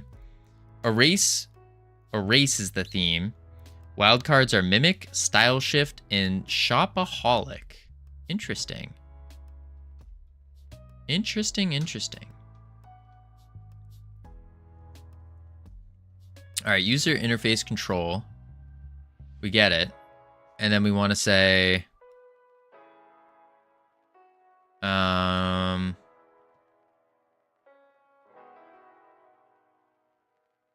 least for exports, yeah. In theory, you could use process too, but yeah. We want the proper ways for sure. So the whole reason we're doing this is because we need something to show us in the interface what's going on, which would be this HBox container. So we want the HBox container to have a player portrait, and it will add all those portraits in. And then player portrait needs to be assigned. But what's setting the colors of them again? I think it's the player itself setting the color.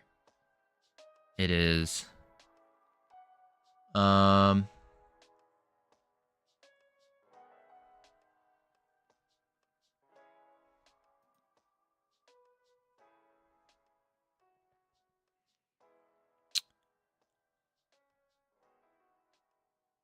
Okay. Let's make a player portrait.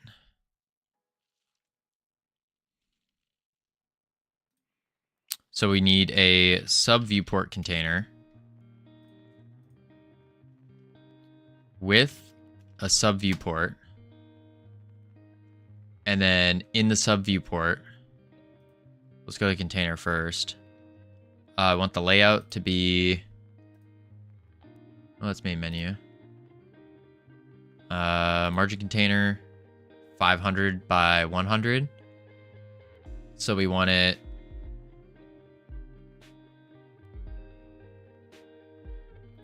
wait, this is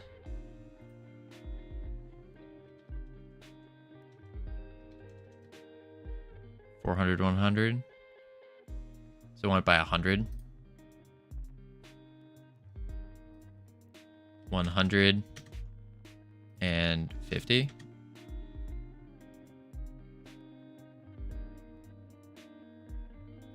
And we pop it centered. And then 150. And then within the sub viewport container, we want a margin. And then within the margin, we're going to want a HBox. Within the HBox, we want a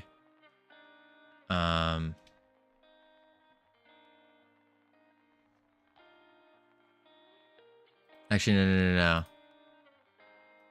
We don't want to go this far.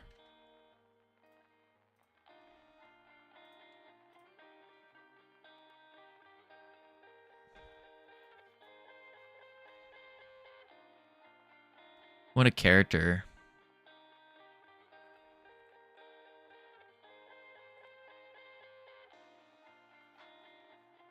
Shoot.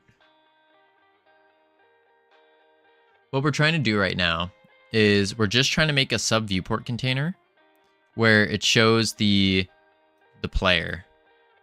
Hi, just checking in to get to know what kind of plans we've decided on. Zoomer Boomer Tumor Cat, hello. We decided on making a board game, basically, like a party game, except it's kind of, think Mario Party, but centered around lifeguards. So we got mini games, and all that kind of stuff.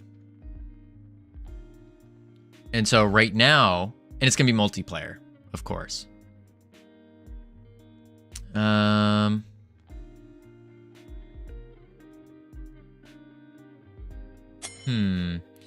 Ewies, thank you for the follow. Welcome to the team.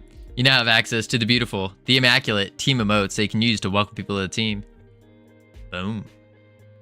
You're welcome. No, thank you. Thank you. Let's see.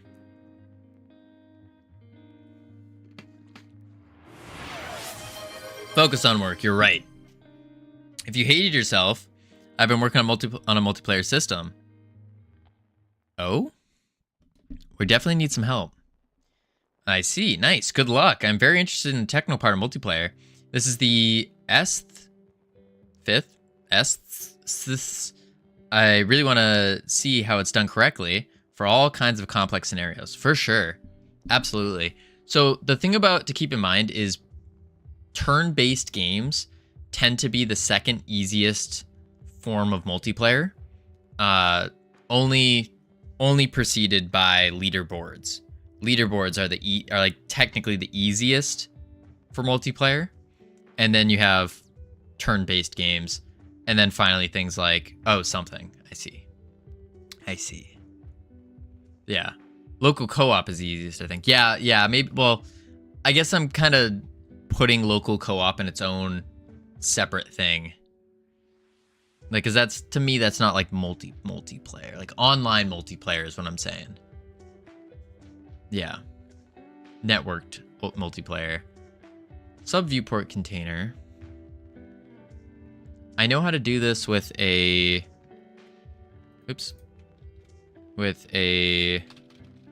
character. And then detach. And then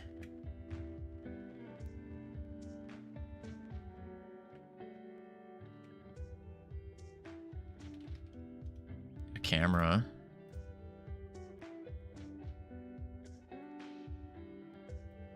And then whoop. And then whoop.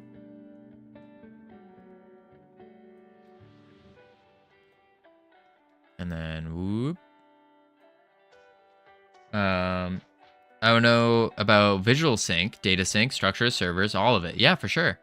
Hope you'll be able to do prediction and rollback too. That would be cool. I've scrapped way too many systems because I've had security issue I tried to avoid. Understandable. Yeah, we're probably going to make use of Steam's setup stuff. Boom. And then pull you forward. There he is. Okay. And then we can go back to one viewport. Sub viewport. Own world. Nope. Transparent background. We need... I really do be an AirPod? Yeah. He kind of looks like one. Stretch. Rendering. Sub viewport. Why is he not showing?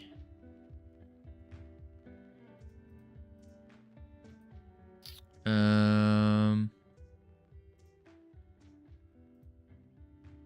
forgot why he's not.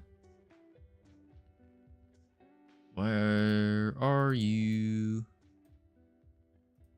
There you are. Where are you? Beautiful.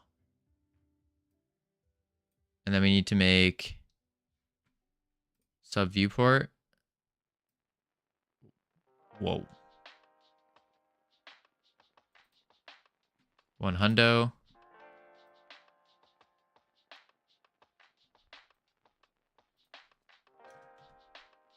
Ah, I know why. And then we gotta go to the camera. Why don't you just take a screenshot of the character, add that to their panel? I mean, yeah, for an MVP, that would make sense. That would. I just think it looks better this way. Save. Nope.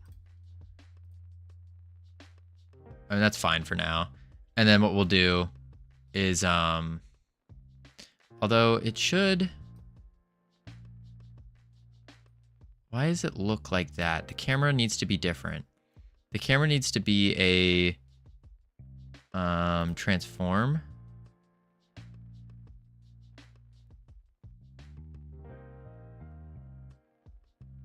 I think we need to shrink it.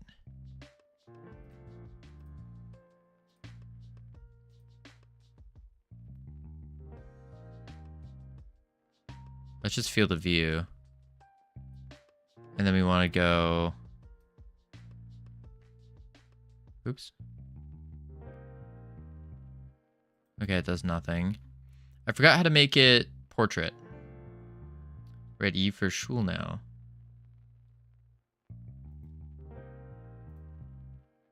Why did I forget how to make a portrait?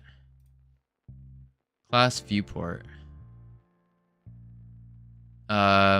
Storing a current texture in a file might be completely black or outdated if used too early, especially when node ready. Make sure the texture you got is correct, then you can await too early.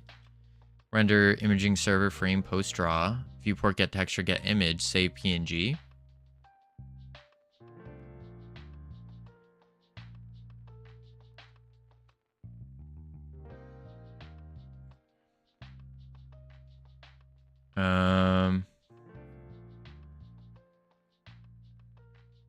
This is for a picture though, right?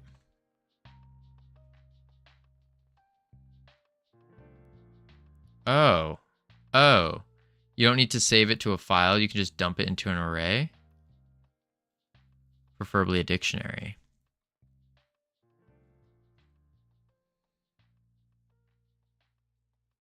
Current textures. Black or outdated if used too early. So we could, in theory, we could get a picture of the player when they spawn and then put that as their little portrait. Is that what we're getting at here? Because we are going to need a picture of the player. And then we can put our ring buoy number here. Buoys 3.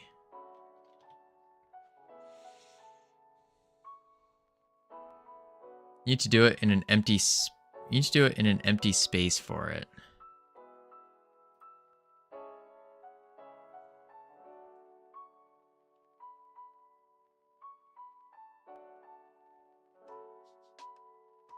Oh. So we would actually delete this character off.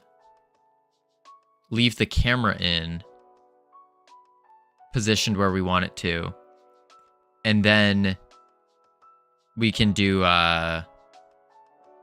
we add the character in when we're adding the character. We add it into a sub viewport container.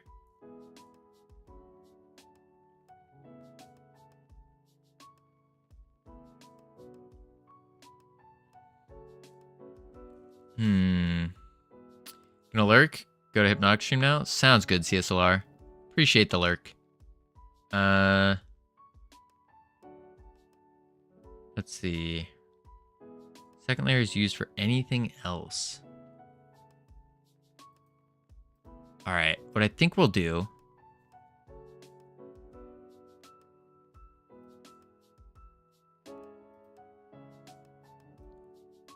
No, it didn't work.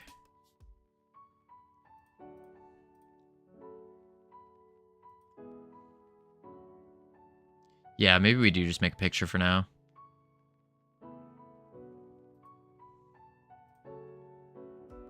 We'll just do a picture for now instead of trying to figure that out. That's more polish. So each box container, we want to add a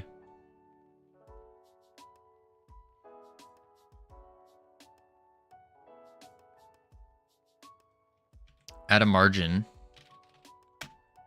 and this will be player 1.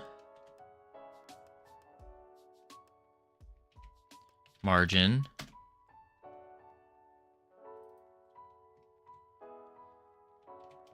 Player 2. Player 3. Player 4.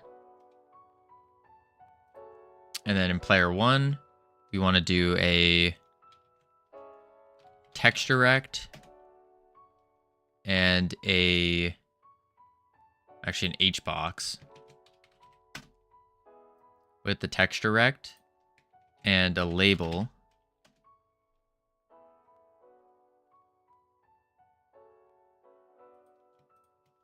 Delete these. Text direct. We'll just do a Godot icon. There we are. Label. And say ring buoys.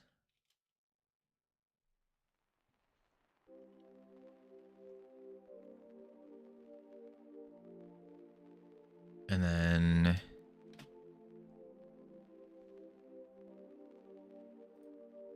duplicate, duplicate, duplicate. There we go.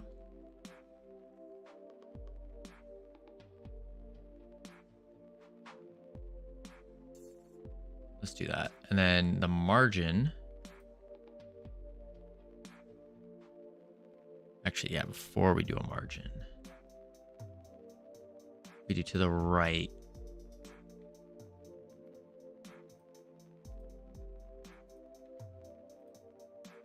Margin. And then constants right 10. Now we can 2, 3, 4.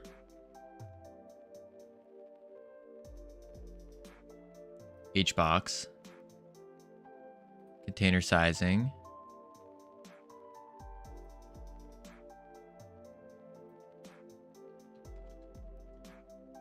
$500.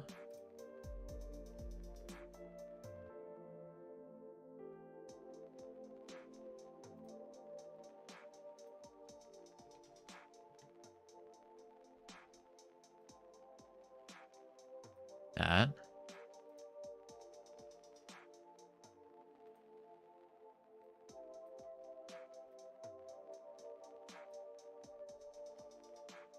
It's $11.50.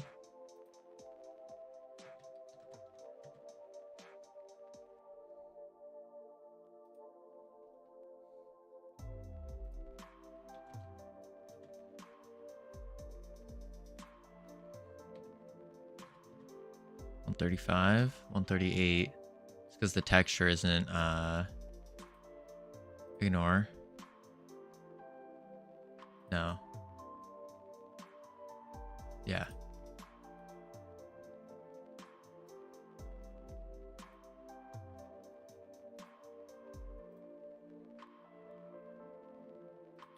Ignore. Much love. See you later. Sounds good, Queasies. Appreciate you being here.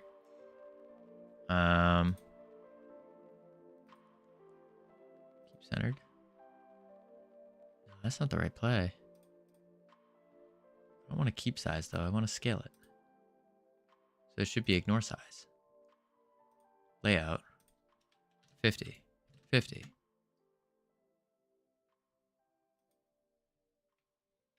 100. 100.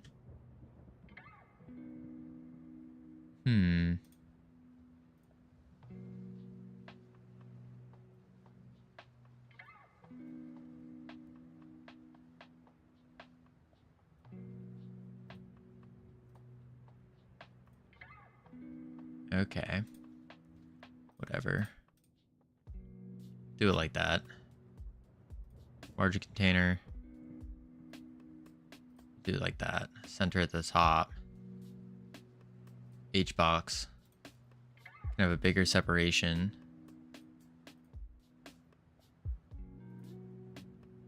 $10.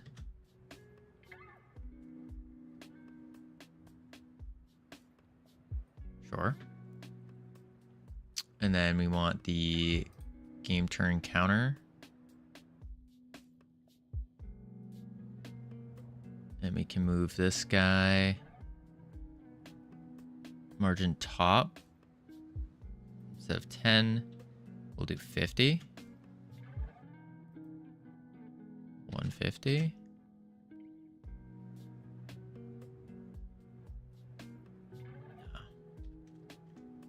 100.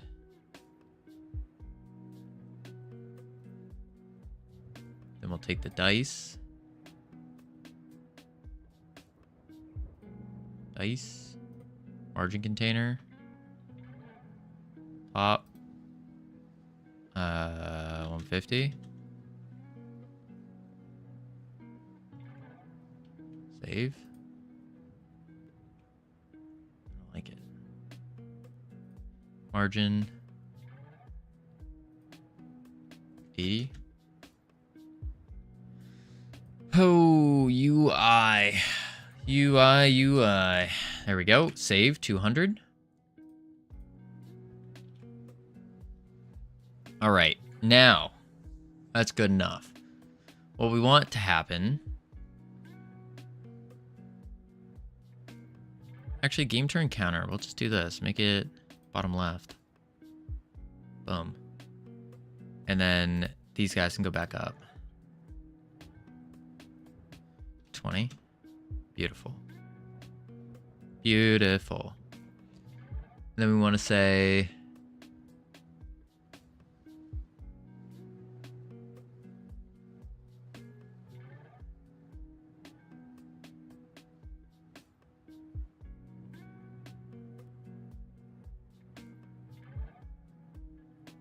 Yeah.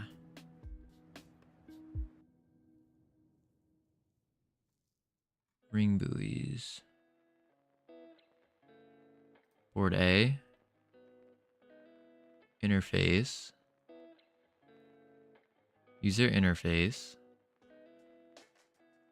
I think we want to add a script to the interface.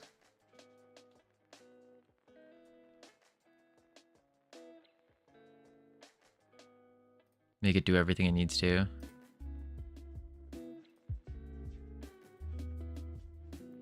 User interface.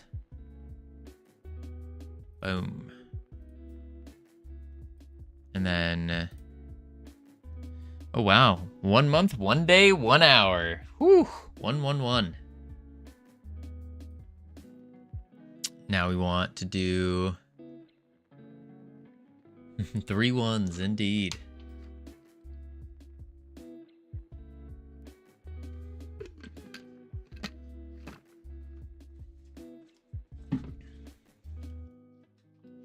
We want to get the player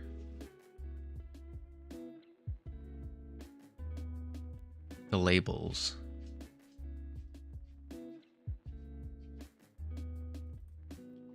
So we can say P1 golden ring buoy,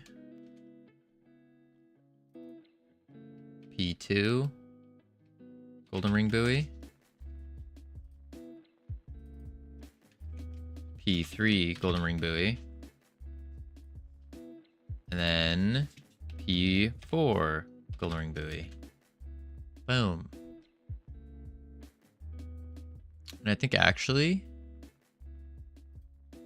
prepping, being smart about this, we're also going to add a V box.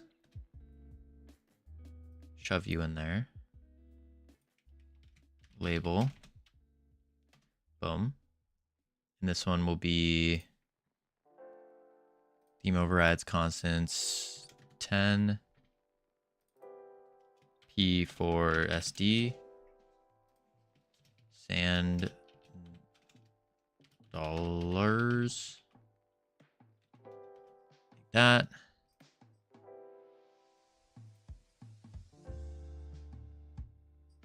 Yeah.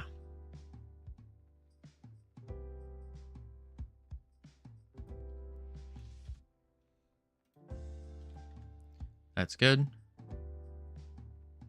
We want to do the same thing. V-box.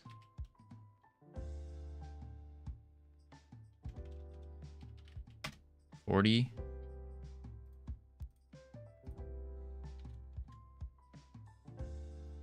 Ring buoys. C. That is a amazing emote. Heroes 2 Clang. playing. We got ads playing. We're gonna chuck on the words. Heading to level 3. Yippee. Boom.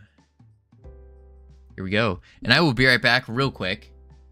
When I return, we're gonna make the collection of the golden ring buoys. Boop.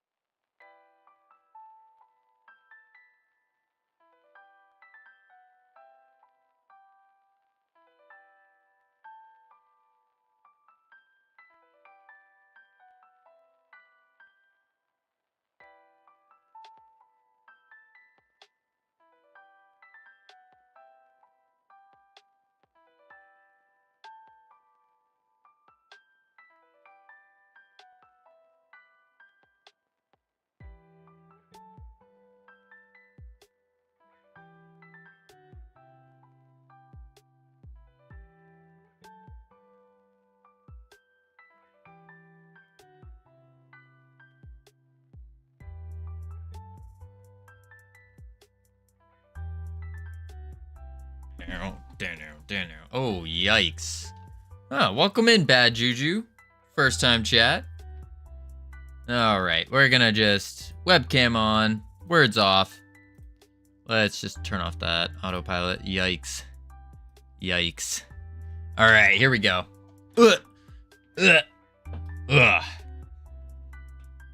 So we just need to set up the rest of these labels. Welcome back from ads, everyone. Hope they were cool. P3 SD. And then do a V-box. And then a little bit of this. Came back too fast. I did? What do you mean I came back too fast? P2 SD. And then we can do V-box. And chuck you in. Oops. Label. P1 SD. And we want to go theme overrides, constants, 40.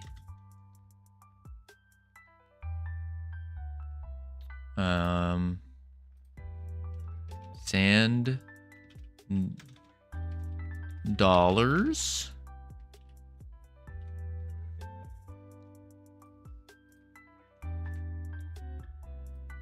Boom, boom, boom, boom. Ooh, my forearm is killing me.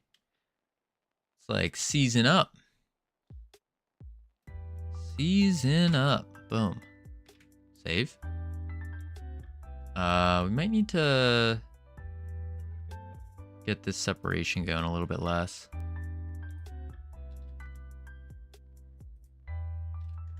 Yeah, like that.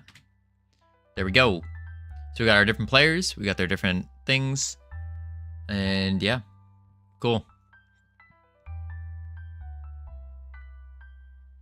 So now what we need to do is in the user interface, we need to say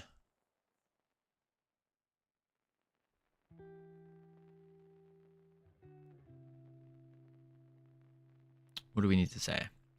We need the labels to update. But to update the labels, it's going to be on the inventory popping up.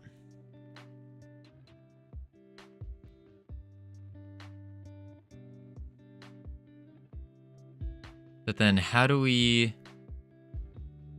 determine whose player box is whose?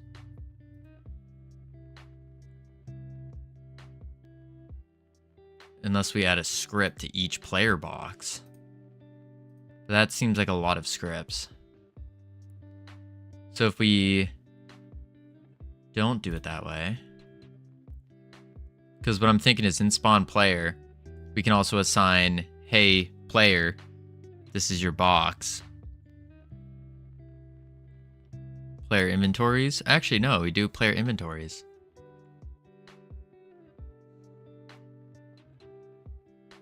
Set player turn order, and then we can do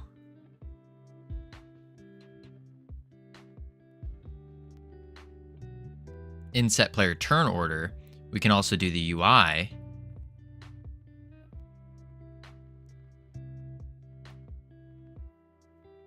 and say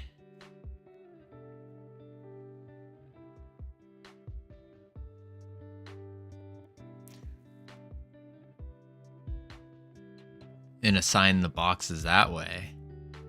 But if we do double sort custom descent, oh, I guess descending, yeah, that would work. So we could say,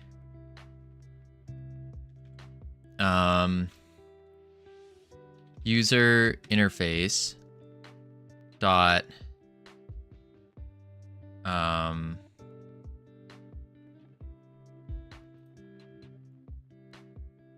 maybe we make an array of boxes. Put these margin containers into arrays.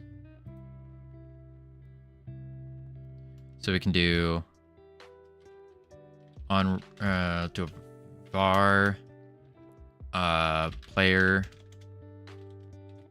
boxes as an array of margin containers equals, and then we say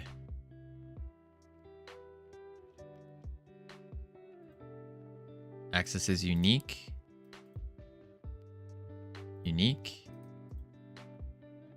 unique, unique. And then we go player 1,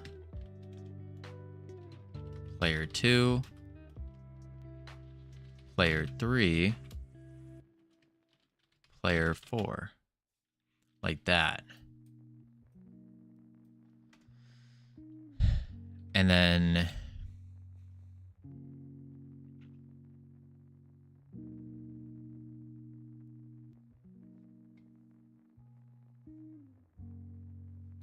on ready, we can say for players in player boxes, player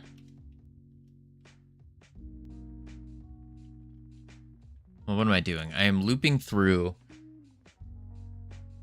No. We need to shoot, that would require a script on all of them to give them all a variable, wouldn't it?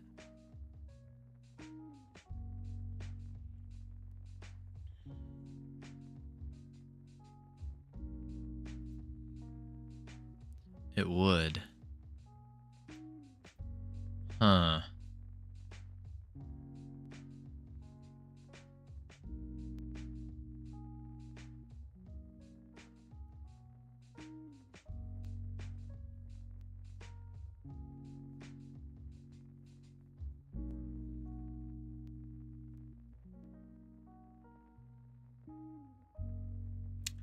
Ooh. I know what we can do. Revoke. revoke, revoke. And what we'll do instead is delete all this, save. We will save branches seen under user interface, call it player box, save.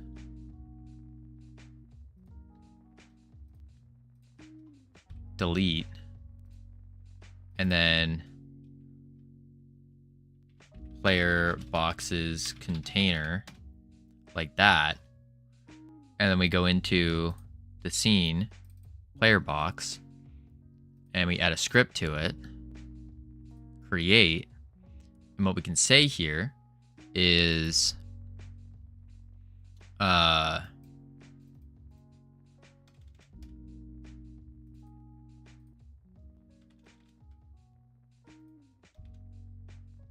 sand dollar golden ring buoy. This should be plural. Okay.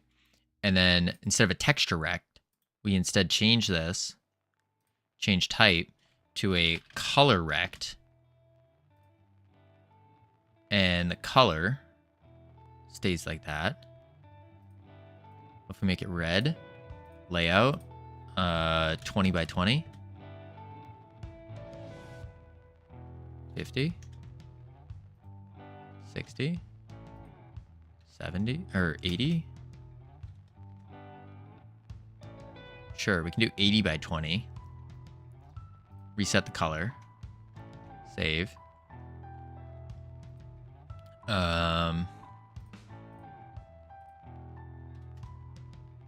Like that. Save. Go in the script, and then on ready, we can say, no, we don't want to export these though. So we can do player color, and we can do X is unique on ready.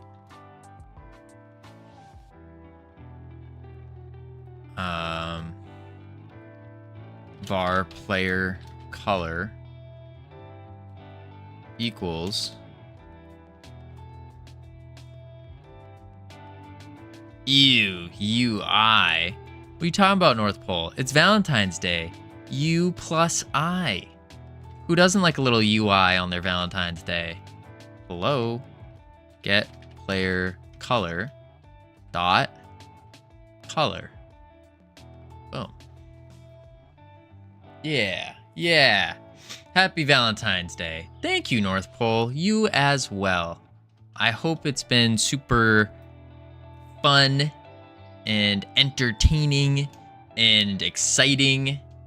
All those words. Then we want to say bar GRB label equals access unique, and equals golden ring buoys dot text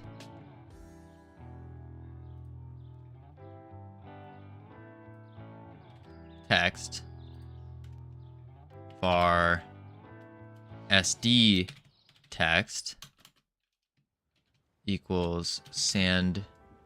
How many nerd boys from your class shot their shot? That's a good question. Did you get any roses, any flowers, carnations?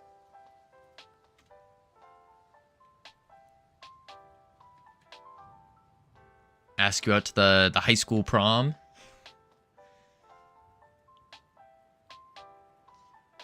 Dot text.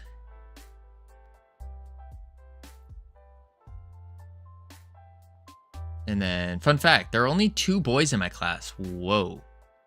Wait, how many people in total are there in your class? That's some... Is there 3 people in your class? 4? 20. Wow. That's surprising. You would think that there would be like at least like a somewhat average, like a 50-50 split, but no. 18 girls, 2 boys. That's wild. And that's for like a biochem class, like a major or a master's in biochem. Bioscience are girl dominated. Really? Huh. That's super interesting. I didn't know that. Sounds like a party to me. You know what I'm saying. It sounds like a dangerous circumstance. Cause you already know, like, nah, that's dangerous. That's dangerous.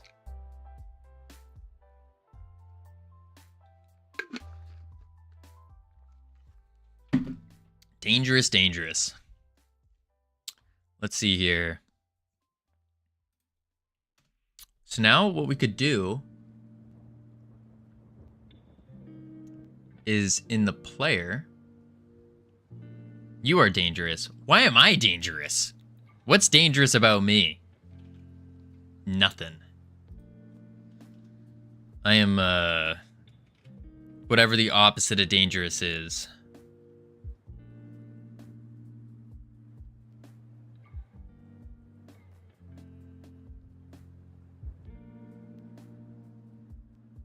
And then what we'll do, delete you.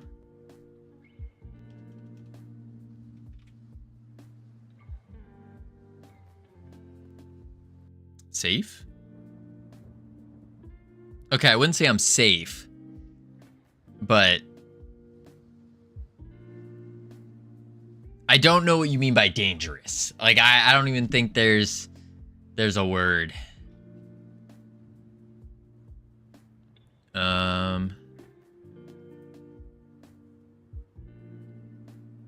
Interface. Maybe dangerous is the word. Interface. And then we want to say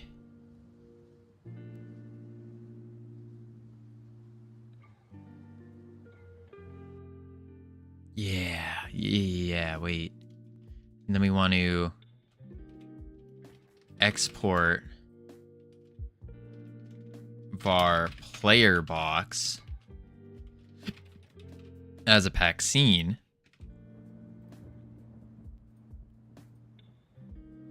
Player box. And then what we do is when we spawn the player, we can say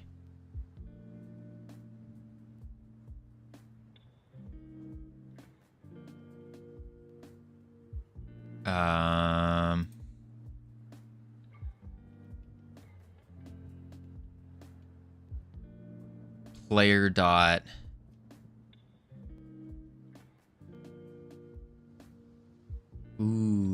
wait.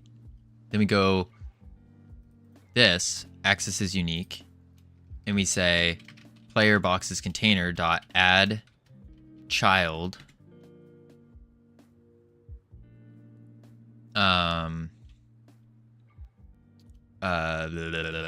player box, and then we need a var player box equals player box dot instantiate, and then we can say player box dot player color equals player dot chosen color. And then player box dot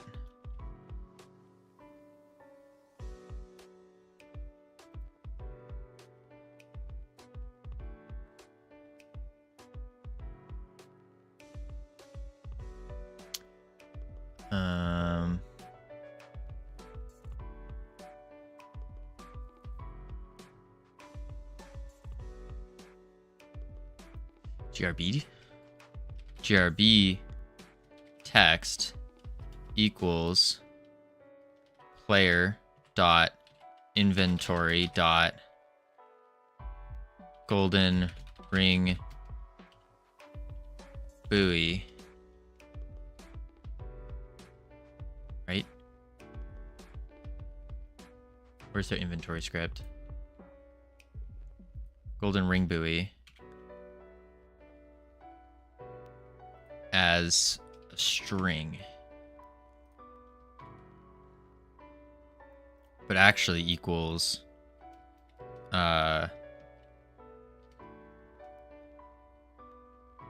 golden ring buoys plus. Yeah. And then again, player box dot sand dollar text equals sand dollars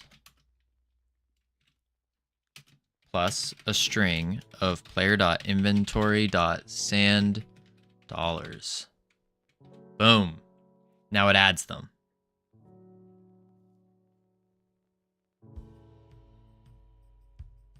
I don't think it's going to sort them, though. Let's see what it looks like. Oh, shoot. Property key color on base object of null instance.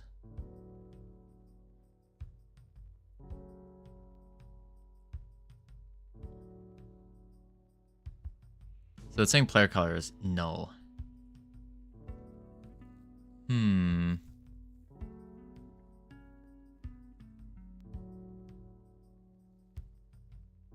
Implicit new. So maybe I can't do a reference like that. Revoke. Revoke. Revoke. Equals. I don't necessarily want to do this, but it would be the same as getting, though. Wouldn't it?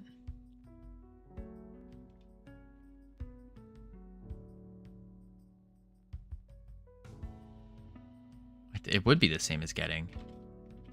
Player color dot color. Right? Dot color. Yeah. This would be the same though.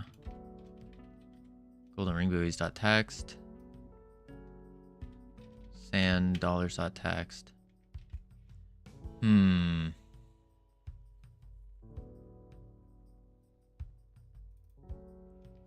Player box. Save. Oh, because I need to actually do something with it, don't I? On ready, we can say oh, what happens if it's already null though?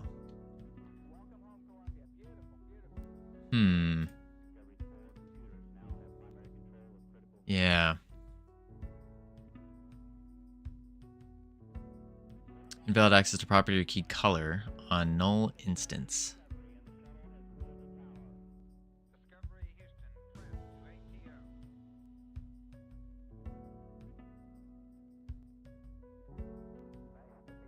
Let's do this.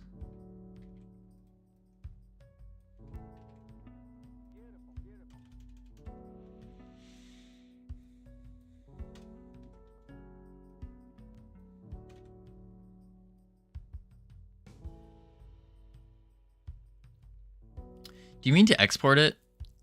Maybe? I'm not quite sure. Or on ready? Maybe on ready's the play.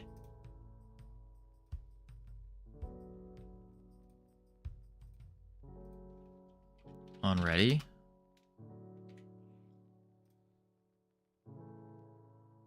Yep, hang on. Property key, value type string, a base object mark contain. Ooh.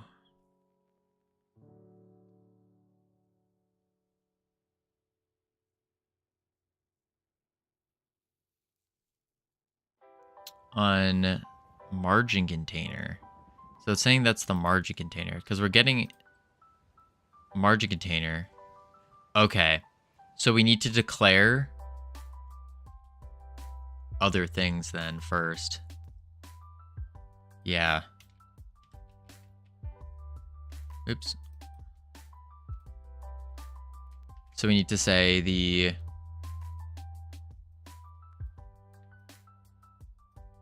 get rid of this.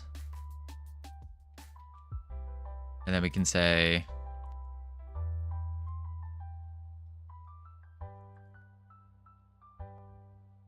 here text dot text dot text dot color.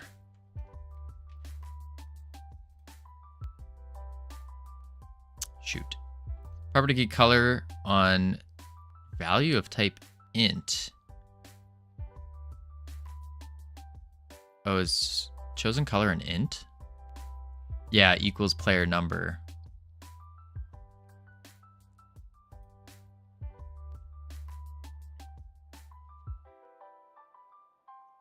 Chosen color. What is the player's chosen color?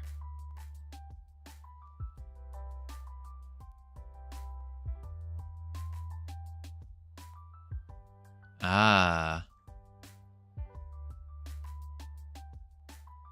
So it should be player dot new mat dot albedo color.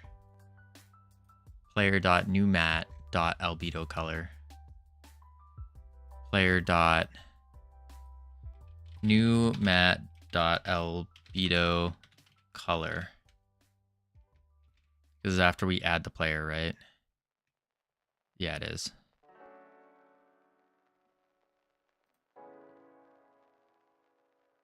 No.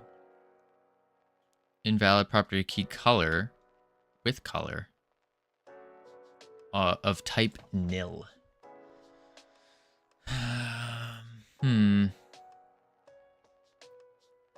Type nil. So we have the player color.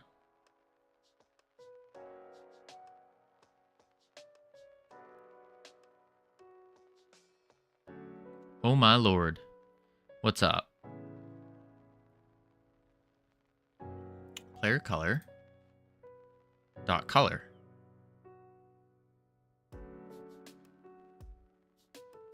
Yeah, so what's wrong with that?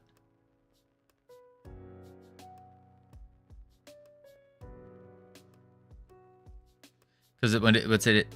Wait, no, even when it instantiates, it should be fine. What's player.color.color? Player color.color should be this color here, right? Because player color is the color rect. So maybe we have to declare as a color rect.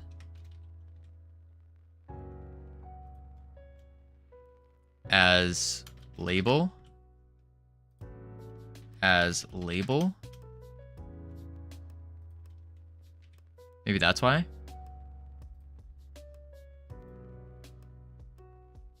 Oh.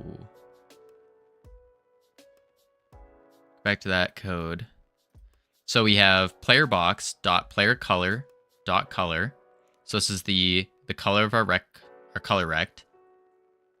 And then we're saying it's equal to our player's new material dot albedo color.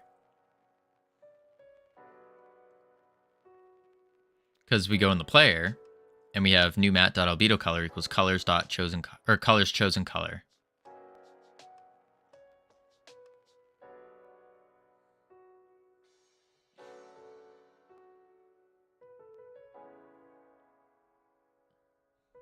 And we already added the child, so the ready should go off.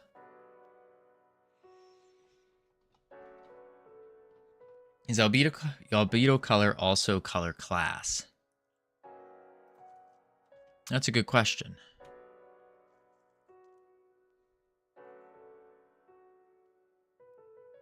Yes.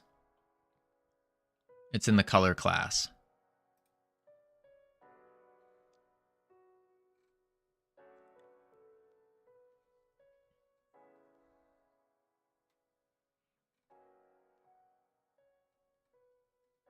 Those are the colors.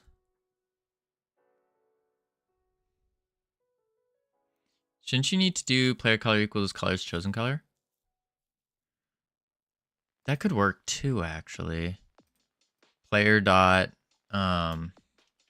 colors chosen color.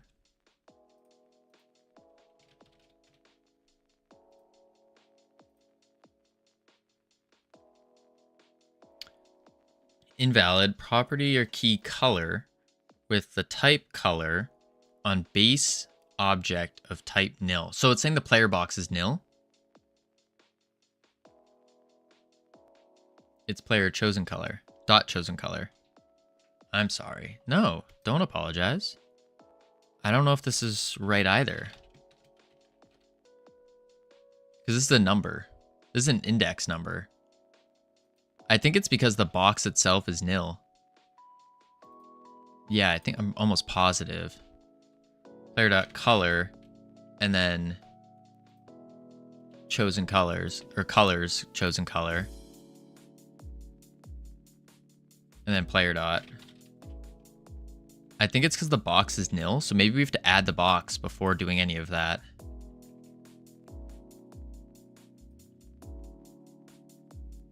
Oh, okay, we move to the next thing.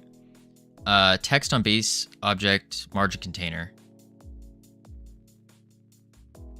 Okay, so it thinks GRB text is a margin container.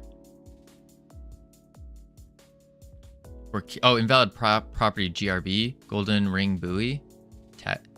Oh, it's TXT, not text. That's why. Yeah, it was because it was oh wait, sand dollars.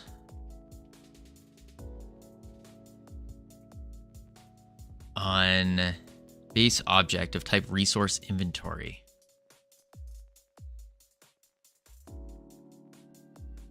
Oh, it's singular. There we go. It's because the margin container. Yeah, there we go. It's because the margin container was not added yet. So it didn't know to change its color. Yeah, because we're purple. We just moved. And we moved last. Red just moved first, so red's first. Blue moved second, green, and so forth.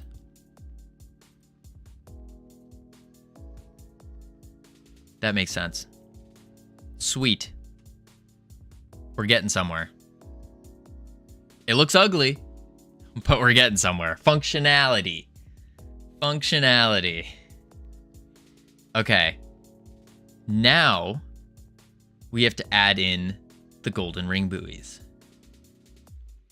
So to add the golden ring buoys, there's two different ways we can do this. It's more of a question of what is more fun? Do we make it so there is the golden ring buoys are placed on random spots every time the board's loaded in? Or do we put them in specified locations? I know I'm almost positive Mario Party has it in specified locations. Almost positive. Like 70% sure. So we could do specific locations.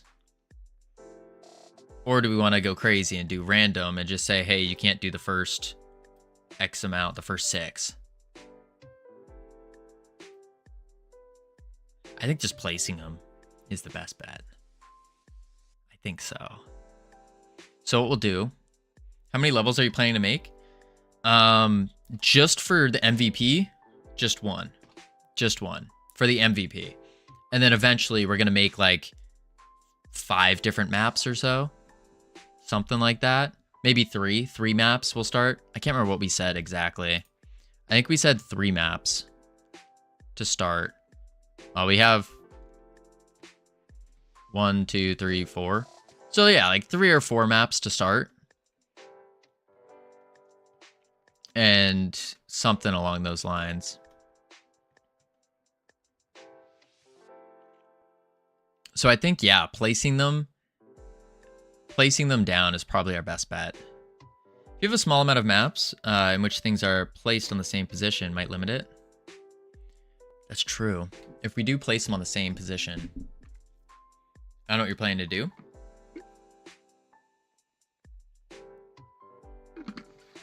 Well, the plan is, like, the grand... Are you asking, like, the grand plan? Grand plan would be something like, we do however many maps. We make, say, 3 maps, and then 5 mini games or so. And then you can just pick a random map. Are you going for replayability? Most certainly. Yeah. Yeah. Because it's think Mario Party. You've played Mario Party before, right?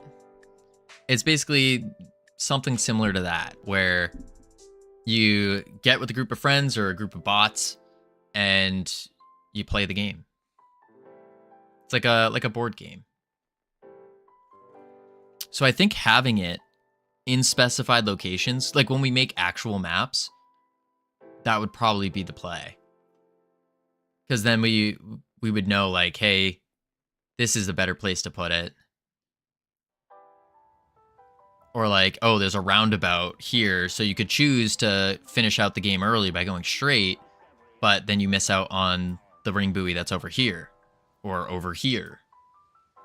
Something like that. If the maps are big, then exact position. Yeah, the maps will be pretty big. They will be big. I think they kind of have to be pretty big. So we'll add a node 3D. And we'll call this Golden Ring Buoys. And then what we do in it is we instantiate a golden ring buoy. Bloop. Oh, you're a big boy. Okay. You're very big.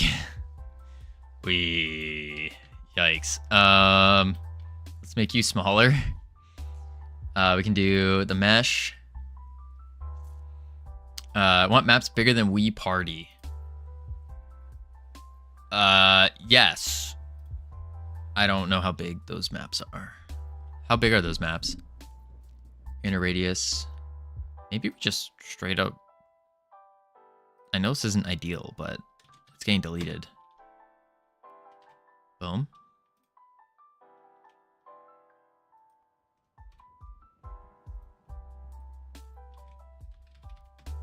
There we go.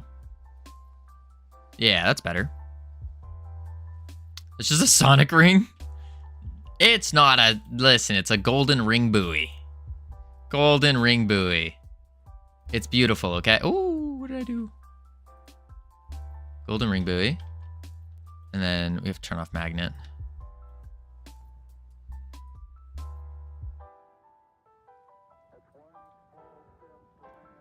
There we go. There's one.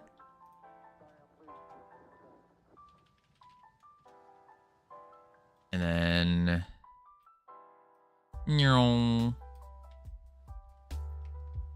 We'll say we'll have one at the end. No, we'll have one like right here.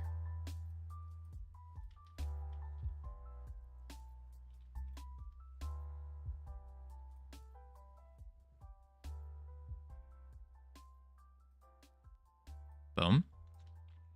Texture makes it look metal. You're right. It does. That was kind of the idea. It's like a metal ring. But listen, they're temporary pictures. That's all. We'll have maybe like one more. We'll put the next one like right here. Oh, problem. We need to say, because right now, if the player just goes through it, they get it. So we just need to say, if body dot rolls, is it? Where is it? Steps. Body dot steps is equal to 0. Whoops. Is equal to 0. Then we do it. That's the only time when. Do not throw a hunk of metal at me as I'm drowning. It just speeds up the process. No biggie.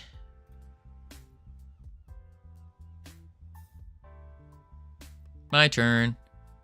Oh, wow. I rolled a 1. My turn. Dang it. My turn. Oh, I didn't get it.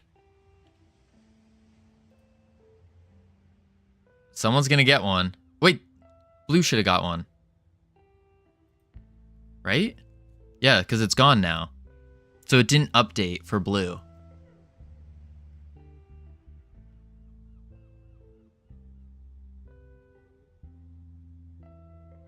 Okay. It didn't update for blue. That's because the golden ring buoy didn't add it. Oh, no, it did. Golden ring buoy +1. But the UI did not update. So we need to update the UI. Which would be the player box, probably. And what we can say with the player box is as simple as var player, like that. When we add in the player, we can just say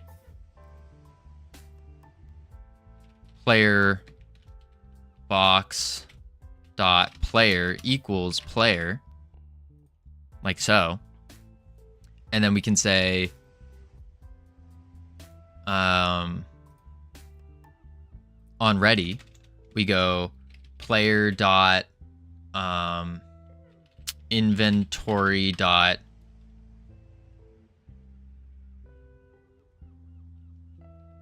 on, shoot, what was it called? GRB changed.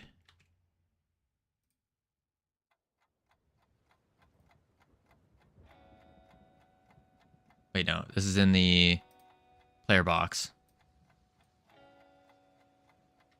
On GRB changed dot connect, and then we can say func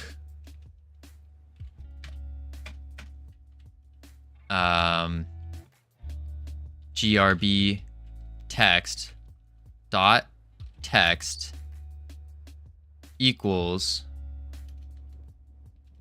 and then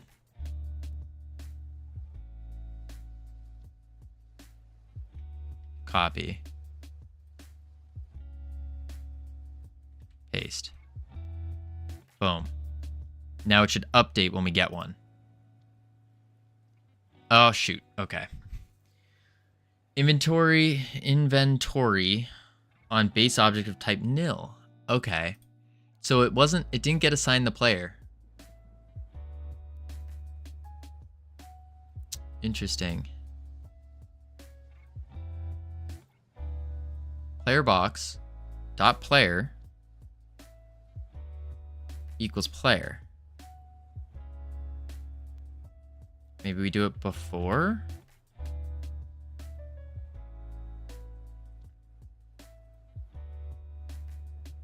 There we go. He just landed. Green just landed immediately, but he didn't get it.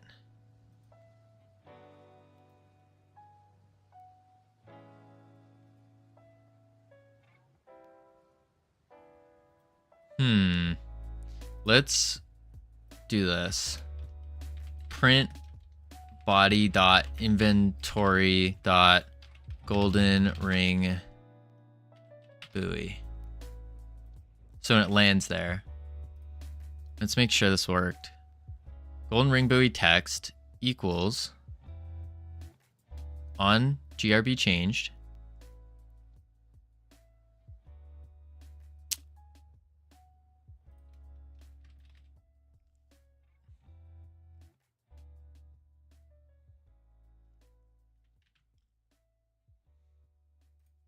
Go to our errors. Yep, called with one argument, that's why. Let's try it. Ah! It worked! Look! He got one! He got one! Okay. Okay. We now have a game. We have a game. We did it, boys. We have a game. We just need to say when the turns are 0, then we end the game. And then we have like an official game loop. Official loop. And it would just be whoever has the most golden ring buoys. Okay.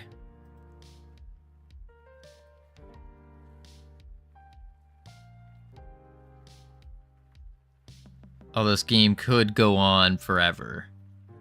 Well, no, it can't, because Green is kicking butt. He's got 2. Okay. Let's get an end going. Just set the end now, which is let's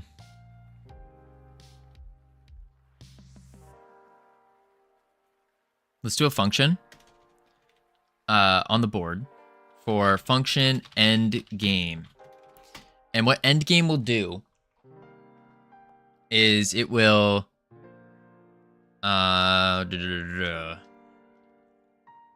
it will take the player inventories, right?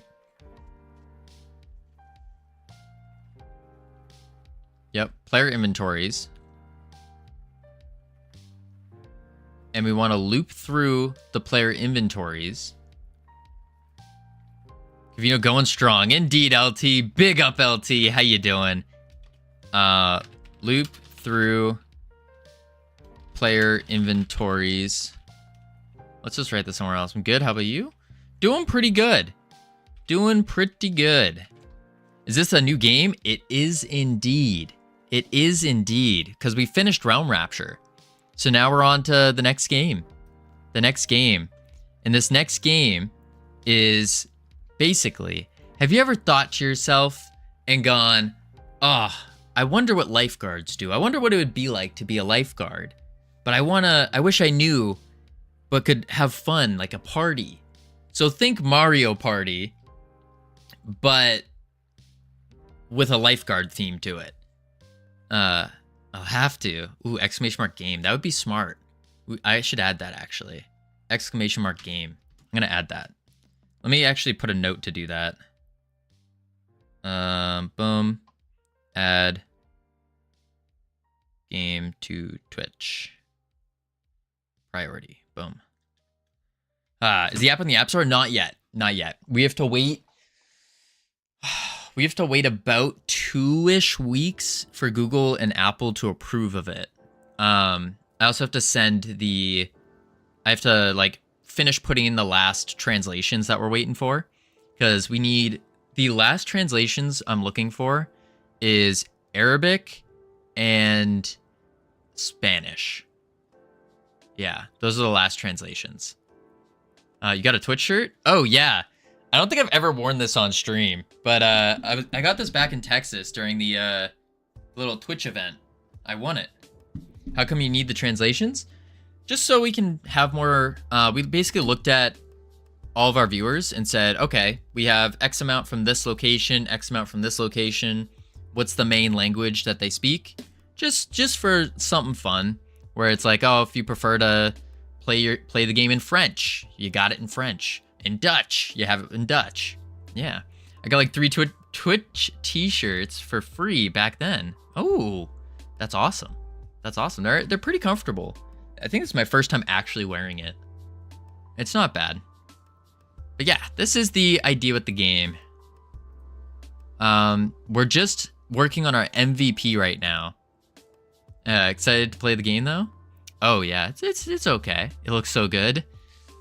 I don't know. It's weird. We're gonna have a launch party for it, for sure. But what's the concept of the new game? It's Mario Party, but lifeguard themed. This is it. This is the MVP. So this is the minimum viable product. We're just trying to make it look really ugly and just work on the functionality. You fully finished a game and released it, and that is a massive achievement. Not many get to release. Lifeguard Party. That's pretty good. I don't know. It doesn't feel... That's the thing. It doesn't feel like... I didn't feel anything finishing Realm Rapture. And maybe I will feel something when the game is like actually on the store. But I don't... Doesn't feel that. I don't know. I'm not feeling anything. Working title subject to change? Yeah. I have a couple titled ideas in mind. I just want to play with them first. When people start to play it, you will? Maybe. Yeah, maybe. Lifeguard Rapture? No, we're not doing that. No, no, no.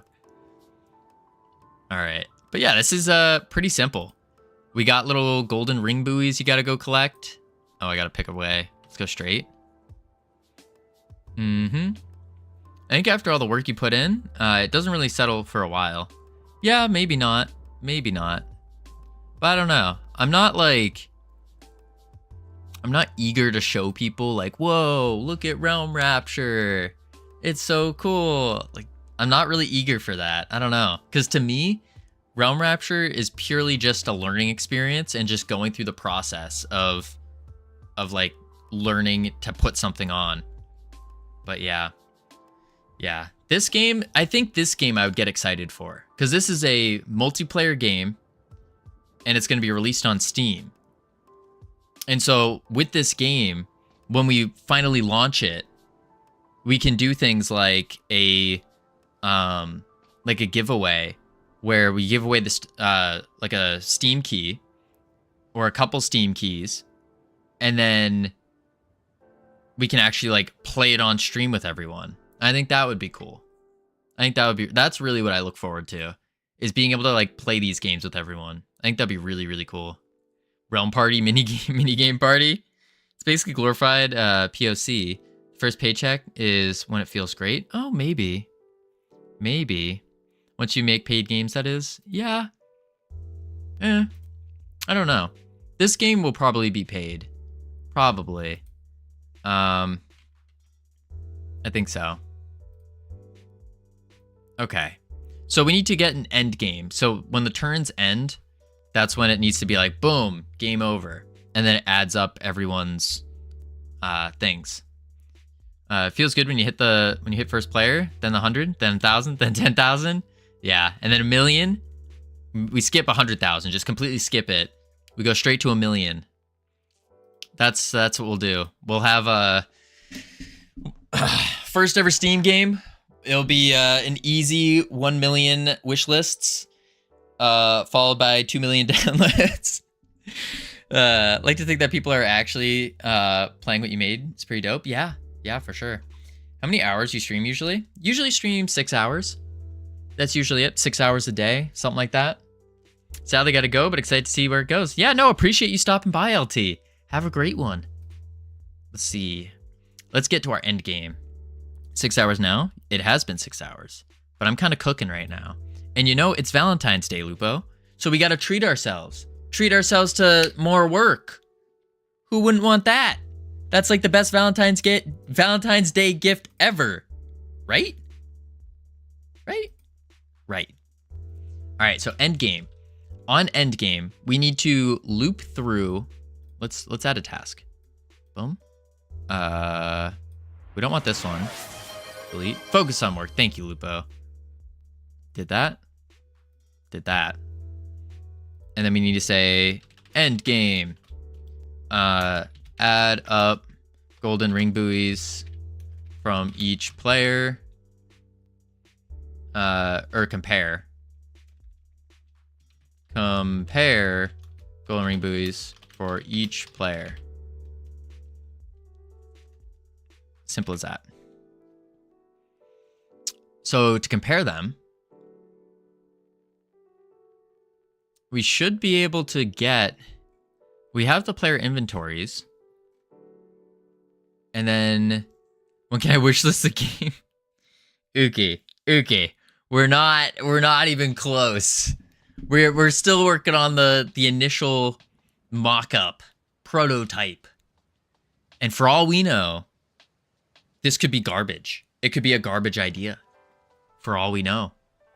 And then we just do a different thing. We never know.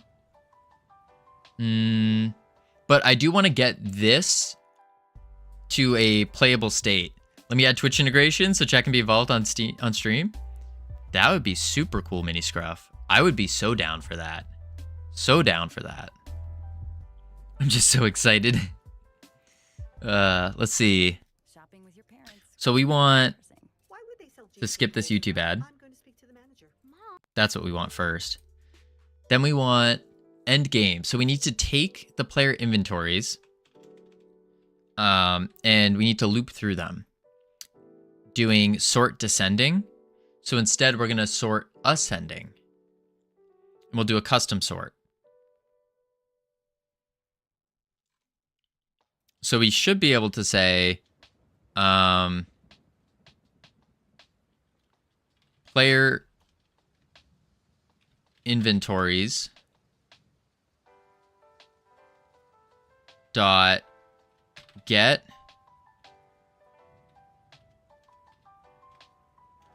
or get golden, I think it's all golden ring buoys. I think that's on the inventory. Golden ring buoy, singular. Golden ring buoy. I love games that get affected by Twitch chat. They're definitely fun. Ooh, can't get on an array of inventories.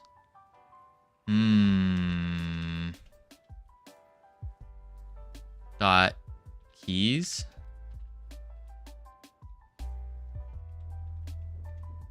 Player inventories, and then we say golden ring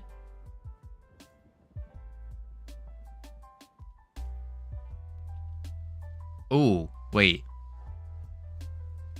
For GRB in inventories,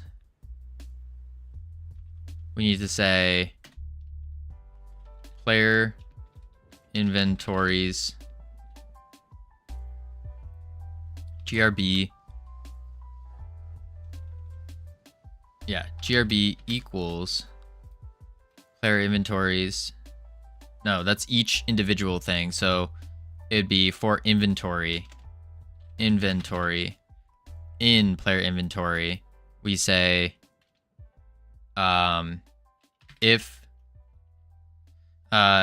you're curious, I helped another streamer build their Godot chatbot stuff. Oh, did you, Mini Scruff? That's phenomenal. I do have plans. That we're working on currently. Once we get those up and running, then most certainly I will be happy to take some help. Most certainly. But I think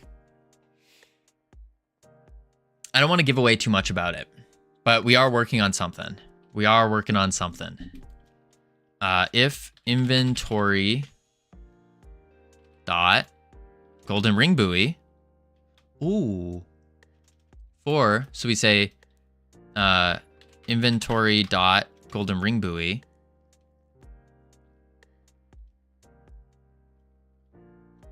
And maybe we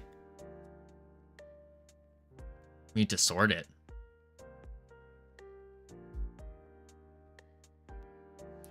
So we can say var final count as an array equals blank, and then we can do final count dot append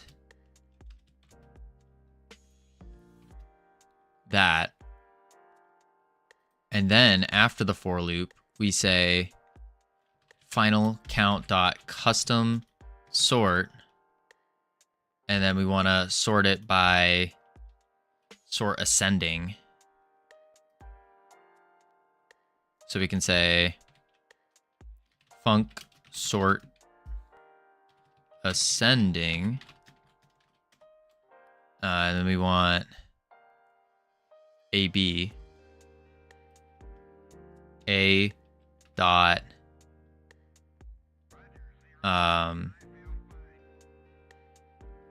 golden ring buoy.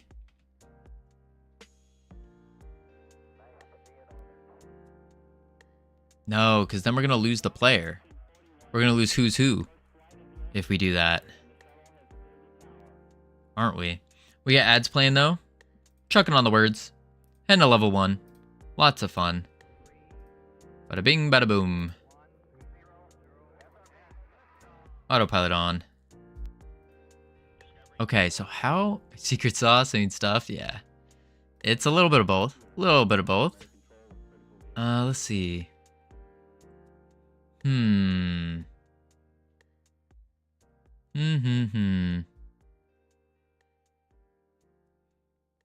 trying to think of how...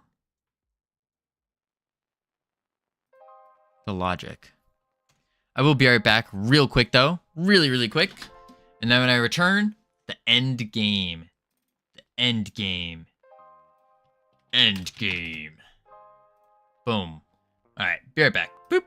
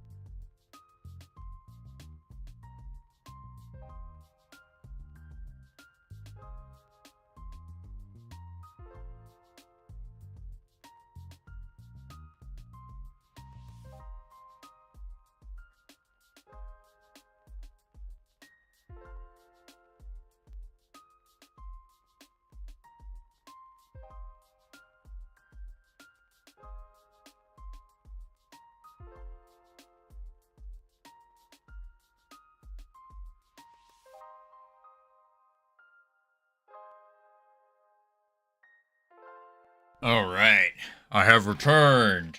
Welcome back from ads, everyone. All right, let's pop this webcam back on. Boom. And then let me turn off autopilot as well. Boop, boop, beep, bop, bam. Okie doke.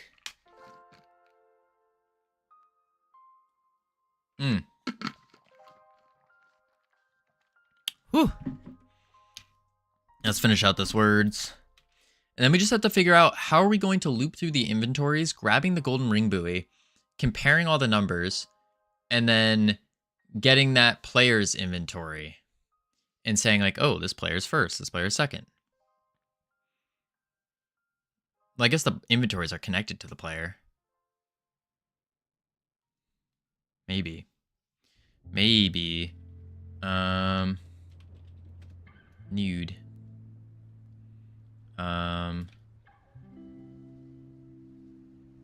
Node.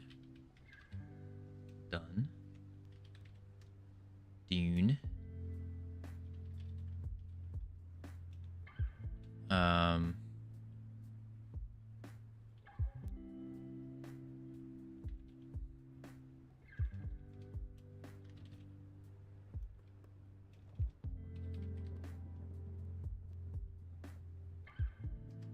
Where we got found.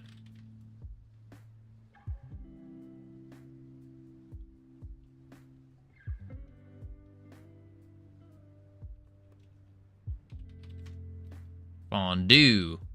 Fondue.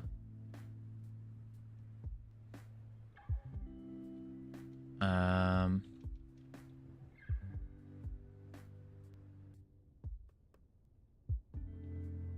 oh, I got another word. Oh, well. Not bad, not bad. All right, let's get this off. Get it out of here.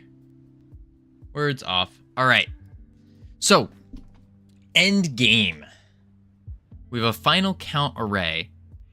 And what we're saying is for inventory, in the player inventory, we're going to append the inventory.golden buoy. But the problem is that sure, we now have an array of the golden buoy numbers. But how do we know whose is whose?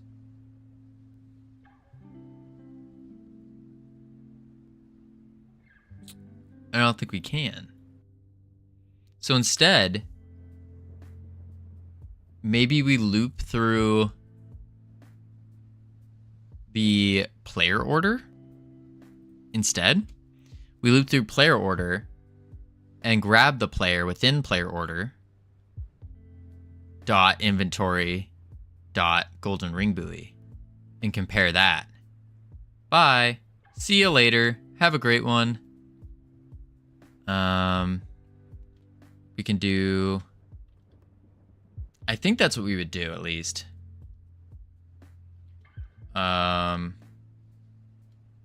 Maybe player turn order, and then we can say for player in, I guess, for character in player turn order, because I don't think I could say player. Player's already a different thing, isn't it? Oh, no it isn't. Never mind. We can use that, reuse it. For player in player turn order, we then say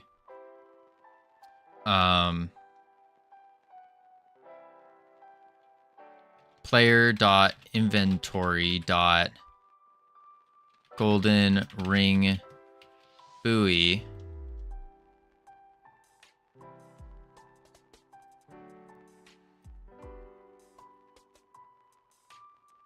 we need to compare that,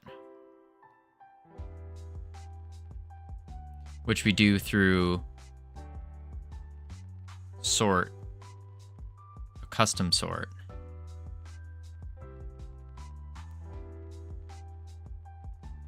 Oh, wait a sec.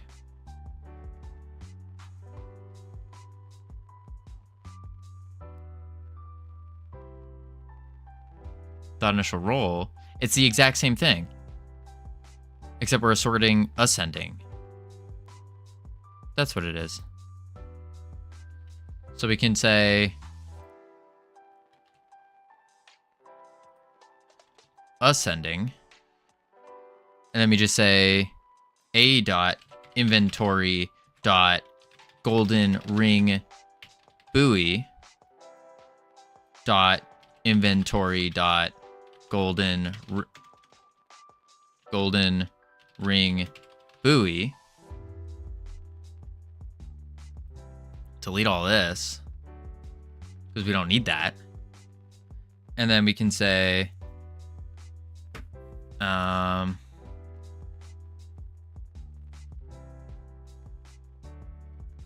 yeah, player turn order, player turn order dot custom sort ascending.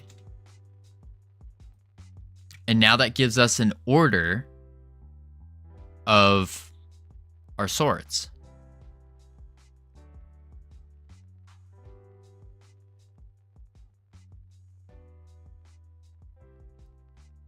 Yeah. Yeah. And now we can just print that off. So we want to print print raw, print rich, print stack, verbose, key print, that's hint. I wonder if there's a... No. We can just say print tab. Final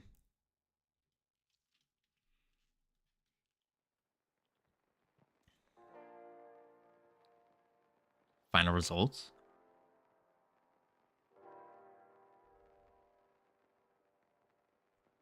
Well, it's resorting the player turn order, isn't it?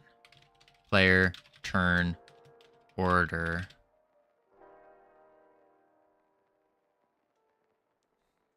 Dot. All? No. Dot key? No. Let's try this. And then we say here, next player, we can just say if game turn is 0, then end game turn. All right, let's see if it worked. Whew.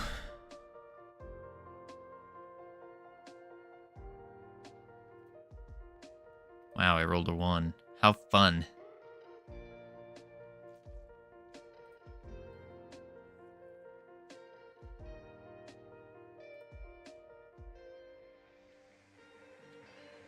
Going after this ring.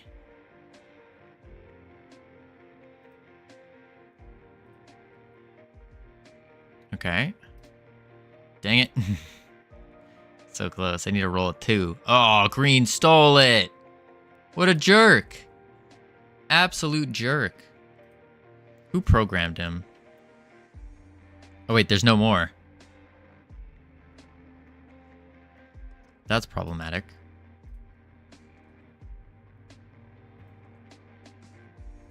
All right, we just have to get through the turns then.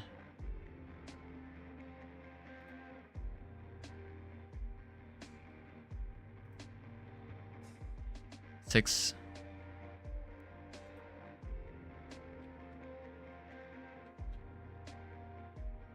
All right. 5. 4.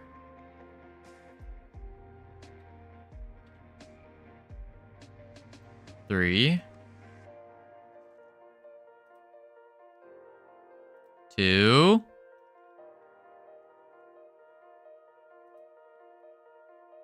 1.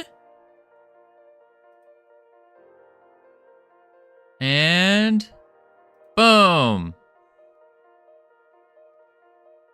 Okay, it prints the characters. I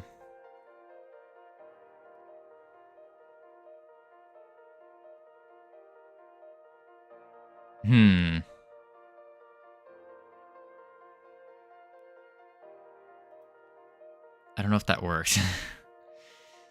Because it's printing the player turn order again.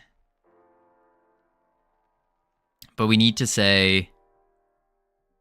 We need to print this into something more legible.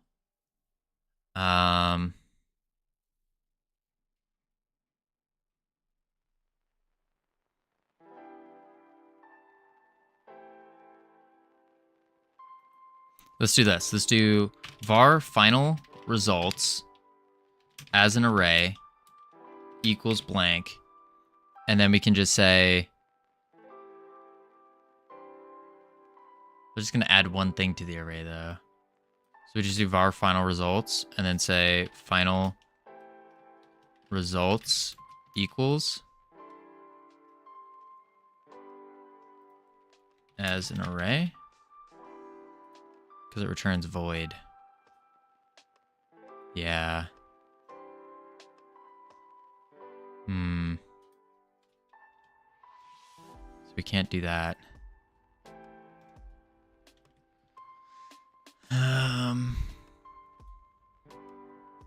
Oh, I know what to do. We could say for player in player turn order, and then we print player dot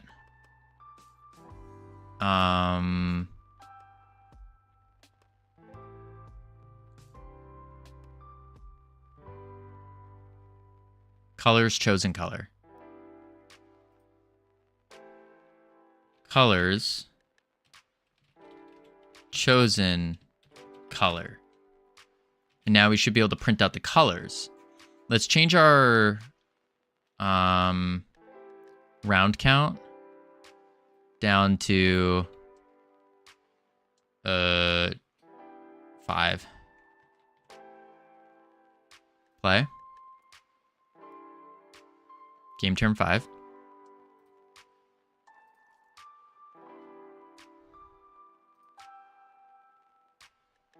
Oh, I got one.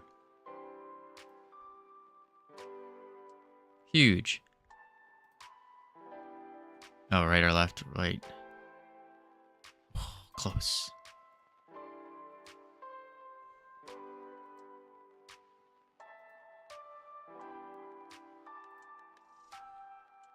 Oh, I just got a 1.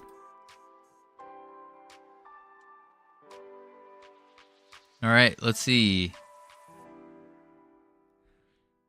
It printed it not the way we wanted. All right, so it printed a 0, 1, 0, 1. What is that? Red, was it RGB? Red, green, blue? So it means it printed a green first. Yep, green first. Followed by our weird purple. Okay, so it did work. It did work. Sweet.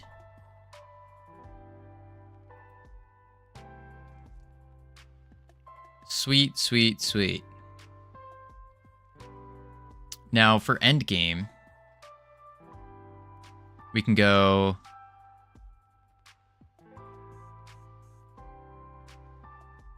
endgame. Let's give players a name. To give player a name, we'd have to do player.name, but we'd have to give it a random, an assigned one.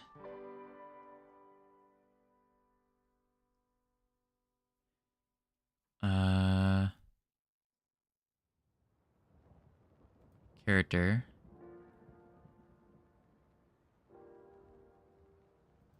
Character names. What is character names? Export char name. We don't even say char name equals name. Good night, Covino in chat. Good night, North Pole. Sleep well. Hope your Valentine's Day was great. And thank you for being here. Probably gonna have to end pretty soon too, unfortunately. Let's see if we can get some more stuff going. A little bit more. Alright, and then... We want to say...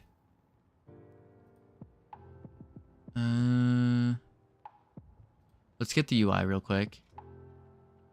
User interface, 2D. Want to go to our HBox. And we need to set its X. Constant separation. Set this down to 35. Save. Play. There we go. That's better. And now I can see.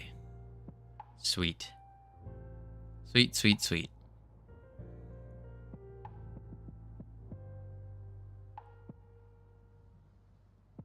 And then we need to do the logic for getting a coin. For getting a coin. So basically,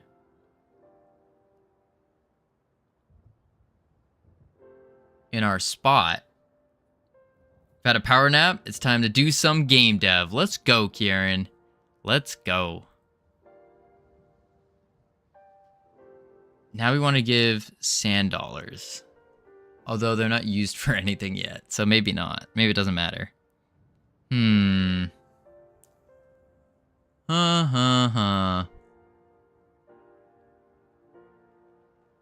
to think of how we got the end game working.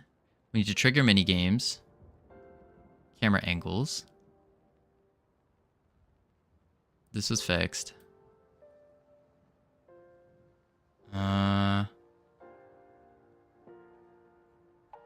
Maybe it needs to be in the spots. Yeah, I think the spots, because every spot is going to be given something. It's like for our last spot. But how do we say... And the reason we want to assign it to the spot, instead of just like when the player lands, they just immediately get points, is because some spots will have, eventually, we'll have some spots that minus points, or some spots that might multiply, that kind of stuff. So we need to figure out a way to make our spot give the player it lands on stuff.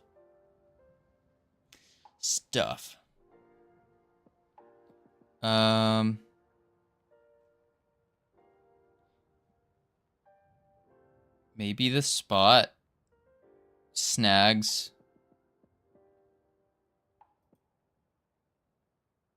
maybe the spot has an area on it. As weird as that sounds. I think maybe the spot has an area and it just compares and says, hey, if your steps are 0, now you get this. I think that might be the play.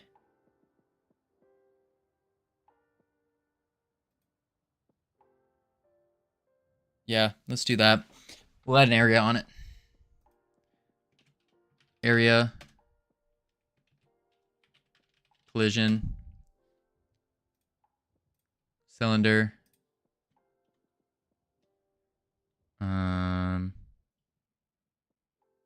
I could stay like that, honestly. That's fine. And then we just say save area node body entered connect, and then we say here if body dot steps is equal to 0, then body dot inventory dot sand dollar plus equals 1, 10, 5, 10. Boom. And then what we could do is we could make it random later on. Yeah, we'll see.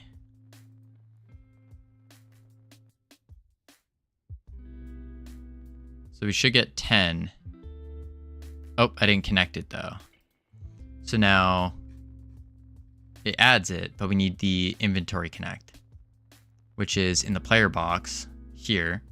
And we say, player, that's okater, not that.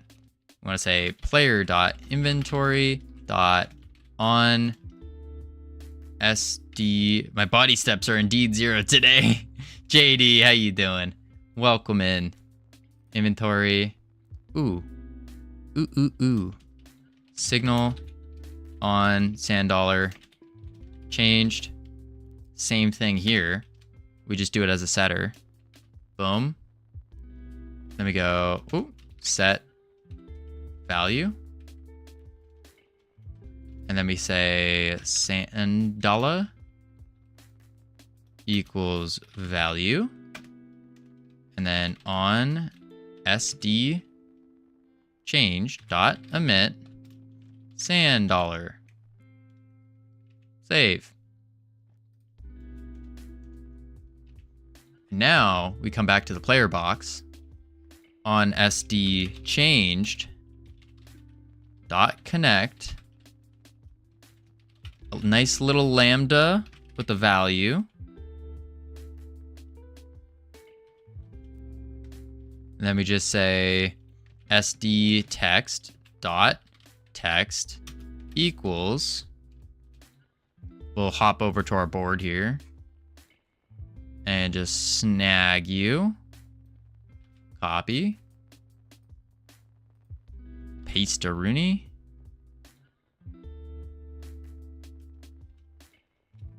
Close. Delete the process. We don't need that. Save. And here we are. Now we should be getting sand dollars now. Every time we land. There we go. Immediately, red gets 10. You're not red. Wait a second. Why do you have 20? Why do you have 10? 10? Oh. Inventories didn't clear out. That's why. It's saving them. And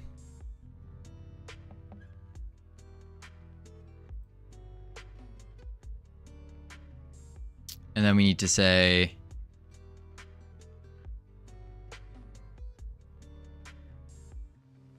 hold a minute. It's not updating. Wait, no, it went up 10. 10. 20. Oh, because this one's giving it them. That's why. They're all starting with 10. And then end turn. That's why. So they're all starting with 10 because the initial start zone is just giving them 10 because they have 0 steps left. So all we have to do is sand dollars minus 10. Which, not ideal. Not ideal. But for an MVP, it at least solves the problem. There. They're all at 0. It looks like red is first, which must be us. There we go. Oh, we're purple. Sorry, we're purple is first. That's weird. Okay. End turn. Purple, green, red, blue. I want to add these in order. I think that would be more useful. End turn. There we go. Nice. Nice, nice. We have a game loop. We have a game loop. Is it a good one? Absolutely not. But we have a game loop. Whew. Current player equals player order, player turn. So I want to see, where did we add these boxes? Honestly, maybe we should do it after we set player turn order.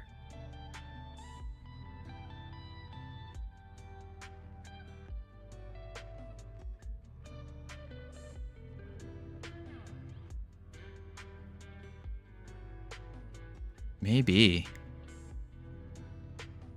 And then for player in player turn order.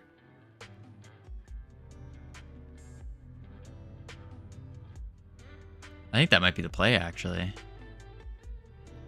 So we snag this.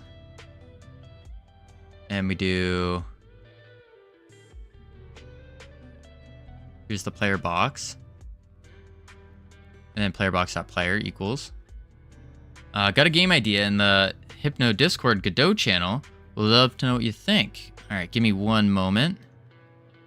I have an idea that might be crazy. But we're gonna do this. Paste it. And then space. And then say... for player in player turn order, we instantiate a box, set the player to player, add child to the container, and then set the strings. And I think that would work. All right, let me check the Discord. Let's also hit play here. I don't think it worked.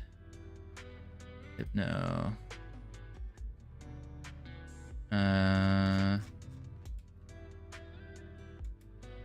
Idea for Game Jam game.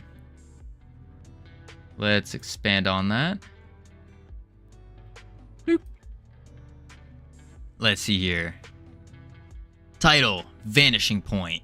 Genre, Metroidvania puzzle platformer. Core theme, Eraser, Hidden Truths, and Perception.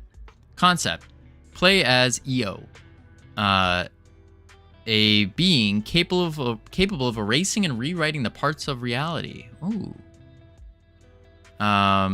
You wield Eraser Gauntlet, which lets you erase objects from existence. I'm assuming that's what it says.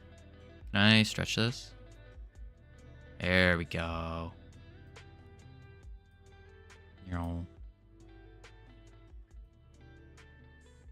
Whoa.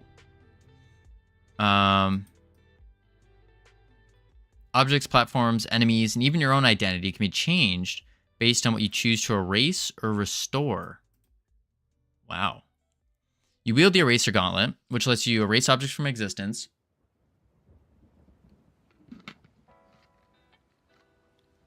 However, erased objects are not gone. They reveal hidden versions of reality beneath them.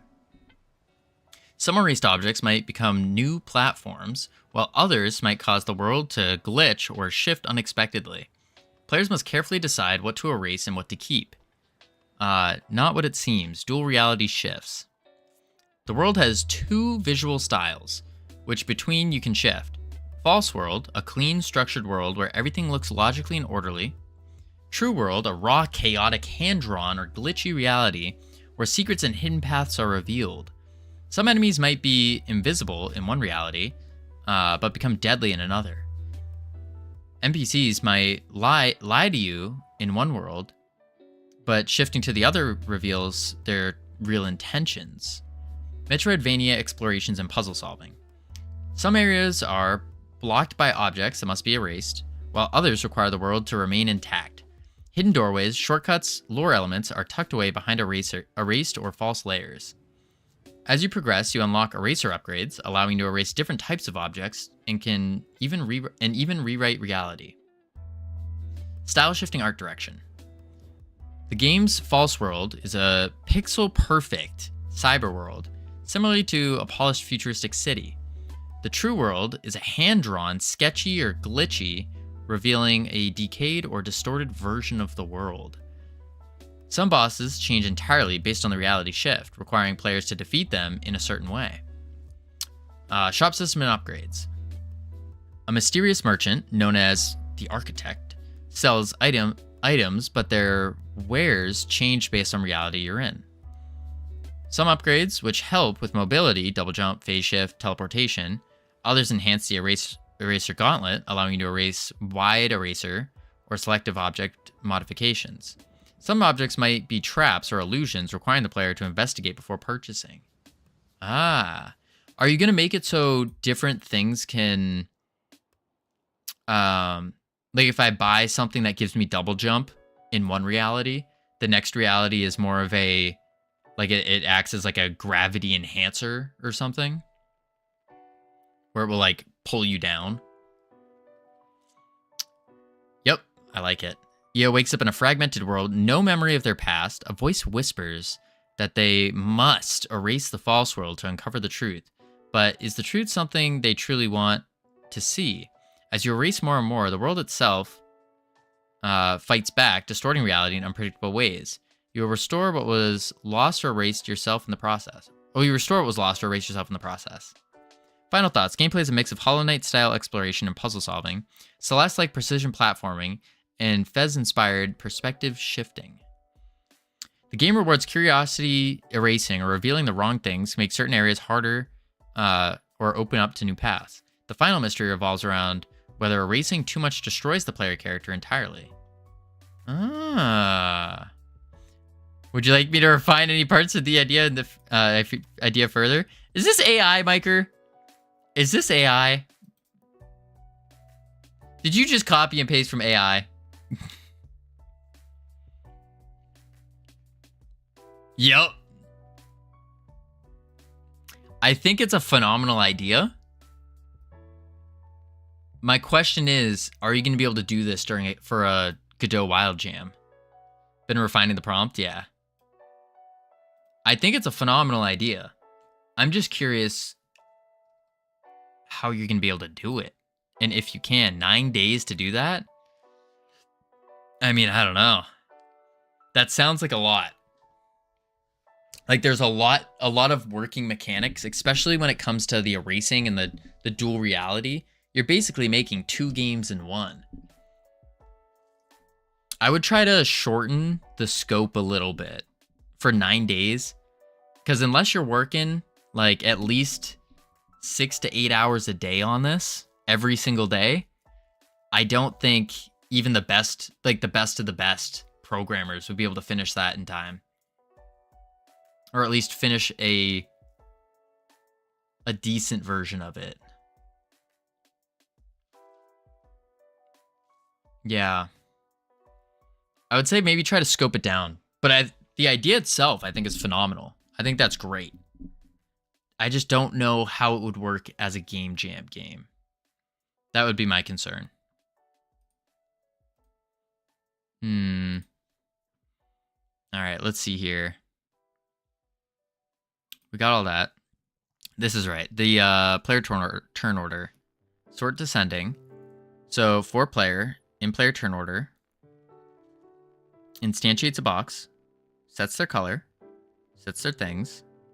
So it should go in the player turn order, shouldn't it? Green, purple, red. Green, purple, red, blue. There we go. There we go. Beautiful. Beautiful. I like the development of it. Was for a jam, but might expand as a project, being working for a Metroid idea. I think it's a phenomenal project idea. Phenomenal. I think it'd be a really cool and unique game to make and like finalize, like it's a big project. But that's the thing, is I think it's a big project. I think it might be too big for a 9-day game jam. But otherwise, I think it's phenomenal. I like it. It is gonna require a lot of art. Now I'm thinking about it. Like a lot of artistic talent, because you have to get pixel perfect, and then you also have to get the hand drawn, but the hand drawn has to be like in such a way where it looks good still, but looks bad.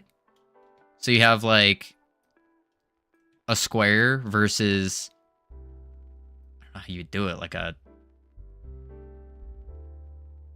square. Maybe a shader applied to the art. Yeah, that would be the easy way to do it. Yeah. And all it does is the shader would probably like distort the pixels and like pull them randomly. That could work. But you have to get so you just have to get the pixel perfect, and then a shader would screw it up. Or add some, and then you could even just do another color distortion as well over that. Yeah. So you could have one colored, one black and white, even, if you want to get super simple with it. Do a base shader for a GJ prototype. Yeah. Yeah. A version of CRT shader to it. Maybe monochrome the color. Yeah.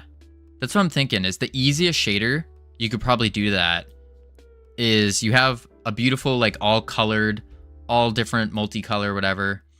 And then the other reality, the distorted reality, would be like black and white, basically, just monochrome.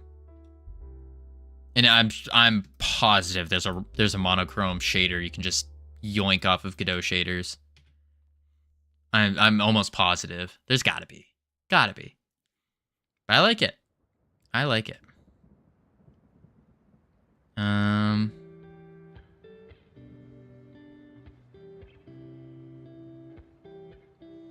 Saying the docs, the style is adjusted for prototype to be advanced once MVP is done.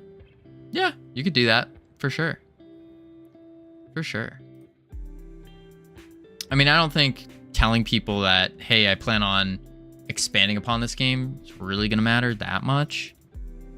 I don't at least from the scoring perspective, I don't see it meaning anything. But, okay. What is the next thing we need to do? Do we add the shop now?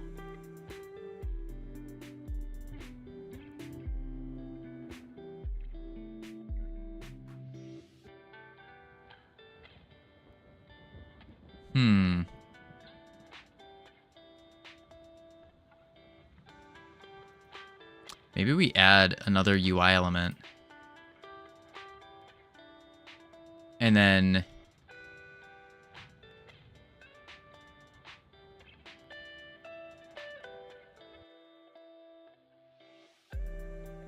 yeah.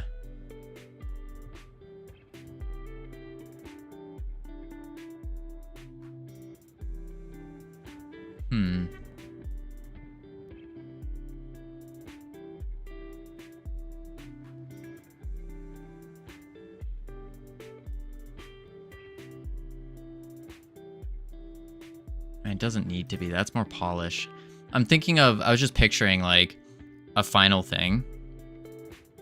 I think what I need to do is... where is it? Where's the your turn? Player turn. Current player, player turn. Player turn. 2D. Boom. Hide. Player. Where is it? Player turn. Bot turn. Bot move. We want... where's player... is it in the board? Oh, here it is. We'll do it for like 1.5 seconds. Yeah. 1.5 seconds. And then at end game, after we print them out, we can say...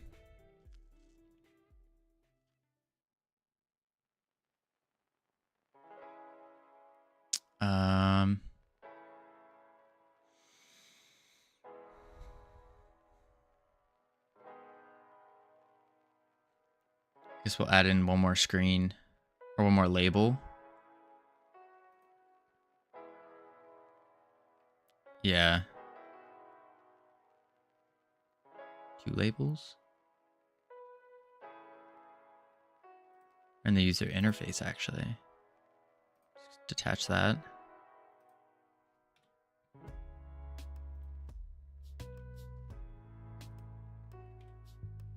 Delete that.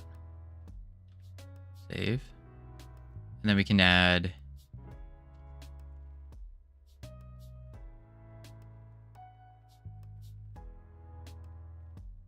I think we'll do that. We add a final label. So we can say rich text label. Want to center it. And then go BB code on. Bold. Wave. Venter? Center. Game over. And then we want to say layout.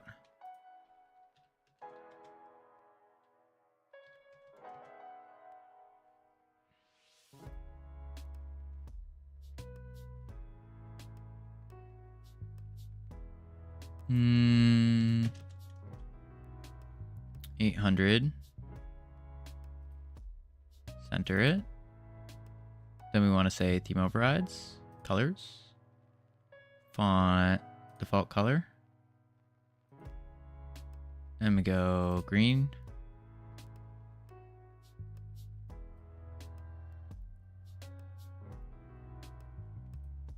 And then, where is it? Constants? Nope. Font size. Bold font size. 72. 84. Something like that. Reset the color. Let me do... Boom. Game over. And then... Actually, there should be a margin container. Margin. Container. Game over. Boom. Margin container. Center. There we go. And then we add a button. And the button needs to be smaller. So we need to do a H box.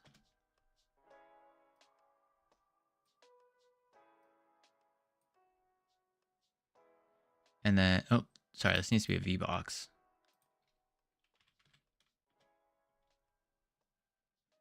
And then the button needs to say return to main menu with a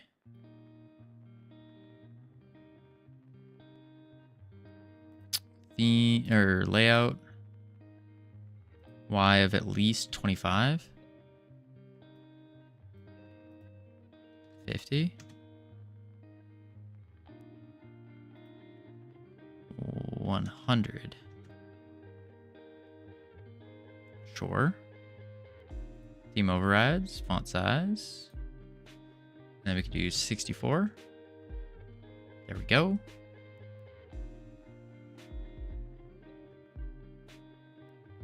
Looks good to me. And then we'll just add a quick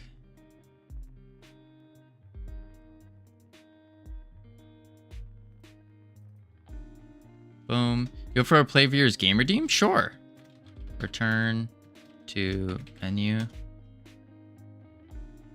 And then we just do pressed. I don't want to put it there though. That's too much. Game over.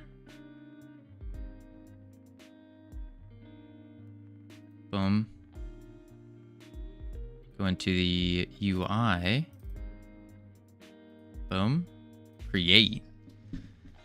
There we go. And now we can say delete all. Return on pressed. And then game over. Connect. Boom. And then we just do get tree dot change scene to file. And where is it? Menu. Copy path. Boom. Quotes. Quotes. Delete. Save. There we go. Flippin' quick. Oh boy. Oh boy. I have arrived. Hello, Max. Oh, hey, it's Captain Coder. It is indeed. How are you doing, Cap? Have you been having a good Valentine's Day? What is up? I was not following. That's awkward. Boom. So far, so good. That's good. Let's just go full screen. Flippin' quick. Are you a flippin' master? Wait a sec. I think I might have played this before.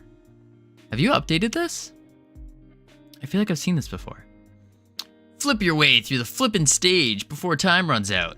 Kill flippin' skeletons to gain flippin' bonus time. Collect flippin' coins to spend flippin' upgrades. Watch out for flippin' spikes.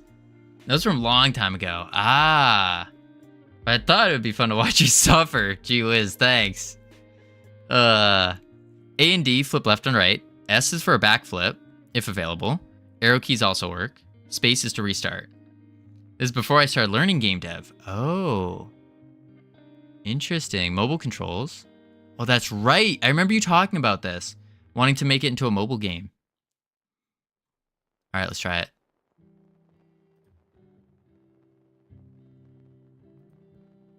Made in Unity. A game for TriJam 149. Game design and programming. Soundtrack, sound effects, 3D models. Let's flip and go.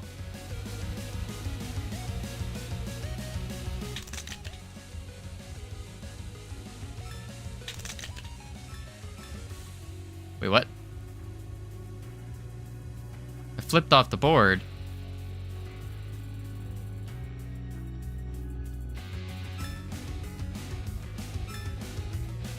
I should really read what I'm doing. Count at the timer top. Oh, shoot. I'm just going too slow. I see. Okay. We're going to want to go.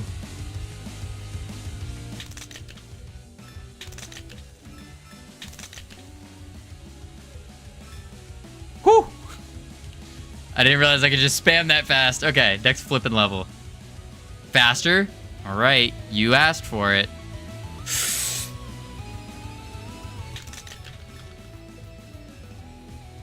Whew. Coins let you upgrade? Yeah. Upgrade button top right. Oh, flipping upgrades. Coins earned 9 out of 9. Max time. Raise that up.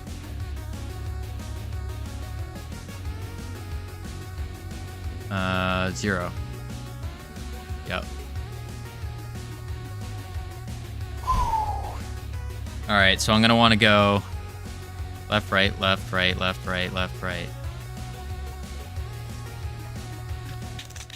Oh, I pressed it too fast.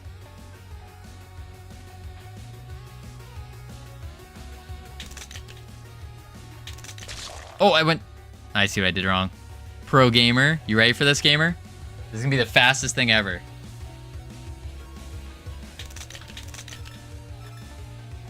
Woo! Flip, yeah. All right, let's see. Let's do that. Do a little skelly bonus. I don't use backflips yet. This is confusing, Covino. Is playing a game by the Captain Coder. Yes, indeed. We're flipping around.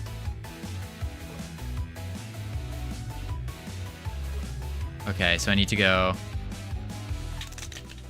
Oh, I double tapped. Oh. Wait.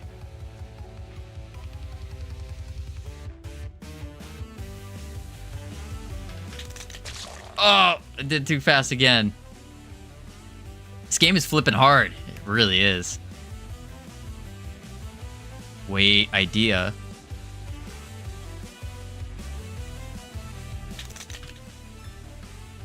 Oh, I accidentally hit right.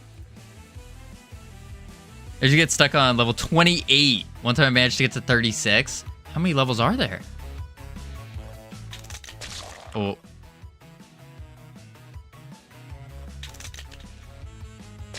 Ooh, yikes.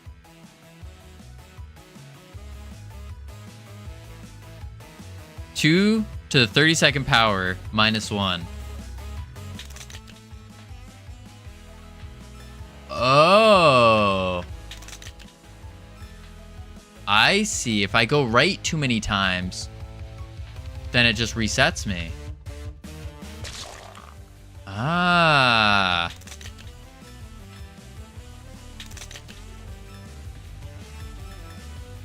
Whew. Next flipping level. More time. Skelly bonus. Whew. Okay, this one's harder.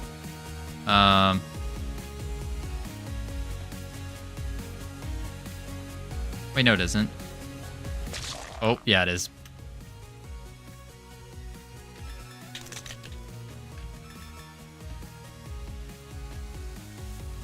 Woo!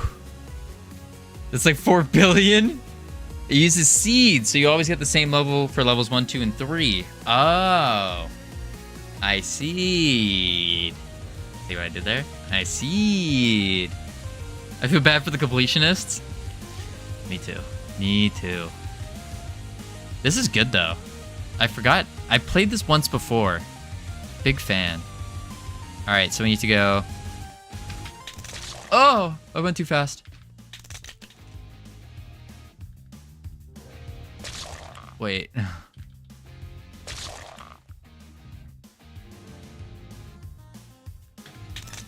Oh! Don't forget you can backflip. That's true. That's true. Oh, I backflipped into something. Woo! There we go. This is the highest game to money ratio I've ever played. Highest game? Oh yeah, you do get a lot of coins. It feels so good when you do good. Like, look. Oh. Like, look how fast you go. Like, I feel like I'm a samurai, like in like a samurai in like an anime or something. Just. Whew. Whew. Oh, I got no coins that time. Yikes. Oh, I went backwards. Nope.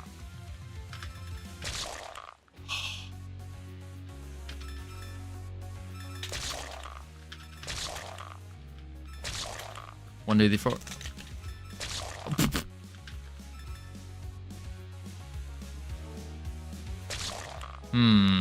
Oh, back. Oops. Oh, shoot.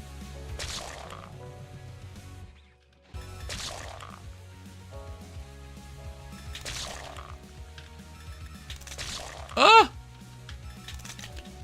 No, I keep pressing my backflip there.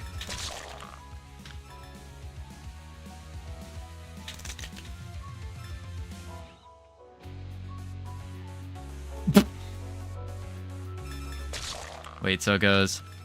Oh.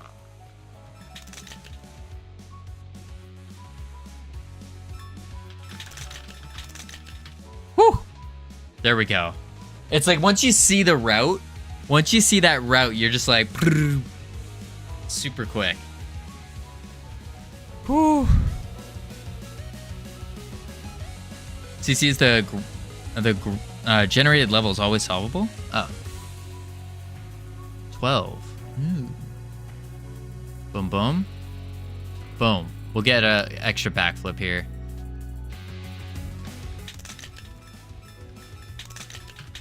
Ah. Nope.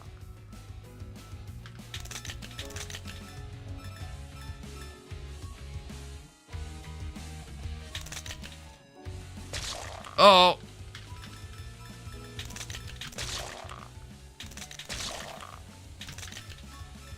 Wait, oh. No! When I get there. Wait. Oh. Left, right, right, right.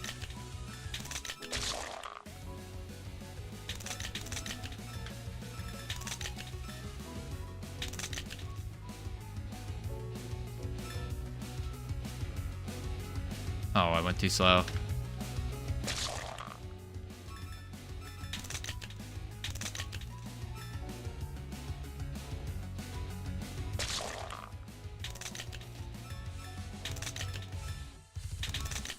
Oh!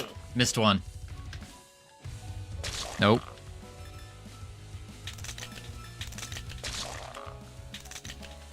Captain, have you ever seen someone actually get, like, every single coin slash, I guess you can't get every coin.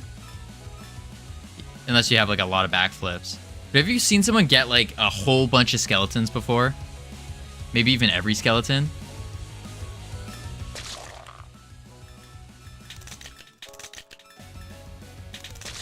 Shoot. I typically get every skeleton. Do you really? There's no way. There's no way. You get every skeleton. Skeletons give you time. Oh, I should start getting skeletons.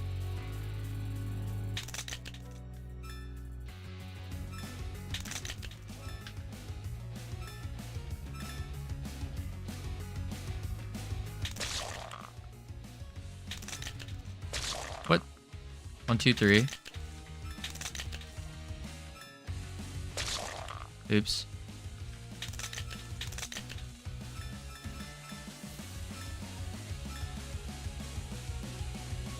Oh.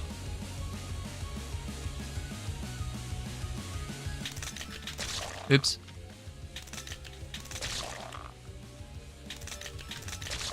Oops. Oops.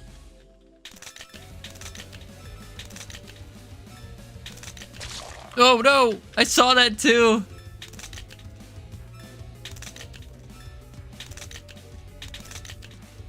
No!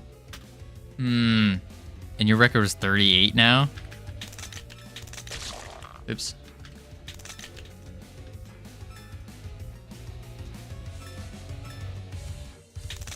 No!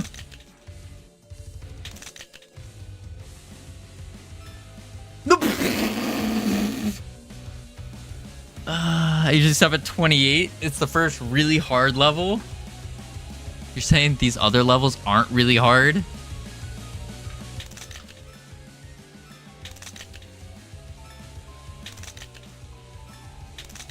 Am I just going, like, trying to go too fast? Is lacking skeletons, which makes it very challenging. Ah, you're going fast. Oh. Oh.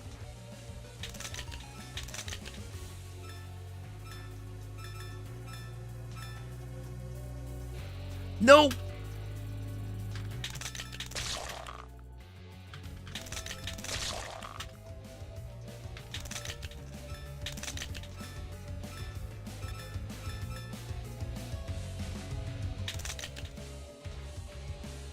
Oh, okay.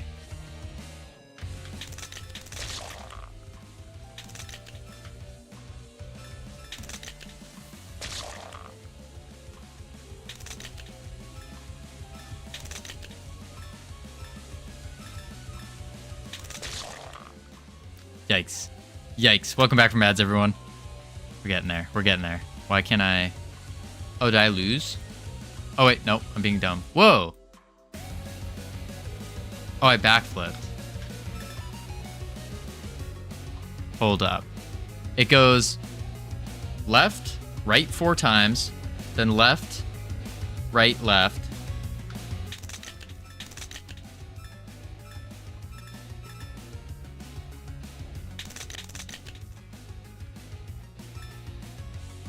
Okay. Oops.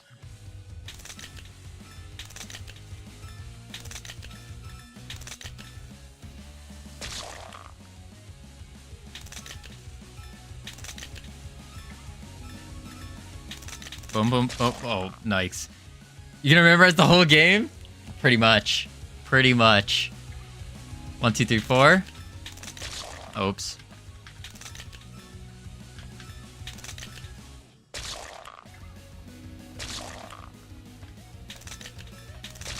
Oops. Ah!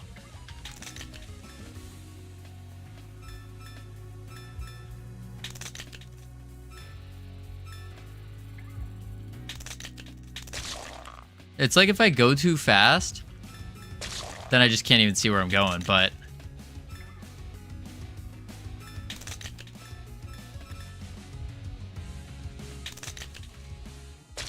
No, wait! I thought it was going the one above. Oops. 1, 2. Oops, I messed that up. That's fine.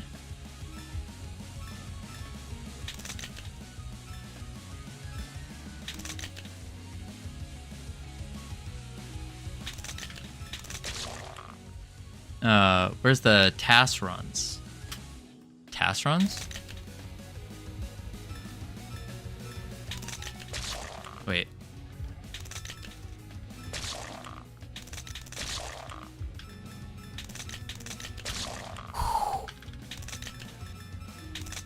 Wait. No! I'm trying to speed run.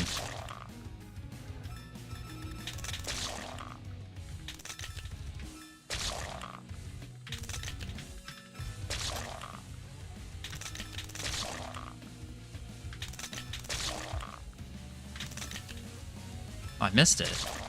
1, 2, 3, 4. 1, 2. 1, 2, 3, 4. 1, 2. Wait.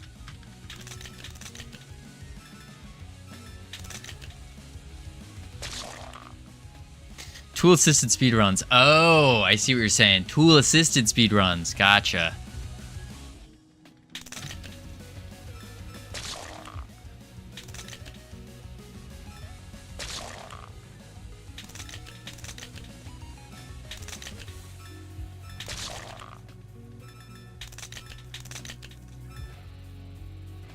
No, I went to go back.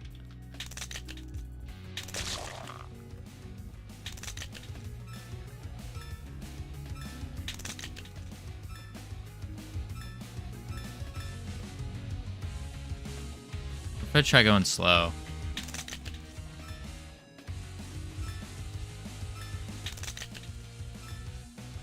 I missed that skeleton.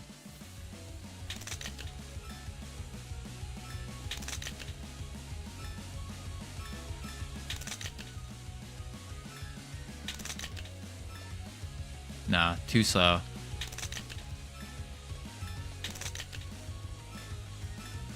Oops. No! 1, 2, 3, 4. Oh.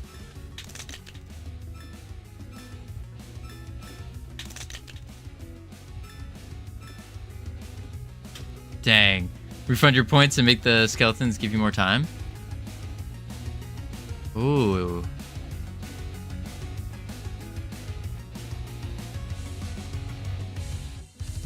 Each skeleton's giving me 2.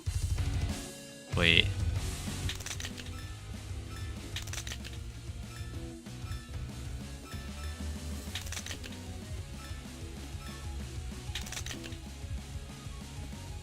Oh.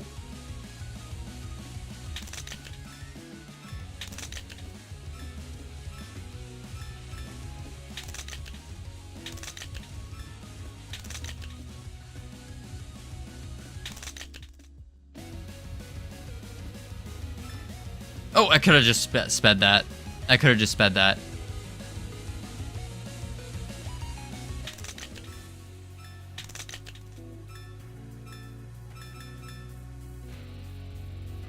Oh. 1, 2, 3. 1, 1. Boom, boom. Boom, boom, boom, boom, boom, boom, boom, boom, boom, boom, boom, boom. Boom, boom, boom, boom, boom, boom, boom. Shoot, boom, boom, boom. Oh. Alright, last try. Last try. Last try. We're going super speed. If we just press buttons fast enough. Oh!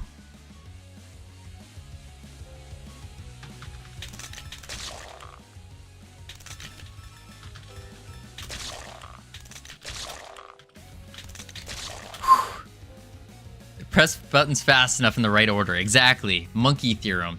If you slap your keyboard hard enough... Wait for it. I mean, monkey theorem. If you slap your keyboard hard enough and fast enough... Oh, I can't do it with my right hand.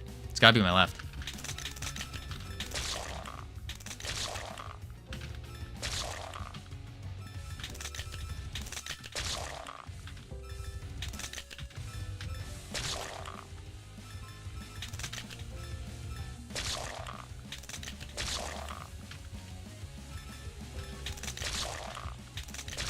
Okay. Last one. Last real one. Last real one. Last real one.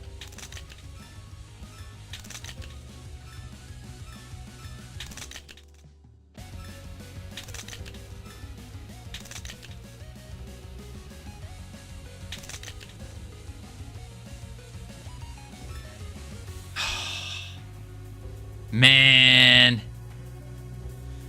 Oh. It's a good game. It's a good game, Captain. It's a good game. Whew. Thank you for having me play it. It's addictive. It really is. It's the big thing, though, is the visuals on it. The visuals, I think, is what really, really gets me for it. I like the visuals a lot. Game over. And then we go here. And then we just do end game print. And then we just say get game over. Right? Game over.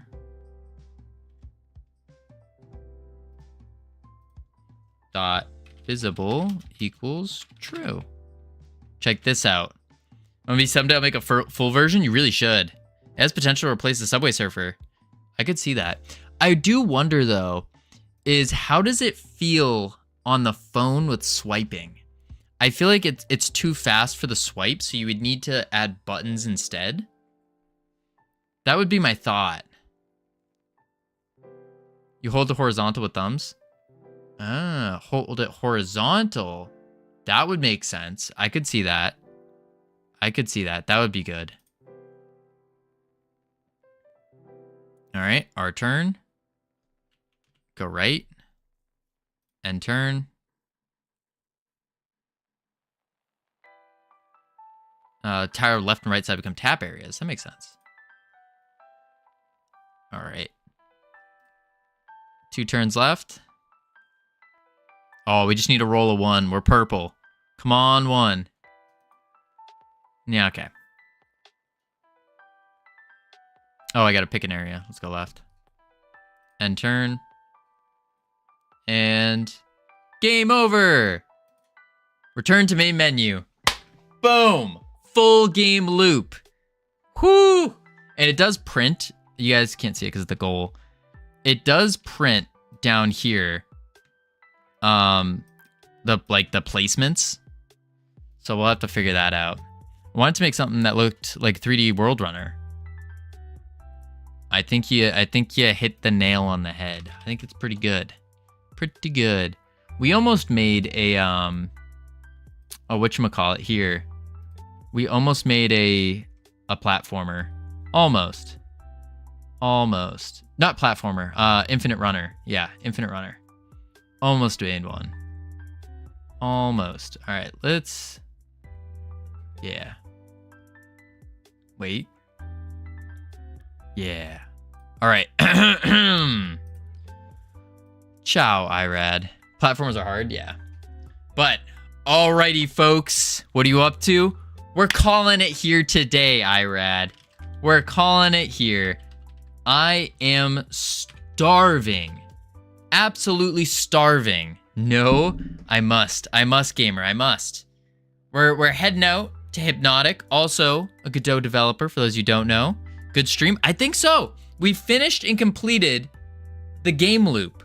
We finished and completed the game loop. So I appreciate all of you being here. Thank you all for your help. Have a great rest of your Valentines. I need to eat dinner because I am starving. Starving. But I'll catch you all tomorrow, bright and early, at whatever time I usually start. Catch you there. Boop. And then, boom, boom, boom. Welcome in. G'day, you good dunce. Yeehaw. How's things? Wait, 29. What up, IRAD? How's your game coming along there, Covino? Weak sauce, I can grab that. Wait, 29? Yep, 29. That is what the number says. We're missing some. All right, YouTube. You telling me that they didn't want to? I will catch you later.